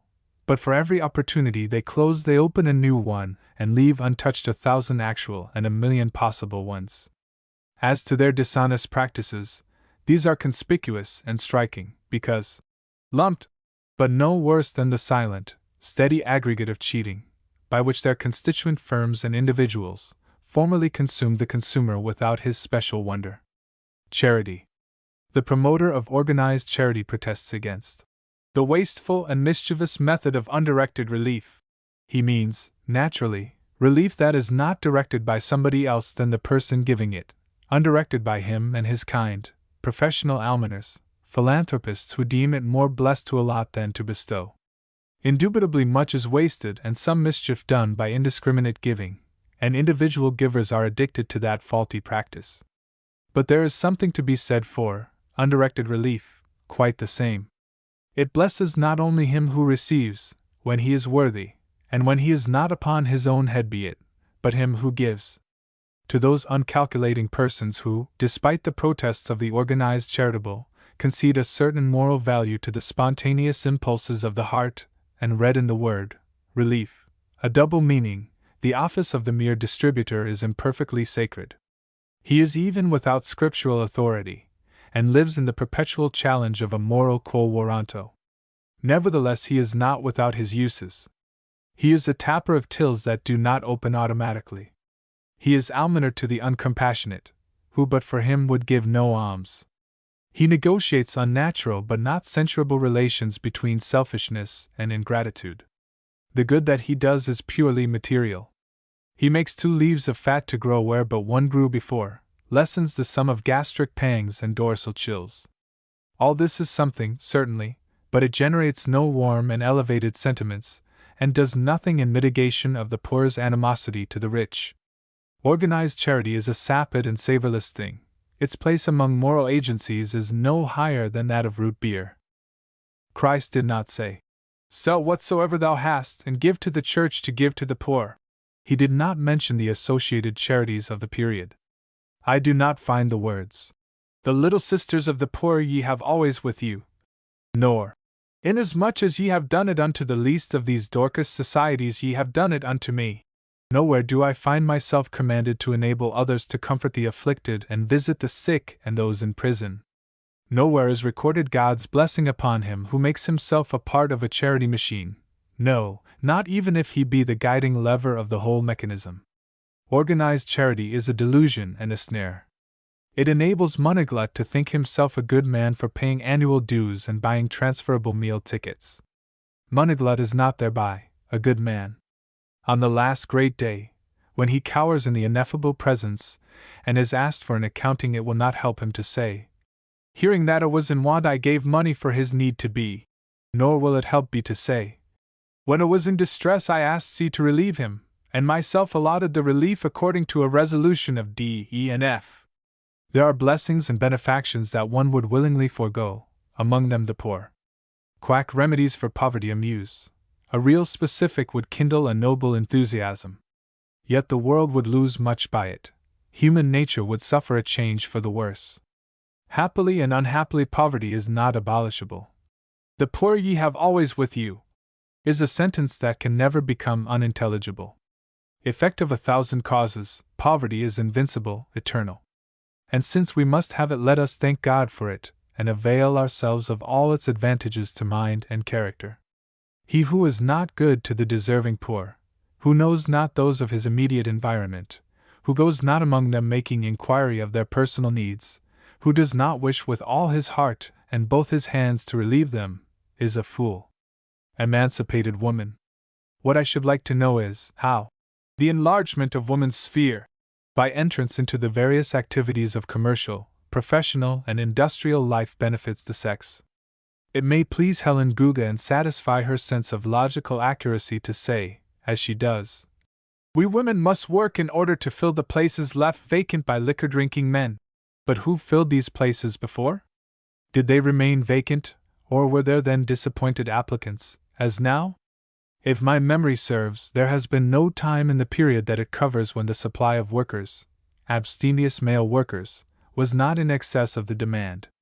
That it has always been so is sufficiently attested by the universally inadequate wage rate.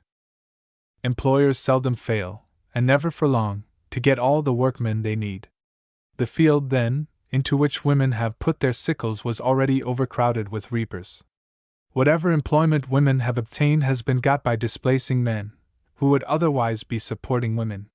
Where is the general advantage?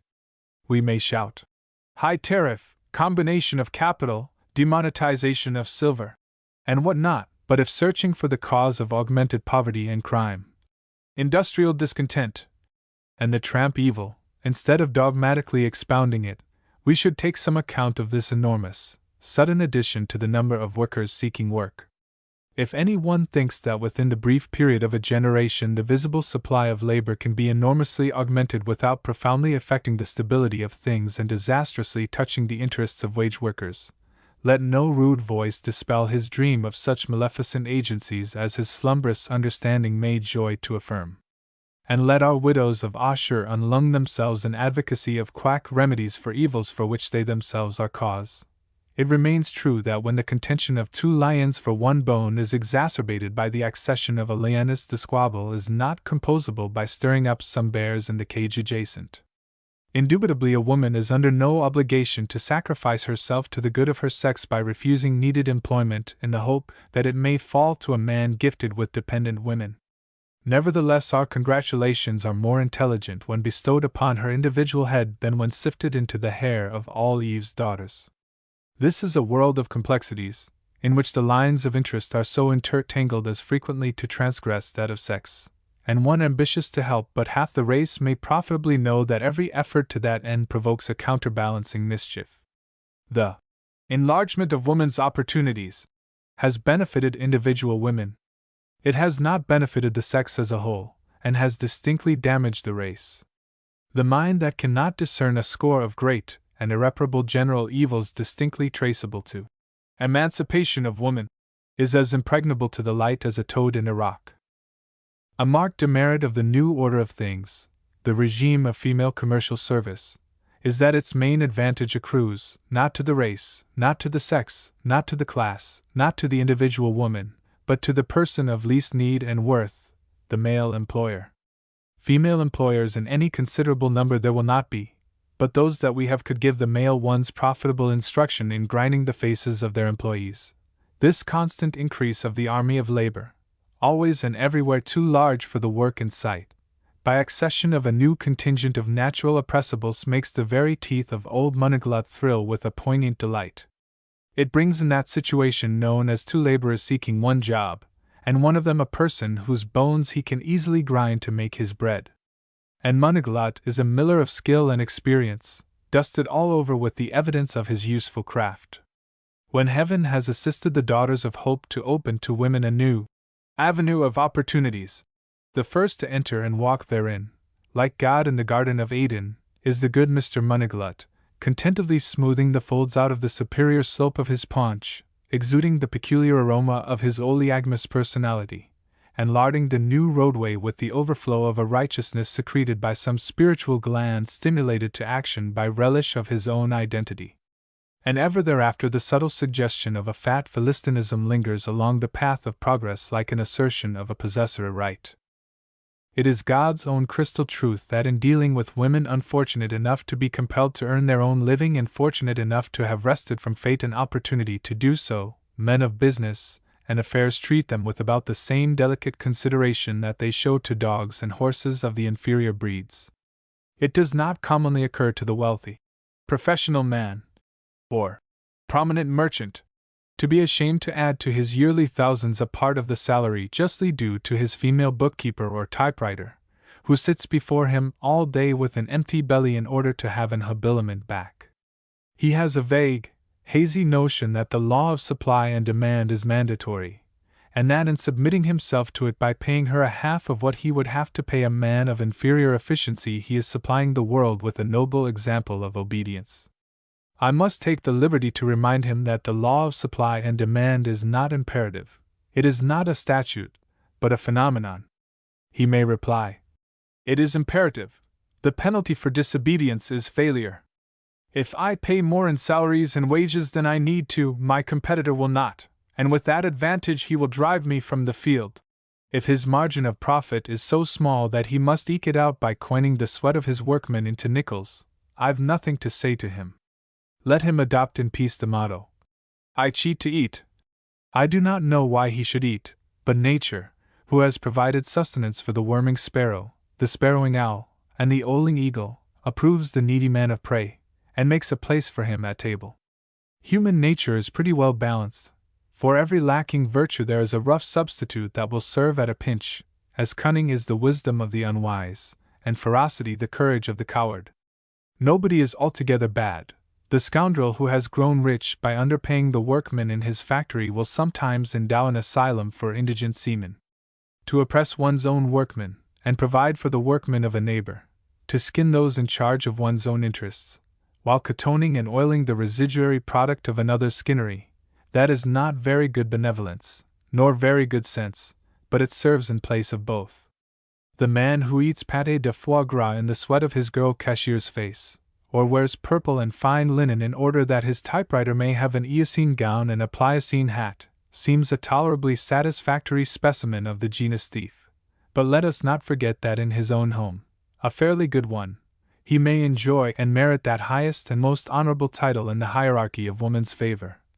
A good provider, one having a just claim to that glittering distinction, should enjoy a sacred immunity from the coarse and troublesome question, "From whose backs and bellies do you provide?" So much for the material results to the sex. What are the moral results?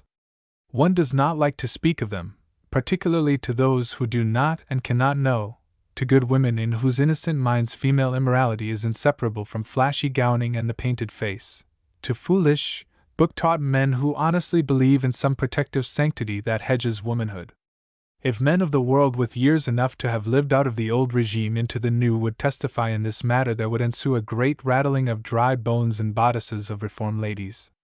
Nay, if the young man about town, knowing nothing of how things were in the dark backward and abysm of time, but something of the moral difference between even so free-running a creature as the society girl and the average working girl of the factory, the shop and the office, would speak out, under assurance of immunity from prosecution, his testimony would be a surprise to the cartilaginous virgins, blowsy matrons, acrid relics and hairy males of emancipation. It would pain, too, some very worthy but unobservant persons not in sympathy with the cause. Certain significant facts are within the purview of all but the very young and the comfortably blind. To the woman of today, the man of today is imperfectly polite.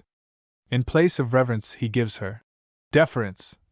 To the language of compliment has succeeded the language of raillery. Men have almost forgotten how to bow. Doubtless the advanced female prefers the new manner, as may some of her less forward sisters, thinking it more sincere. It is not. Our giddy grandfather talked high-flown nonsense because his heart had tangled his tongue. He treated his woman more civilly than we ours because he loved her better. He never had seen her on the rostrum, and in the lobby, never had seen her in advocacy of herself, never had read her confessions of his sins, never had felt the stress of her competition, nor himself assisted by daily personal contact in rubbing the bloom off her.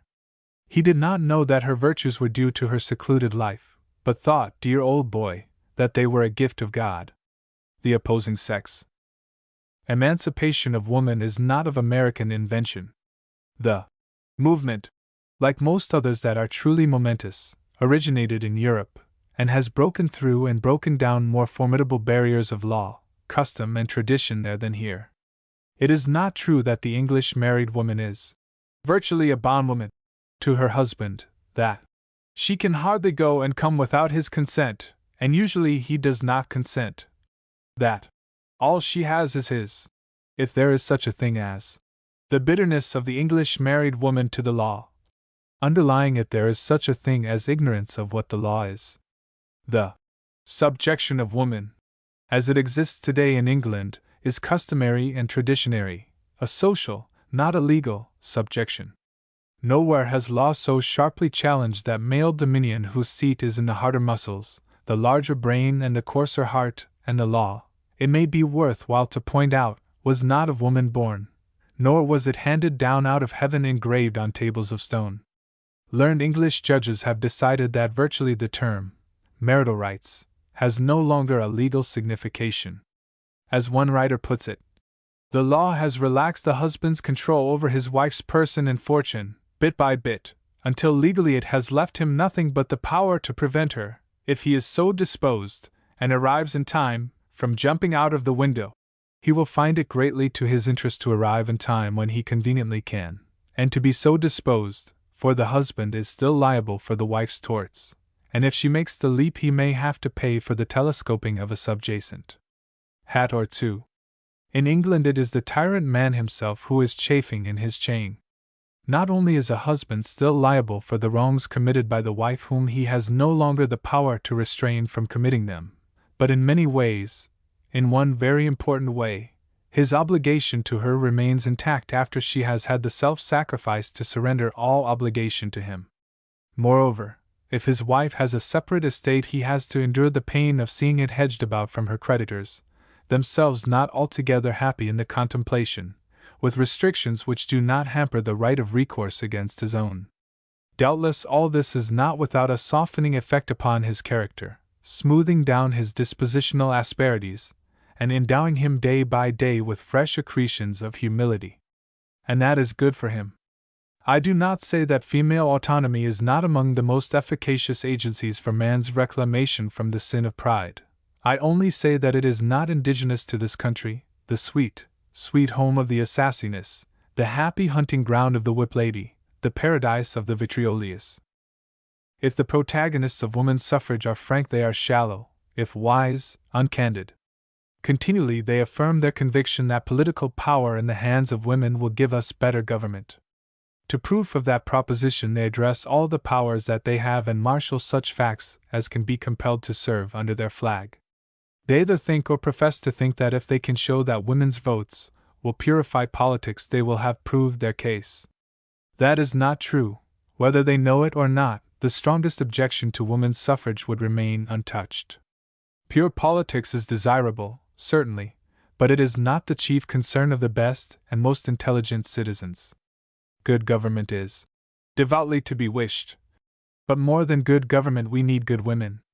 If all our public affairs were to be ordered with the goodness and wisdom of angels, and this state of perfection were obtained by sacrifice of any of those qualities which make the best of our women, if not what they should be, nor what the mindless male thinks them, at least what they are, we should have purchased the advantage too dearly. The effect of woman's suffrage upon the country is of secondary importance. The question for profitable consideration is, how will it affect the character of woman? He who does not see in the goodness and charm of such women as are good and charming something incalculably more precious than any degree of political purity or national prosperity may be a patriot. Doubtless he is. But also he has the distinction to be a pig. I should like to ask the gallant gentlemen who vote for removal of woman's political disability if they have observed in the minds and manners of the women in the forefront of the movement nothing ominous and drear. Are not these women different, I don't say worse, just different, from the best types of women of peace who are not exhibits and audibles? If they are different, is the difference of such a nature as to encourage a hope that activity in public affairs will work an improvement in women generally? Is the glare of publicity good for her growth and grace and winsomeness? Would a sane and sensible husband or lover willingly forego in wife or sweetheart all that the kernels of her sex appear to lack, or find in her all that they appear to have and to value? A few more questions, addressed more particularly to veteran observers than to those to whom the world is new and strange. Have you observed any alteration in the manner of men toward women? If so, is it in the direction of greater rudeness or of more ceremonious respect?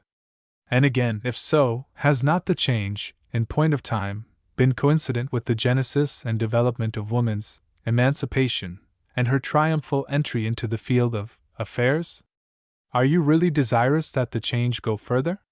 Or do you think that when women are armed with the ballot they will compel a return of the old regime of deference and delicate consideration, extorting by their power the tribute once voluntarily paid to their weakness? Is there any known way by which women can at once be our political equals and our social superiors, our competitors in the sharp and bitter struggle for glory, gain, or bread, and the objects of our unselfish and undiminished devotion? The present predicts the future. Of the foreshadow of the coming event all sensitive female hearts feel the chill. For whatever advantages, real or illusory, some women enjoy under this regime of partial emancipation, all women pay. Of the coin in which payment is made, the shouldering shouters of the sex have not a groat, and can bear the situation with impunity. They have either passed the age of masculine attention or were born without the means to its accroachment. Dwelling in the open bog, they can afford to defy eviction. While men did nearly all the writing and public speaking of the world, setting so the fashion in thought, women, naturally extolled with true sexual extravagance, came to be considered, even by themselves, as a very superior order of beings, with something in them of divinity which was denied to man. Not only were they represented as better, generally, than men, as indeed anybody could see that they were, but their goodness was supposed to be a kind of spiritual endowment and more or less independent of environmental influences. We are changing all that. Women are beginning to do much of the writing and public speaking, and not only are they going to extol us, to the fattening of our conceit, but they are bound to disclose, even to the unthinking, certain defects of character in themselves which their silence had veiled. Their competition, too, in several kinds of affairs will slowly but certainly provoke resentment, and moreover expose them to temptations which will distinctly lower the morality of their sex. All these changes, and many more having a similar effect and significance, are occurring with amazing rapidity, and the stated results are already visible to even the blindest observation. In accurate depiction of the new order of things conjecture fails, but so much we know, the woman superstition has already received its death wound and must soon expire. Everywhere, and in no reverential spirit, men are questioning the dear old idolatry, not sapping a solemn creed with solemn sneer, but dispassionately applying to its basic doctrine the methods of scientific criticism. He who within even the last 20 years has not marked in society, in letters, in art, in everything, a distinct change in man's attitude toward women, a change which, were one a woman, one would not wish to see, may reasonably conclude that much, otherwise observable, is hidden by his nose. In the various movements, none of them consciously iconoclastic, engaged in overthrowing this oddest of modern superstitions, there is something to deprecate, and even deplore, but the superstition can be spared. It never had much in it that was either creditable or profitable, and all through its rituals ran a note of insincerity which was partly nature's protest against the rites, but partly, too, hypocrisy. There is no danger that good men will ever cease to respect and love good women, and if bad men ever cease to adore them for their sex when not beating them for their virtues, the gain in consistency will partly offset the loss in religious ecstasy. Let the patriot abandon his fear, his betters their hope, that only the low-class woman will vote, the unlettered wench of the slums, the raddled hag of the dives, the war-painted protégé of the police. Into the vortex of politics goes every floating thing that is free to move. The summons to the polls will be imperative and incessant. Duty will thunder it from every platform, conscience whisper it into every ear, pride, interest, the lust of victory, all the motives that impel men to partisan activity will act with equal power upon women as upon men, and to all the other forces flowing irresistibly toward the polls will be added the suasion of men themselves. The price of votes will not decline because of the increased supply, although it will in most instances be offered in currencies too subtle to be counted. As now, the honest and respectable elector will habitually take bribes in the invisible coin of the realm of sentiment, a mintage peculiarly valued by woman. For one reason or another all women will vote, even those who now view the right, wide aversion. The observer who has marked the strength and activity of the forces pent in the dark drink of politics and given off in the act of libation will not expect inaction to the victim of the habit, be he male or she female. In the partisan, conviction is compulsion, opinions bear fruit in conduct. The partisan thinks in deeds, and woman is by nature a partisan, a blessing for which the Lord has never made her male relatives and friends sufficiently thankful. Not a mere man of them would have the effrontery to ask her toleration if she were not depend upon it. The full strength of the female vote will eventually be cast at every election. And it would be well indeed for civilization and the interests of the race if women's suffrage meant no more than going to the polling place and polling, which clearly is all that it has been thought out to mean by the headless horsemen spurring their new hobbies bravely at the tail of the procession. That would be a very simple matter. The opposition based upon the impropriety of the female rubbing shoulders at the polls with such scurvy blackguards as ourselves may with advantage be retired from service. Nor is it particularly important what men and measures the women will vote for. By one means or another tyrant man will have his way, the opposing sex can merely obstruct him in his way of having it. And should that obstruction ever be too pronounced, the party line and the sex line coinciding, woman's suffrage will then and henceforth be no more. In the politics of this bad world, majorities are of several kinds. One of the most overwhelming is made up of these simple elements: 1. A numerical minority. 2. A military superiority. If not a single election were ever in any degree affected by it, the introduction of woman's suffrage into our scheme of manners and morals would nevertheless be the most momentous and mischievous event of modern history.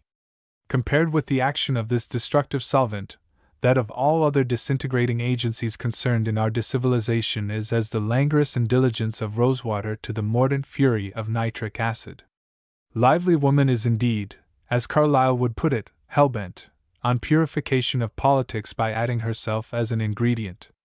It is unlikely that the injection of her personality into the contention, and politics is essentially a contention, will allay any animosities, sweeten any tempers, elevate any motives. The strifes of women are distinctly meaner than those of men, which are out of all reason mean, their methods of overcoming opponents distinctly more unscrupulous. That their participation in politics will notably alter the conditions of the game is not to be denied. That, unfortunately, is obvious. But that it will make the player less malignant, and the playing more honorable is a proposition in support of which one can utter a deal of gorgeous nonsense, with a less insupportable sense of its unfitness, than in the service of any other delusion. The frosty truth is that except in the home the influence of women is not elevating, but debasing. When they stoop to uplift men who need uplifting, they are themselves pulled down, and that is all that is accomplished. Wherever they come into familiar contact with men who are not their relatives, they impart nothing, they receive all. They do not affect us with their notions of morality, we infect them with ours. In the last 40 years, in this country, they have entered 100 avenues of activity from which they were previously debarred by an unwritten law. They are found in the offices, the shops, the factories. Like Charles Lamb's fugitive pigs, they have run up all manner of streets. Does anyone think that in that time there has been an advance in professional, commercial, and industrial morality? Are lawyers more scrupulous, tradesmen more honest? When one has been served by a saleslady, does one leave the shop with a feebler sense of injury than was formerly inspired by a transaction at the counter, a duller consciousness of being oneself the commodity that has changed hands? Have actresses elevated the stage to a moral altitude congenial to the colder virtues? In studios of the artists is the sound of revelry by night invariably a deep, masculine bass? In literature are the immoral books, the books dealing with questionable questions, always, or even commonly, written by men? There is one direction in which emancipation of woman, an enlargement of her sphere, have wrought a reform. They have elevated the personnel of the little dinner party in the private room. Formerly, as any veteran man about town can testify, if he will, the female contingent of the party was composed of persons altogether unspeakable. That element now remains upon its reservation. Among the superior advantages enjoyed by the man about town of today is that of the companionship, at his dinner in camera, of ladies having an honorable vocation. In the corridors of the French restaurant, the swish of pseudonymous skirt is no longer heard. She has been superseded by the Princess Tap Tap, with truckle and cinch, by my Lady Snip Snip, from the Emporium of Boltwack and Company, by Miss Chink Chink, who sits at the receipt of customs in that severely un-French restaurant, the Maison Hache. That the man about town has been morally elevated by this emancipation of girl from the seclusion of home to that of the private room, is too obvious for denial. Nothing so uplifts tyrant man as the table talk of good young women who earn their own living. I do not wish to be altogether ironical about this rather serious matter, not so much so as to forfeit anything of lucidity. Let me state, then, in all earnestness and sobriety and simplicity of speech, what is known to every worldly wise male dweller in the cities, to every scamp and scapegrace of the clubs, to every reformed sentimentalist and every observer with a straight eye, namely, that in all the various classes of young women in our cities who support, or partly support, themselves in vocations which bring them into personal contact with men, female chastity is a vanishing tradition. In the lives of the main and general of these, all those consider it which have their origin in personal purity, and cluster about it, and are its signs and safeguards, have almost ceased to cut a figure. It is needless to remind me that there are exceptions. I know that. With some of them I have personal acquaintance, or think I have, and for them a respect withheld from any woman of the rostrum who points to their misfortune and calls it emancipation, to their need and calls it a spirit of independence. It is not from these good girls that you will hear the flippant boast of an unfettered life, with freedom to develop. Nor is it they who will be foremost and furious in denial and resentment of my statements regarding the morals of their class. They do not know the whole truth, thank heaven, but they know enough for a deprecation too deep to find relief in a cheap affirmation of woman's purity, which is, and always has been, the creature of seclusion. The fitness of women for political activity is not in present question. I am considering the fitness of political activity for women. For women as men say they are, wish them to be, and try to think them, it is unfit altogether, as unfit as anything else that mixes them up with us, compelling a communication and association that are not social. If we wish to have women who are different from ourselves in knowledge, character, accomplishments, manners, as different mentally as physically, and in these and in all odious expressible differences reside all the charms that they have for us, we must keep them, or they must keep themselves, in an environment unlike our own. One would think that obvious to the meanest capacity, and might even hope that it would be understood by the daughters of thunder. Possibly the advanced one, hospitably accepting her karma, is not concerned to be charming to the like, so we would prefer the companionship of her blue gingham umbrella, her corkscrew curls, her epicene audiences, and her name in the newspapers. Perhaps she is content with the comfort of her raucous voice. Therein she is unwise, for self-interest is the first law. When we no longer find women charming, we may find a way to make them more useful, more truly useful, even, then the speech ladies would have them make themselves by competition. Really, there is nothing in the world between them and slavery but their power of interesting us, and that has its origin in the very differences which the colonels are striving to abolish. God has made no law of miracles, and none of his laws are going to be suspended in deference to woman's desire to achieve familiarity without contempt. If she wants to please, she must retain some scrap of novelty. If she desires our respect, she must not be always in evidence, disclosing the baser side of her character, as in competition with us she must do, as we do to one another, or lamentably fail. Mrs. Edmund Gosse, like Ouida, Mrs.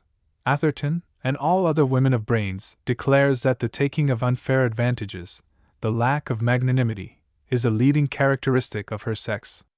Mrs.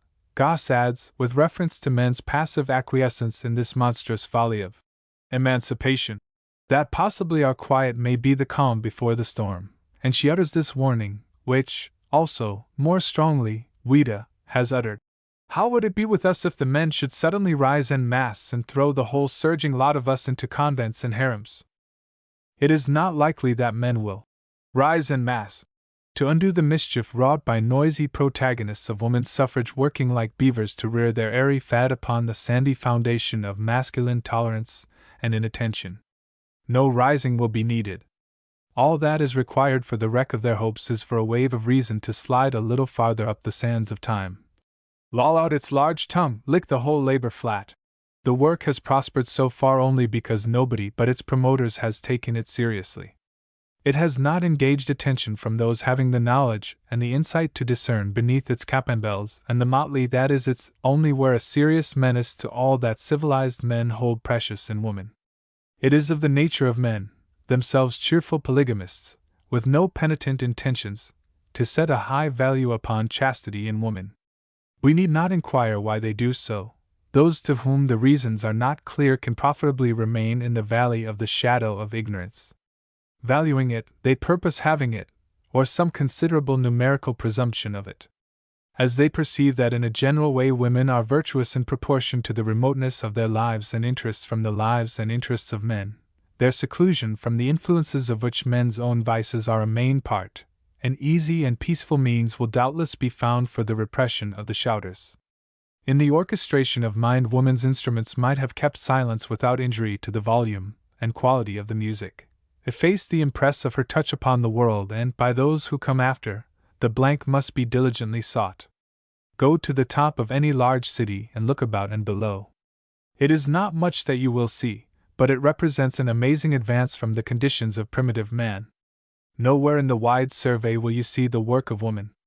It is all the work of men's hands, and before it was wrought into form and substance, existed as conscious creations in men's brains.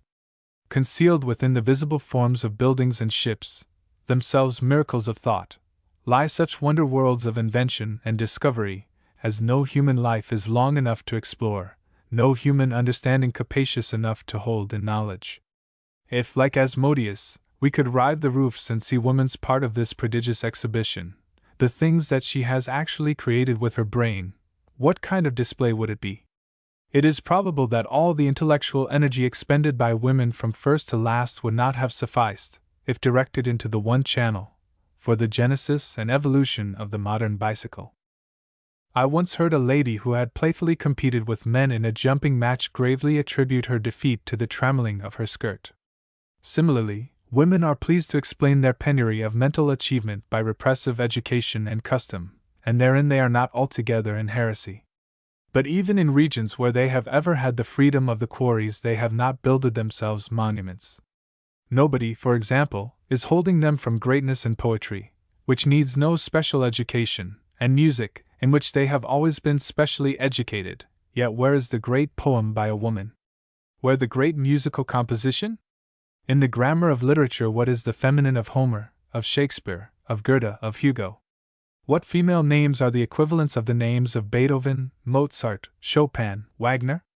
Women are not musicians, they sing and play. In short, if woman had no better claim to respect and affection than her brain, no sweeter charms than those of her reason, no means of suasion but her power upon men's convictions, she would long ago have been improved off the face of the earth.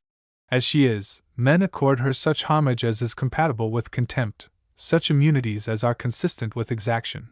But whereas she is not altogether filled with light and is moreover imperfectly reverent, it is but right that in obedience to scriptural injunction she keeps silence in our churches while we are worshipping ourselves.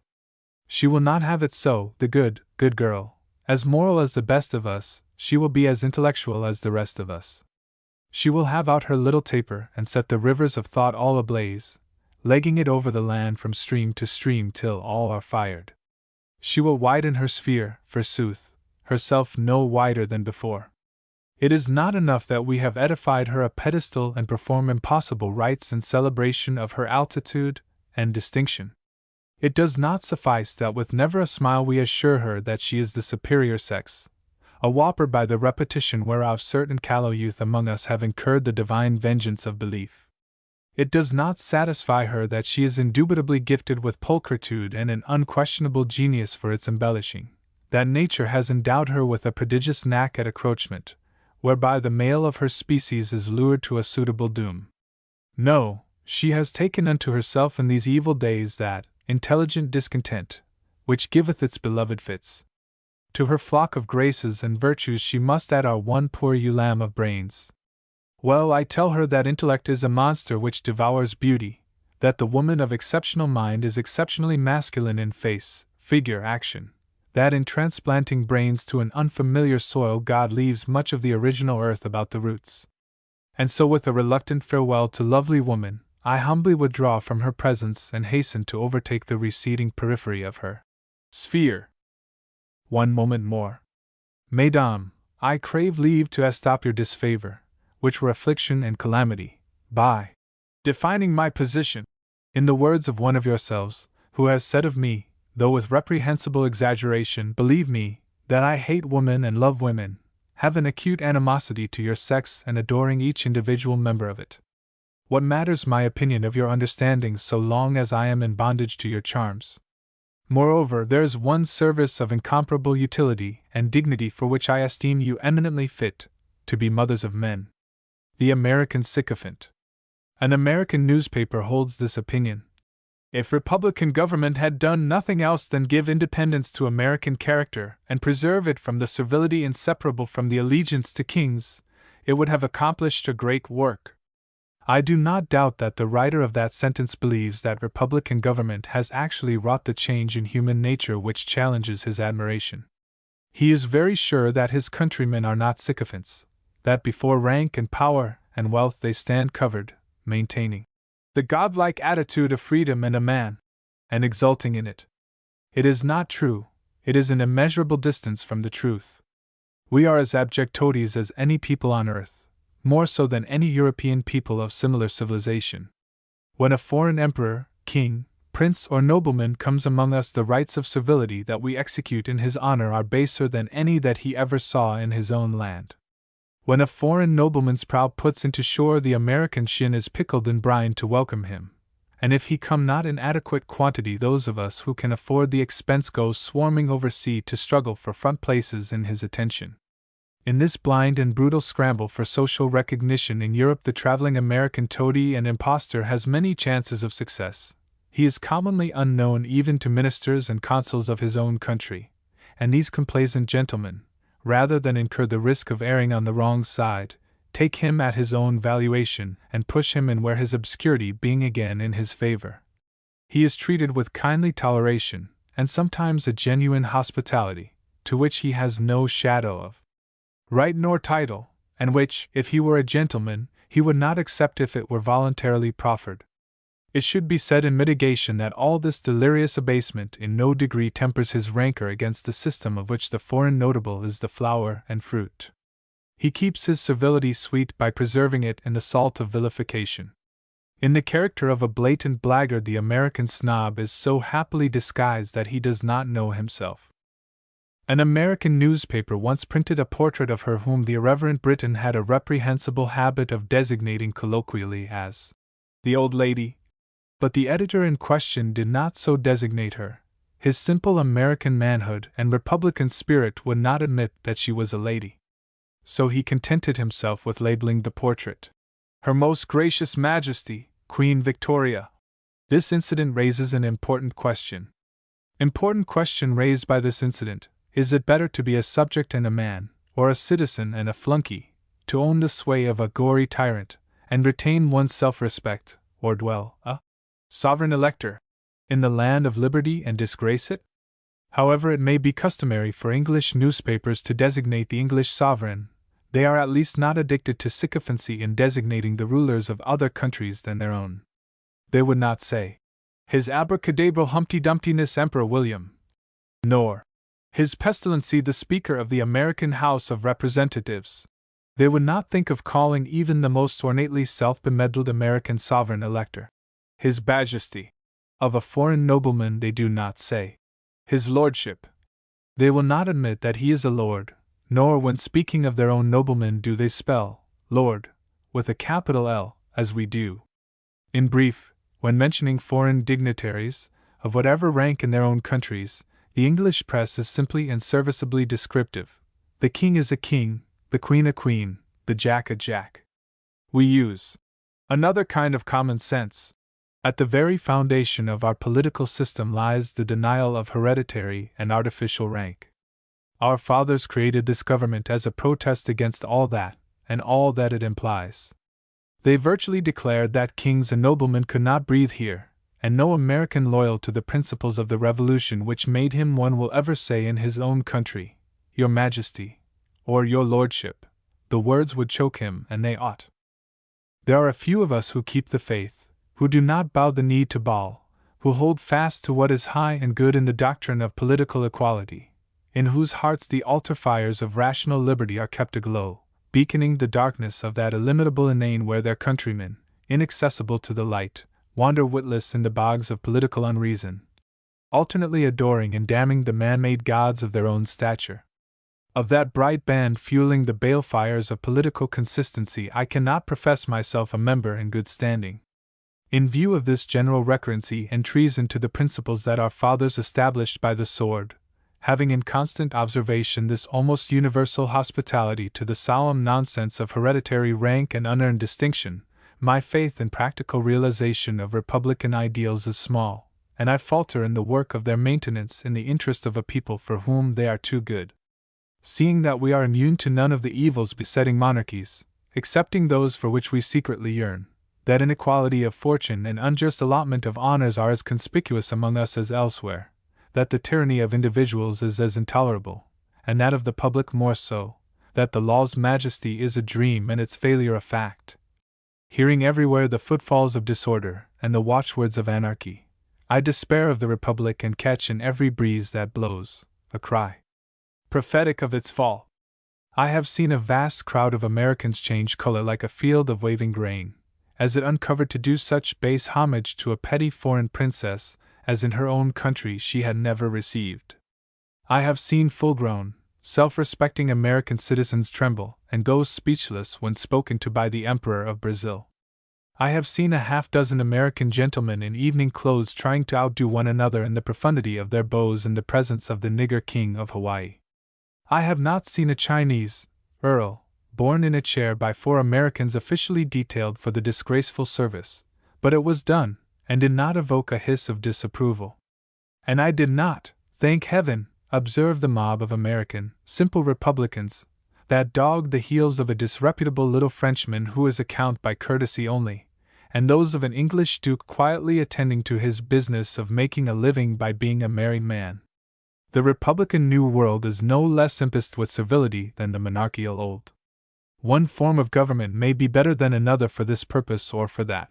All are alike in the futility of their influence upon human character.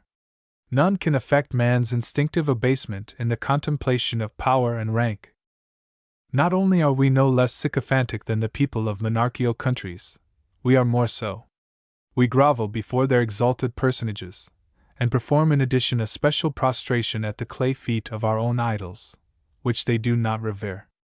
The typical subject, hat in hand to his sovereign and his nobleman, is a less shameful figure than this citizen, executing his genuflection before the public of which he is himself a part.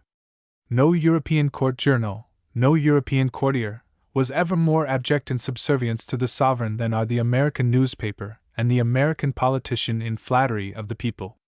Between the courtier and the demagogue I see nothing to choose. They are moved by the same sentiment and fired by the same hope. Their method is flattery, and their purpose profit. Their adulation is not a testimony to character, but a tribute to power, or the shadow of power. If this country were governed by its criminal idiots, we should have the same attestations of their goodness and wisdom, the same competition for their favor, the same solemn doctrine that their voice is the voice of God. Our children would be brought up to believe that an idiotocracy is the only natural and rational form of government, and for my part I'm not at all sure that it would not be a pretty good political system, as political systems go.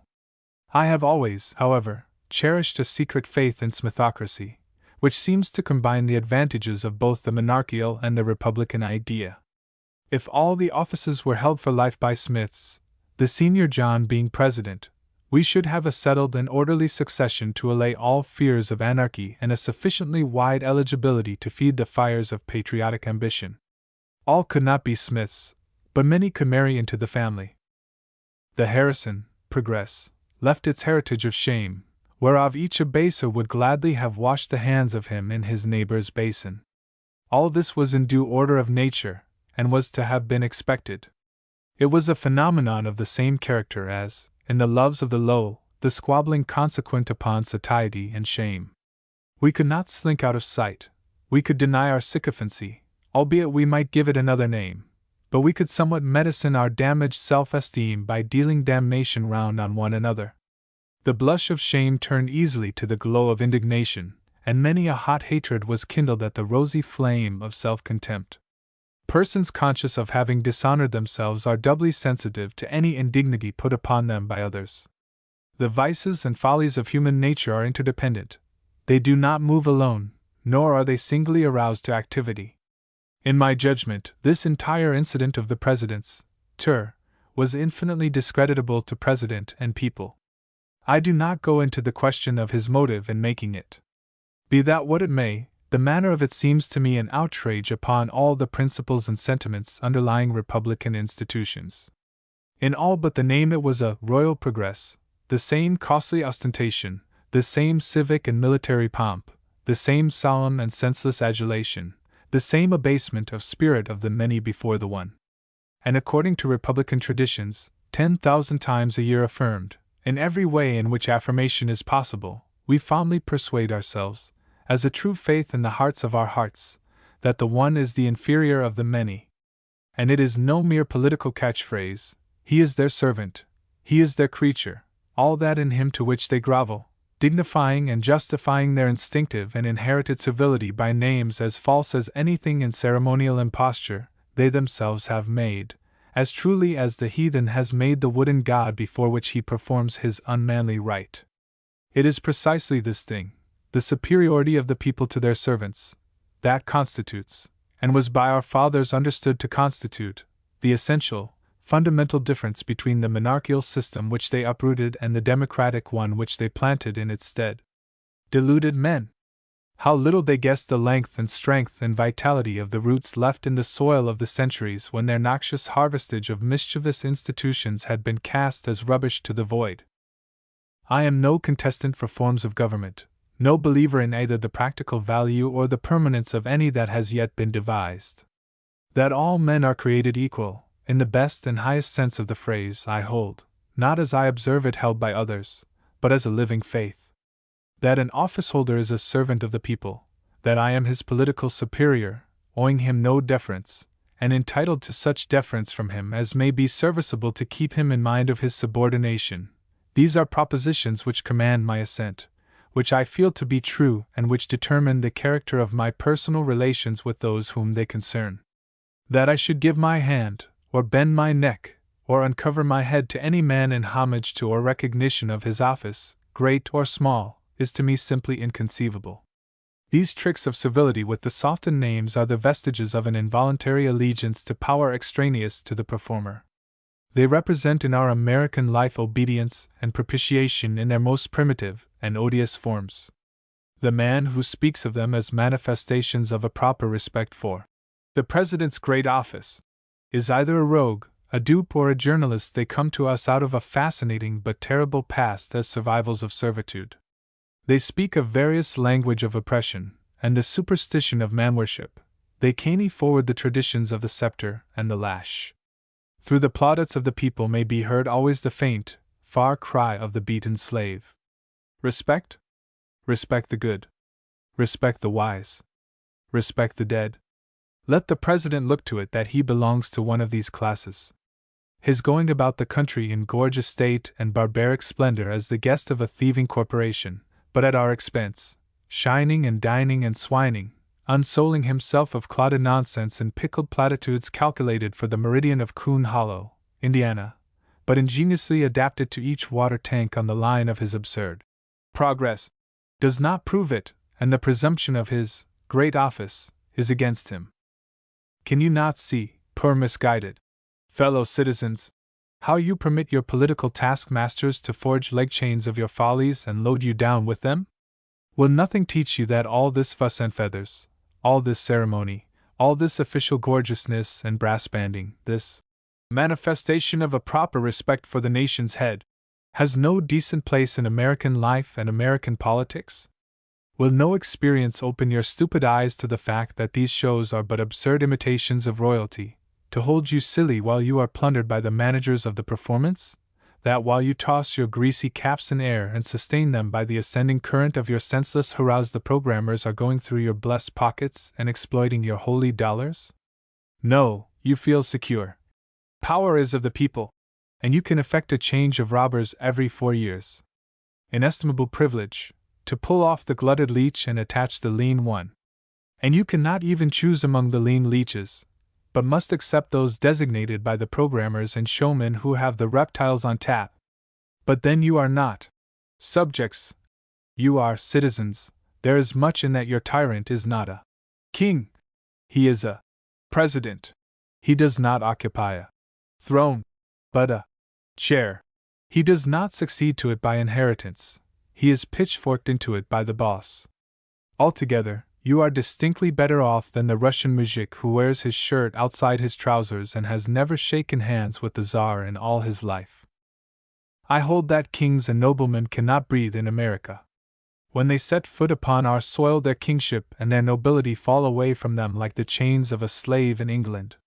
Whatever a man may be in his own country, here he is but a man.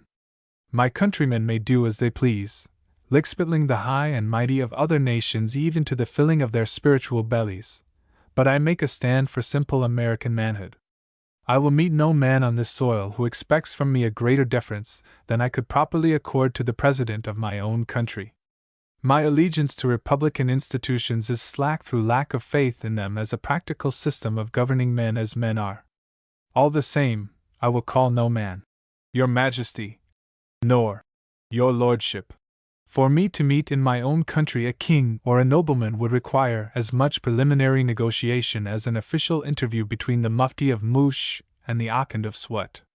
The form of salutation and the style and tide of address would have to be settled definitively and with precision. With some of my most esteemed and patriotic friends the matter is more simple. Their generosity in concession fills me with admiration, and their forbearance in exaction challenges my astonishment as one of the 7 wonders of American hospitality. In fancy I see the ceremony of their presentation, and as examples of simple republican dignity I commend their posture to the youth of this fair new world, inviting particular attention to the grand, bold curves of character shown in the outlines of the human ham. A dissertation on dogs. Of all anachronisms and survivals, the love of the dog is the most reasonless. Because some thousands of years ago, when we wore other skins than our own and sat enthroned upon our haunches, tearing tangles of tendons from raw bones with our teeth, the dog ministered purveyor-wise to our savage needs. We go on cherishing him to this day, when his only function is to lie sun-soaken on a door mat and insult us as we pass in and out, enamored of his fat superfluity. 1 dog in 1,000 earns his bread, and takes beefsteak. The other 999 we maintain, by cheating the poor, in the style suitable to their state. The trouble with the modern dog is that he is the same old dog. Not an inch has the rascal advanced along the line of evolution. We have ceased to squat upon our naked haunches and gnaw raw bones, but this companion of the childhood of the race, this vestigial remnant of Juventus Mundi, this dismal anachronism, this veteran inharmony of the scheme of things, the dog, has abetted no jot nor tittle of his unthinkable objectionableness since the morning stars sang together, and he had sat up all night to deflate a lung at the performance. Possibly he may sometime be improved otherwise than by effacement, but at present he is still in that early stage of reform that is not incompatible with a mouthful of reformer. The dog is a detestable quadruped. He knows more ways to be unmentionable than can be suppressed in 7 languages. The word dog is a term of contempt the world over. Poets have sung and prosaists have prosed of the virtues of individual dogs, but nobody has had the hardihood to eulogize the species. No man loves the dog, he loves his own dog or dogs, and there he stops. The force of perverted affection can no further go. He loves his own dog partly because that thrifty creature, ever cadging when not marauding, tickles his vanity by fawning upon him as the visible source of steaks and bones, and partly because the graceless beast insults everybody else, harming as many as he dares. The dog is an encampment of fleas, and a reservoir of sinful smells. He is prone to bad manners as the sparks fly upward. He has no discrimination. His loyalty is given to the person that feeds him, be the same a blackguard or a murderer's mother. He fights for his master without regard to the justice of the quarrel, wherein he is no better than a patriot or a paid soldier. There are men who are proud of a dog's love, and dogs love that kind of men. There are men who, having the privilege of loving women, insult them by loving dogs, and there are women who forgive and respect their canine rivals. Women, I am told, are true simulators. They adore not only dogs, but not only their own horrible little beasts, but those of others. But women will love anything, they love men who love dogs. I sometimes wonder how it is that of all our women among whom the dog fad is prevalent none have incurred the husband fad, or the child fad. Possibly there are exceptions, but it seems to be a rule that the female heart which has a dog in it is without other lodgers. There is not, I suppose, a very wild and importunate demand for accommodation. For my part, I do not know which is the less desirable, the tenant or the tenement. There are dogs that submit to be kissed by women base enough to kiss them, but they have a secret, coarse revenge. For the dog is a joker, withal, gifted with as much humor as is consistent with biting. Miss Louise Imogen Guinea has replied to Mrs. Mennell's proposal to abolish the dog, a proposal which Miss Guinea has the originality to call original, divested of its literature. Miss Guinea's plea for the defendant consists, essentially, of the following assertions: 1. Dogs are whatever their masters are. 2. They bite only those who fear them. 3. Really vicious dogs are not found nearer than Constantinople. 4. Only wrong dogs go mad, and hydrophobia is retaliation. 5. In actions for damages for dog bites, judicial prejudice is against the dog. 6. Dogs are continually saving children from death. 7. Association with dogs begets piety, tenderness, mercy, loyalty, and so forth. In brief, the dog is an elevating influence. To walk modestly at a dog's heels is a certificate of merit. As to that last, if Miss Guinea had ever observed the dog himself walking modestly at the heels of another dog, she would perhaps have wished that it was not the custom of her sex to seal the certificate of merit with a kiss. In all this absurd woman's statements, thus fairly epitomized, there is not one that is true, not one of which the essential falsity is not evident, obvious, conspicuous to even the most delinquent observation.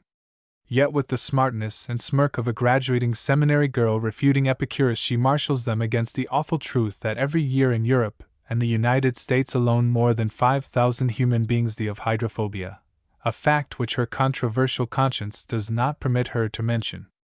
The names on this needless death roll are mostly those of children, the sins of whose parents in cherishing their own hereditary love of dogs is visited upon their children because they have not the intelligence and agility to get out of the way.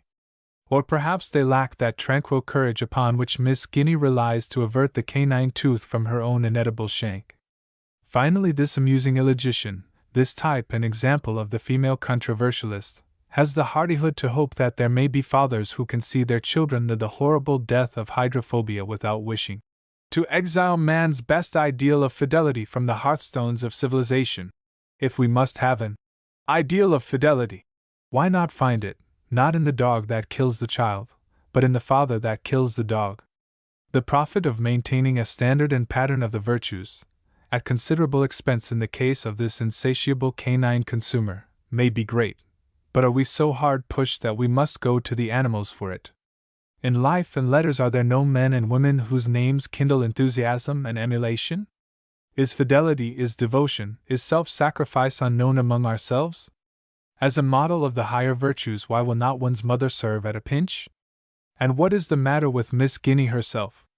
She is faithful, at least to dogs, whatever she may be to the hundreds of American children inevitably foredoomed to a death of unthinkable agony.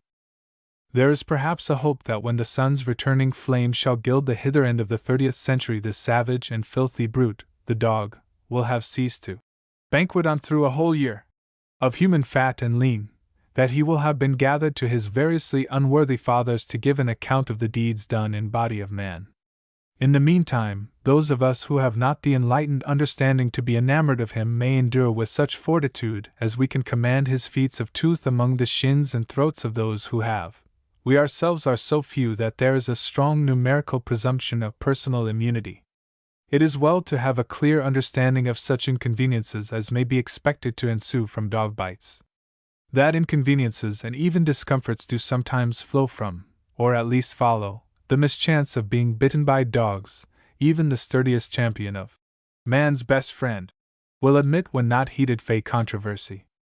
True, he is disposed to sympathy for those incurring the inconveniences and discomforts, but against apparent incompassion may be offset his indubitable sympathy with the dog. No one is altogether heartless. Amongst the several disadvantages of a close personal connection with the canine tooth, the disorder known as hydrophobia has long held an undisputed primacy. The existence of this ailment is attested by so many witnesses, many of whom, belonging to the profession of medicine, speak with a certain authority, that even the breeders and lovers of snapdogs are compelled reluctantly to concede it, though as a rule they stoutly deny that it is imparted by the dog.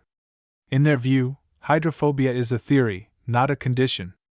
The patient imagines himself to have it, and acting upon that unsupported assumption or hypothesis, suffers and dies in the attempt to square his conduct with his opinions. It seems there is firmer ground for their view of the matter than the rest of us have been willing to admit. There is such a thing, doubtless, as hydrophobia proper, but also there is such another thing as pseudohydrophobia, or hydrophobia improper. Pseudohydrophobia, the physicians explain, is caused by fear of hydrophobia. The patient, having been chewed by a healthy and harmless dog, broods upon his imaginary peril, solicitously watches his imaginary symptoms, and finally, persuading himself of their reality, puts them on exhibition, as he understands them. He runs about, when permitted, on his hands and knees, growls, barks, howls, and in default of a tail wags the part of him where it would be if he had one. In a few days he is gone before, a victim to his lack of confidence in man's best friend. The number of cases of pseudohydrophobia, relatively to those of true hydrophobia, is not definitely known, the medical records having been imperfectly made, and never collated. Champions of the snapdog, as intimated, believe it is many to nothing. That being so, they argue, the animal is entirely exonerated, and leaves the discussion without a stain upon his reputation. But that is feeble reasoning. Even if we grant their premises, we cannot embrace their conclusion. In the first place, it hurts to be bitten by a dog, as the dog himself audibly confesses when bitten by another dog. Furthermore, pseudohydrophobia is quite as fatal as if it were a legitimate product of the bite, not a result of the terror which that mischance inspires. Human nature being what it is, and well known to the dog to be what it is, we have a right to expect that the creature will take our weaknesses into consideration, that he will respect our addiction to reasonless panic, even as we respect his when, as we commonly do, we refrain from attaching tinware to his tail. A dog that runs himself to death to evade a kitchen utensil which could not possibly harm him, and which if he did not flee would not pursue, is the author of his own undoing in precisely the same sense as is the victim of pseudo-hydrophobia. He is slain by a theory, not a condition. Yet the wicked boy that set him going is not blameless, and no one would be so zealous and strenuous in his prosecution as the signalator, the adorer of dogs, the person who holds them guileless of pseudo-hydrophobia. Mr. Nicholas Smith, while United States Consul at Liege, wrote, or caused to be written, an official report, wickedly, willfully, and maliciously designed to abridge the privileges, augment the ills, and impair the honorable status of the domestic dog. In the very beginning of this report, Mr. Smith manifests his animus by stigmatizing the domestic dog as an hereditary loafer, and having hurled the allegation, affirms, "The dawn of a Belgian new era, wherein the pampered menial will loaf no more. There is to be no more sun-soaking on door mats having a southern exposure, no more usurpation of the warmest segment of the family circle, no more successful personal solicitation of cheer at the domestic board. The dog's place in the social scale is no longer to be determined by consideration of sentiment, but will be the result of cold commercial calculation, and so fixed as best to serve the ends of industrial expediency. All this in Belgium, where the dog is already in active service as a beast of burden and draught. Doubtless the transition to that humble condition from his present and immemorial social elevation in less advanced countries will be slow and characterized by bitter factional strife. America, especially, though ever accessible to the infection of new and profitable ideas, will be angularly slow to accept so radical a subversion of a social superstructure that almost may be said to rest upon the domestic dog as a basic verity. The dogs are our only true leisure class, for even the tramps are sometimes compelled to engage in such simple industries as are possible within the precincts of the county jail, and we are justly proud of them.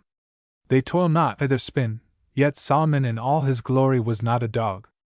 Instead of making them hewers of wood and drawers of water, it would be more consonant with the Anglo-maniacal and general old-world spirit, now so dominant in the councils of the nation, to make them hereditary legislators. And Mr. Smith must permit me to add, with a special significance, that history records an instance of even a horse making a fairly good consul. Mr. Smith avers with obvious and impudent satisfaction that in Liege twice as many draft dogs as horses are seen in the streets, attached to vehicles. He regards a gaily painted cart, drawn by a well-fed dog, and driven by a well-fed and gaily painted woman as a pleasing vision. I do not. I should prefer to see the dog sitting at the receipt of steaks and chops, and the lady devoting herself to the amelioration of the condition of the universe, and the manufacture of poetry and stories that are not true.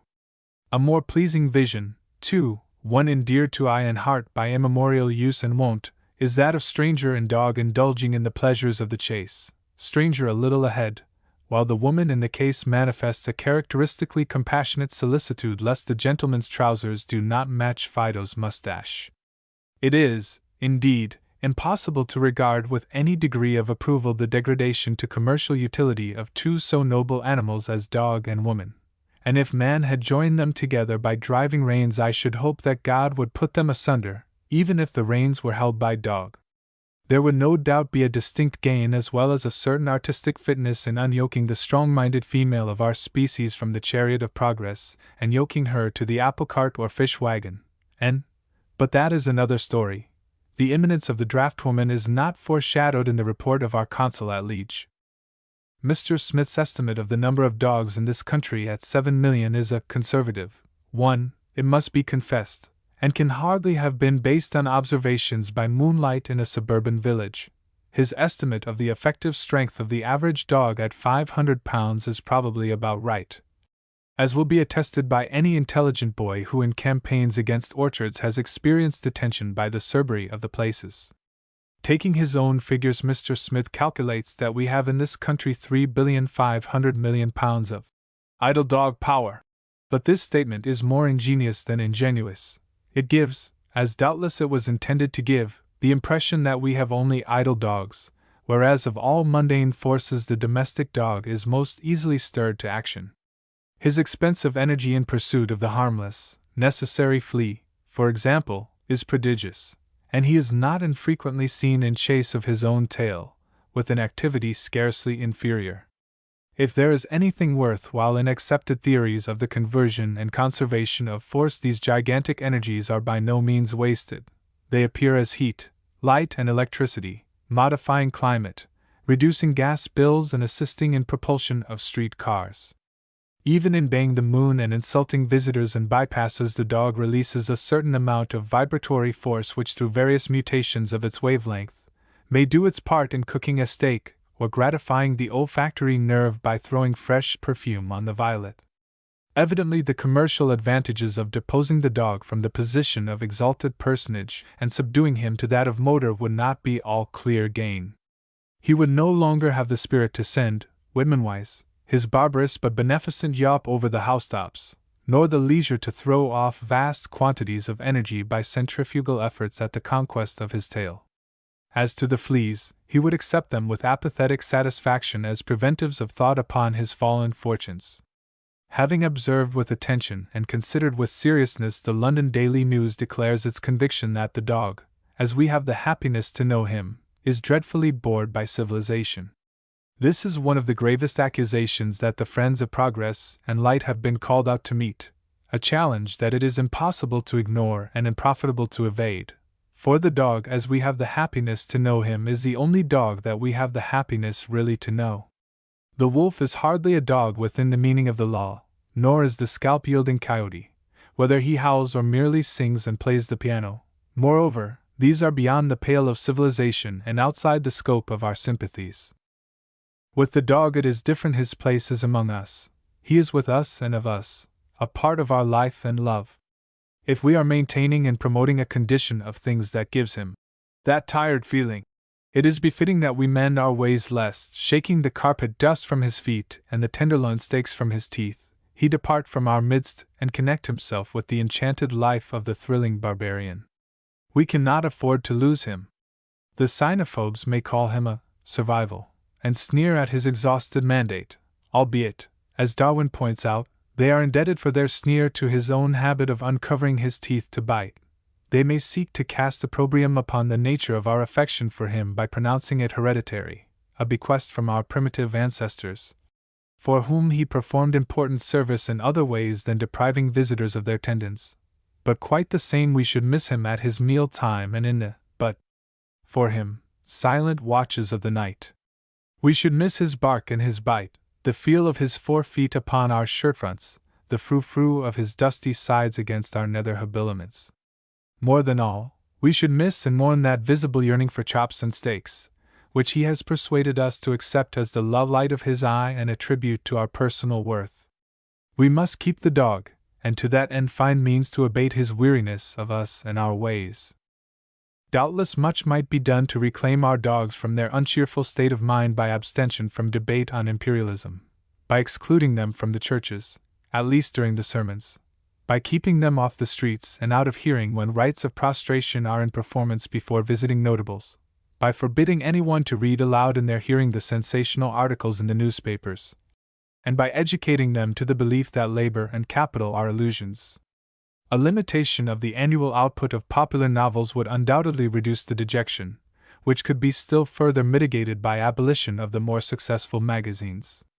If the dialect story or poem could be prohibited, under severe penalties, the sum of night howling, erroneously attributed to lunar influence, would experience an audible decrement, which, also, would enable the fire department to augment its own uproar without reproach. There is, indeed, a considerable number of ways in which we might effect a double reform, promoting the advantage of man, as well as medicating the mental fatigue of dog. For another example, it would be a boon and a blessing to man if society would put to death, or at least banish, the millman or manufacturer who persists in apprising the entire community many times a day by means of a steam whistle that it is time for his oppressed employees, every one of whom has a gold watch, to go to work or to leave off. Such things not only make a dog tired, they make a man mad. They answer with an accented affirmative truthful James plaintive inquiry. Unquestionably, from his advantageous point of view as a looker-on at the game, the dog is justified in the conviction that they are the ancestral bond. A well-known citizen of Ohio once discovered another man of the same name exactly resembling him, and writing a hand, which, including the signature, he was unable to distinguish from his own. The two men were unable to discover any blood relationship between them. It is nevertheless almost absolutely certain that a relationship existed, though it may have been so remote a degree that the familiar term, 42nd cousin, would not have exaggerated the slenderness of the tie. The phenomena of heredity have been inattentively noted. Its laws are imperfectly understood, even by Herbert Spencer and the prophets. My own small study in this amazing field convinces me that a man is the sum of his ancestors, that his character, moral and intellectual, is determined before his birth. His environment with all its varied suasions, its agencies of good and evil, breeding, training, interest, experience, and the rest of it, have little to do with the matter and cannot alter the sentence passed upon him at conception, compelling him to be what he is. Man is the hither end of an immeasurable line extending back to the ultimate atom, or, as we scientists prefer to name him, protoplasmos. Man travels, not the mental road that he would, but the one that he must, is pushed this way and that by the resultant of all the forces behind him, for each member of the ancestral line, though dead, yet pus fati.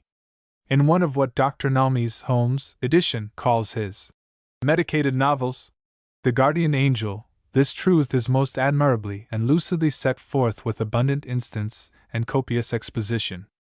Upon another work of his, Elsie Venner, in which he erroneously affirms the influence of circumstance and environment, let us lay a charitable hand and fling it into the fire.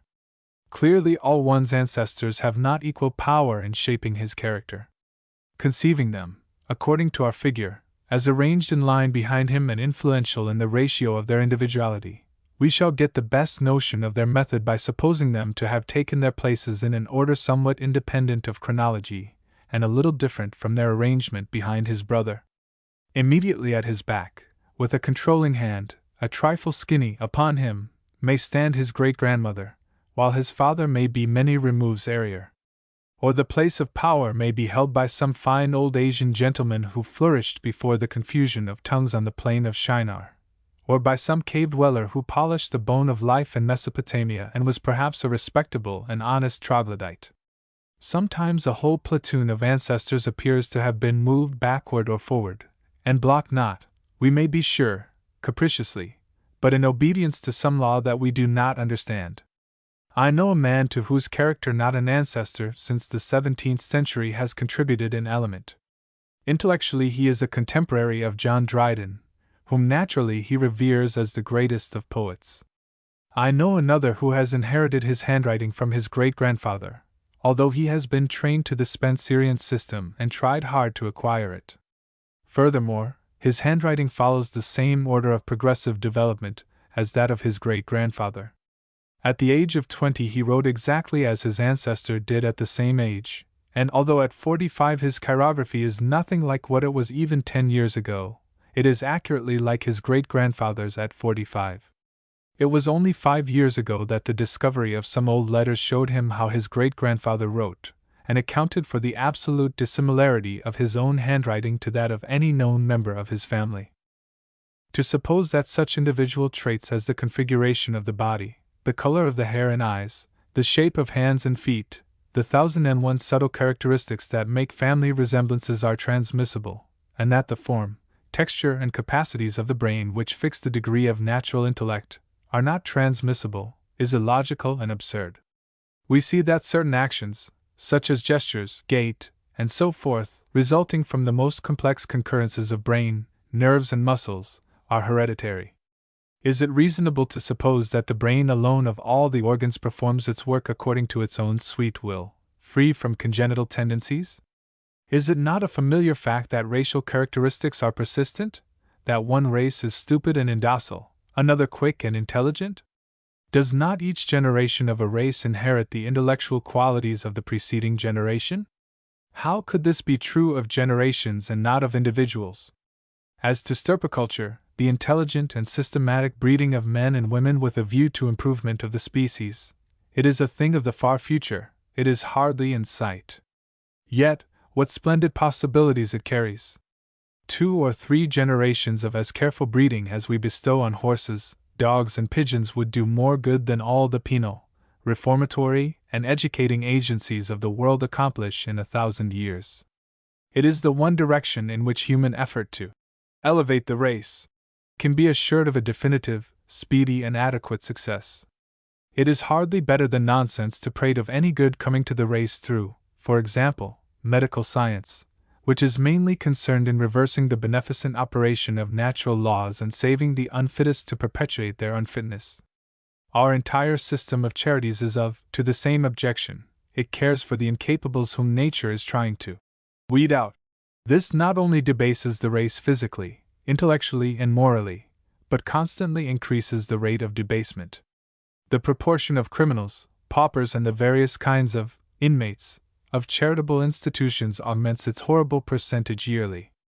On the other hand, our wars destroy the capable, so thus we make inroads upon the vitality of the race from 2 directions. We preserve the feeble and extirpate the strong. He who, in view of this amazing folly, can believe in a constant, even slow, progress of the human race toward perfection ought to be happy. He has a mind whose Olympian heights are inaccessible. The Titans of fact can never scale them to storm its ancient reign. The right to work. All kinds of relief, charitable or other, doubtless tend to perpetuation of pauperism, inasmuch as paupers are thereby kept alive, and living paupers unquestionably propagate their unthrifty kind more abundantly than dead ones. It is not true, though, that relief interferes with nature's beneficent law of the survival of the fittest, for the power to excite sympathy and obtain relief is a kind of fitness. I am still a devotee of the homely primitive doctrine that mischance, disability, or even unthrift, is not a capital crime justly and profitably punishable by starvation. I still regard the Good Samaritan with a certain toleration, and Jesus Christ's tenderness to the poor as something more than a policy of obstruction.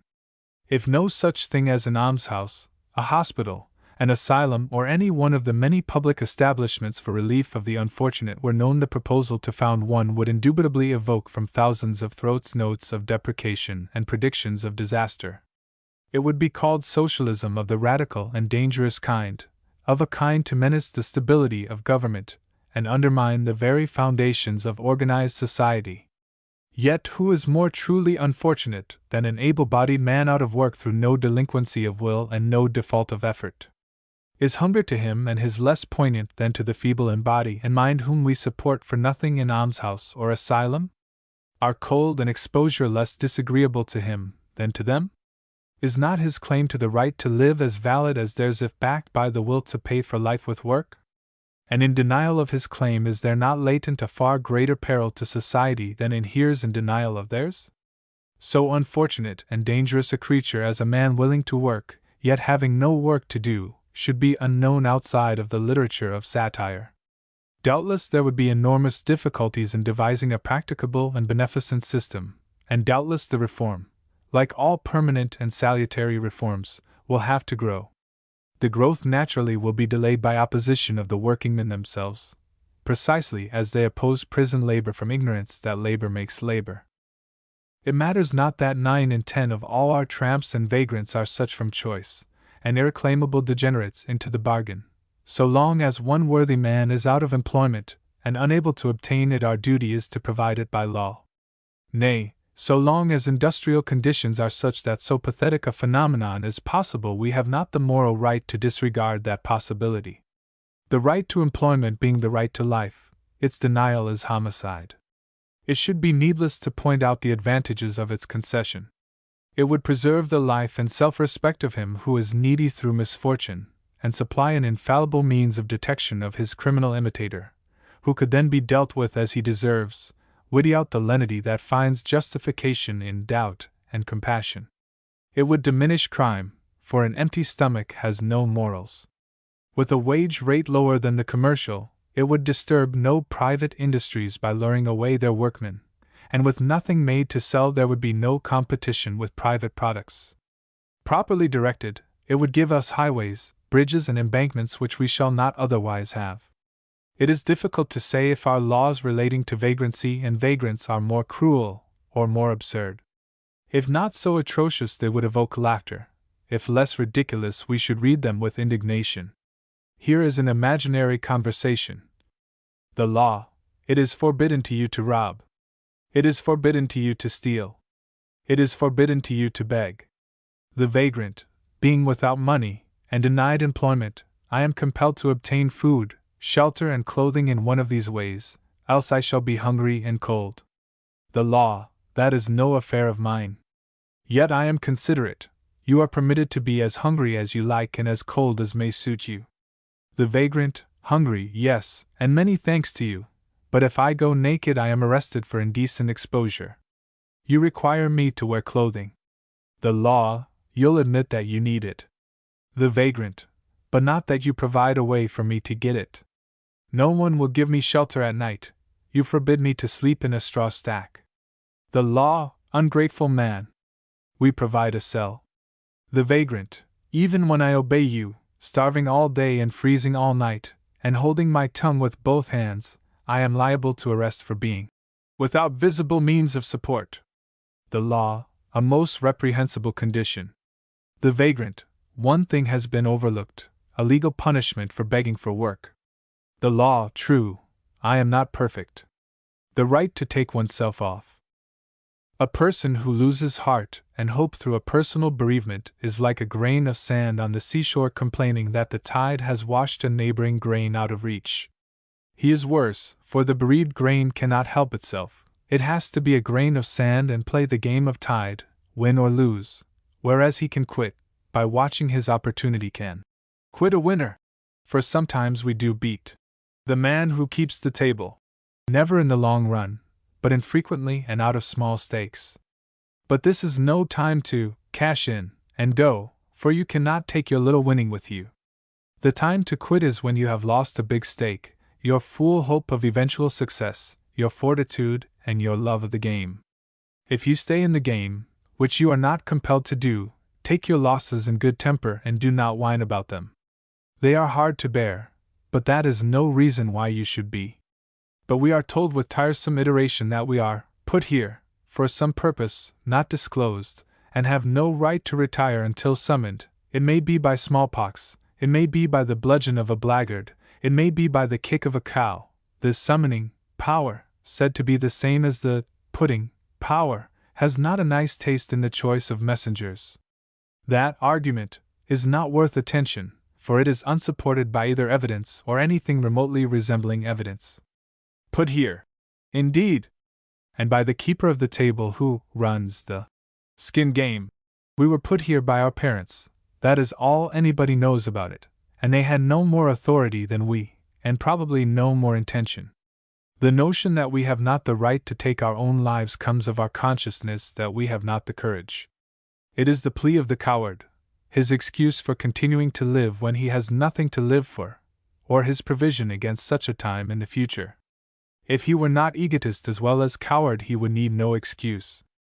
To one who does not regard himself as the center of creation and his sorrow as the throes of the universe, life, if not worth living, is also not worth leaving. The ancient philosopher who was asked why he did not the if, as he taught, life was no better than death, replied, because death is no better than life. We do not know that either proposition is true, but the matter is not worth bothering about, for both states are supportable, life despite its pleasures and death despite its repose. It was Robert G. Ingersoll's opinion that there is rather too little than too much suicide in the world, that people are so cowardly as to live on long after endurance has ceased to be a virtue. This view is but a return to the wisdom of the ancients, in whose splendid civilization suicide had as honorable place as any other courageous, reasonable, and unselfish act. Antony, Brutus, Cato, Seneca, these were not of the kind of men to do deeds of cowardice and folly. The smug, self-righteous modern way of looking upon the act as that of a craven or a lunatic is the creation of priests, Philistines, and women. If courage is manifest in endurance of profitless discomfort, it is cowardice to warm oneself when cold, to cure oneself when ill, to drive away mosquitoes, to go in when it rains. The pursuit of happiness, then, is not an inalienable right, for that implies avoidance of pain. No principle is involved in this matter. Suicide is justifiable or not, according to circumstances. Each case is to be considered on its merits, and he having the act under advisement is sole judge. To his decision, made with whatever light he may chance to have, all honest minds will bow. The appellant has no court to which to take his appeal. Nowhere is a jurisdiction so comprehensive as to embrace the right of condemning the wretched to life. Suicide is always courageous. We call it courage in a soldier merely to face death, say to lead a forlorn hope, although he has a chance of life and a certainty of glory. But the suicide does more than face death, he incurs it, and with a certainty, not of glory, but of reproach. If that is not courage, we must reform our vocabulary. True, there may be a higher courage in living than in dying, a moral courage greater than physical. The courage of the suicide, like that of the pirate, is not incompatible with a selfish disregard of the rights and interests of others, a cruel recurrency to duty and decency. I have been asked, do you not think it cowardly when a man leaves his family unprovided for, to end his life, because he is dissatisfied with life in general? No, I do not. I think it selfish and cruel. Is not that enough to say of it? Must we distort words from their true meaning in order more effectually to damn the act and cover its author with a greater infamy? A word means something. Despite the maunderings of the lexicographers, it does not mean whatever you want it to mean. Cowardice means the fear of danger, not the shirking of duty. The writer who allows himself as much liberty in the use of words as he is allowed by the dictionary maker and by popular consent is a bad writer. He can make no impression on his reader, and would do better service at the ribbon counter. The ethics of suicide is not a simple matter. One cannot lay down laws of universal application, but each case is to be judged, if judged at all, with a full knowledge of all the circumstances, including the mental and moral makeup of the person taking his own life, an impossible qualification for judgment. One's time, race, and religion have much to do with it. Some people, like the ancient Romans and the modern Japanese, have considered suicide in certain circumstances honorable and obligatory. Among ourselves it is held in disfavor. A man of sense will not give much attention to considerations of that kind, excepting in so far as they affect others, but in judging weak offenders they are to be taken into the account. Speaking generally, then, I should say that in our time and country the following persons, and some others, are justified in removing themselves, and that to some of them it is a duty. One afflicted with a painful or loathsome and incurable disease. One who is a heavy burden to his friends, with no prospect of their relief. One threatened with permanent insanity. One irreclaimably addicted to drunkenness or some similarly destructive or offensive habit. One without friends, property, employment, or hope. One who has disgraced himself. Why do we honor the valiant soldier, sailor, fireman? For obedience to duty? Not at all. That alone, without the peril, seldom elicits remark, never evokes enthusiasm. It is because he faced without flinching the risk of that supreme disaster, or what we feel to be such, death. But look you, the soldier braves the danger of death, the suicide braves death itself. The leader of the forlorn hope may not be struck. The sailor who voluntarily goes down with his ship may be picked up or cast ashore. It is not certain that the wall will topple until the fireman shall have descended with his precious burden. But the suicide, his is the foeman that never missed a mark, his the sea that gives nothing back, the wall that he mounts bears no man's weight, and his, at the end of it all, is the dishonored grave where the wild ass of public opinion,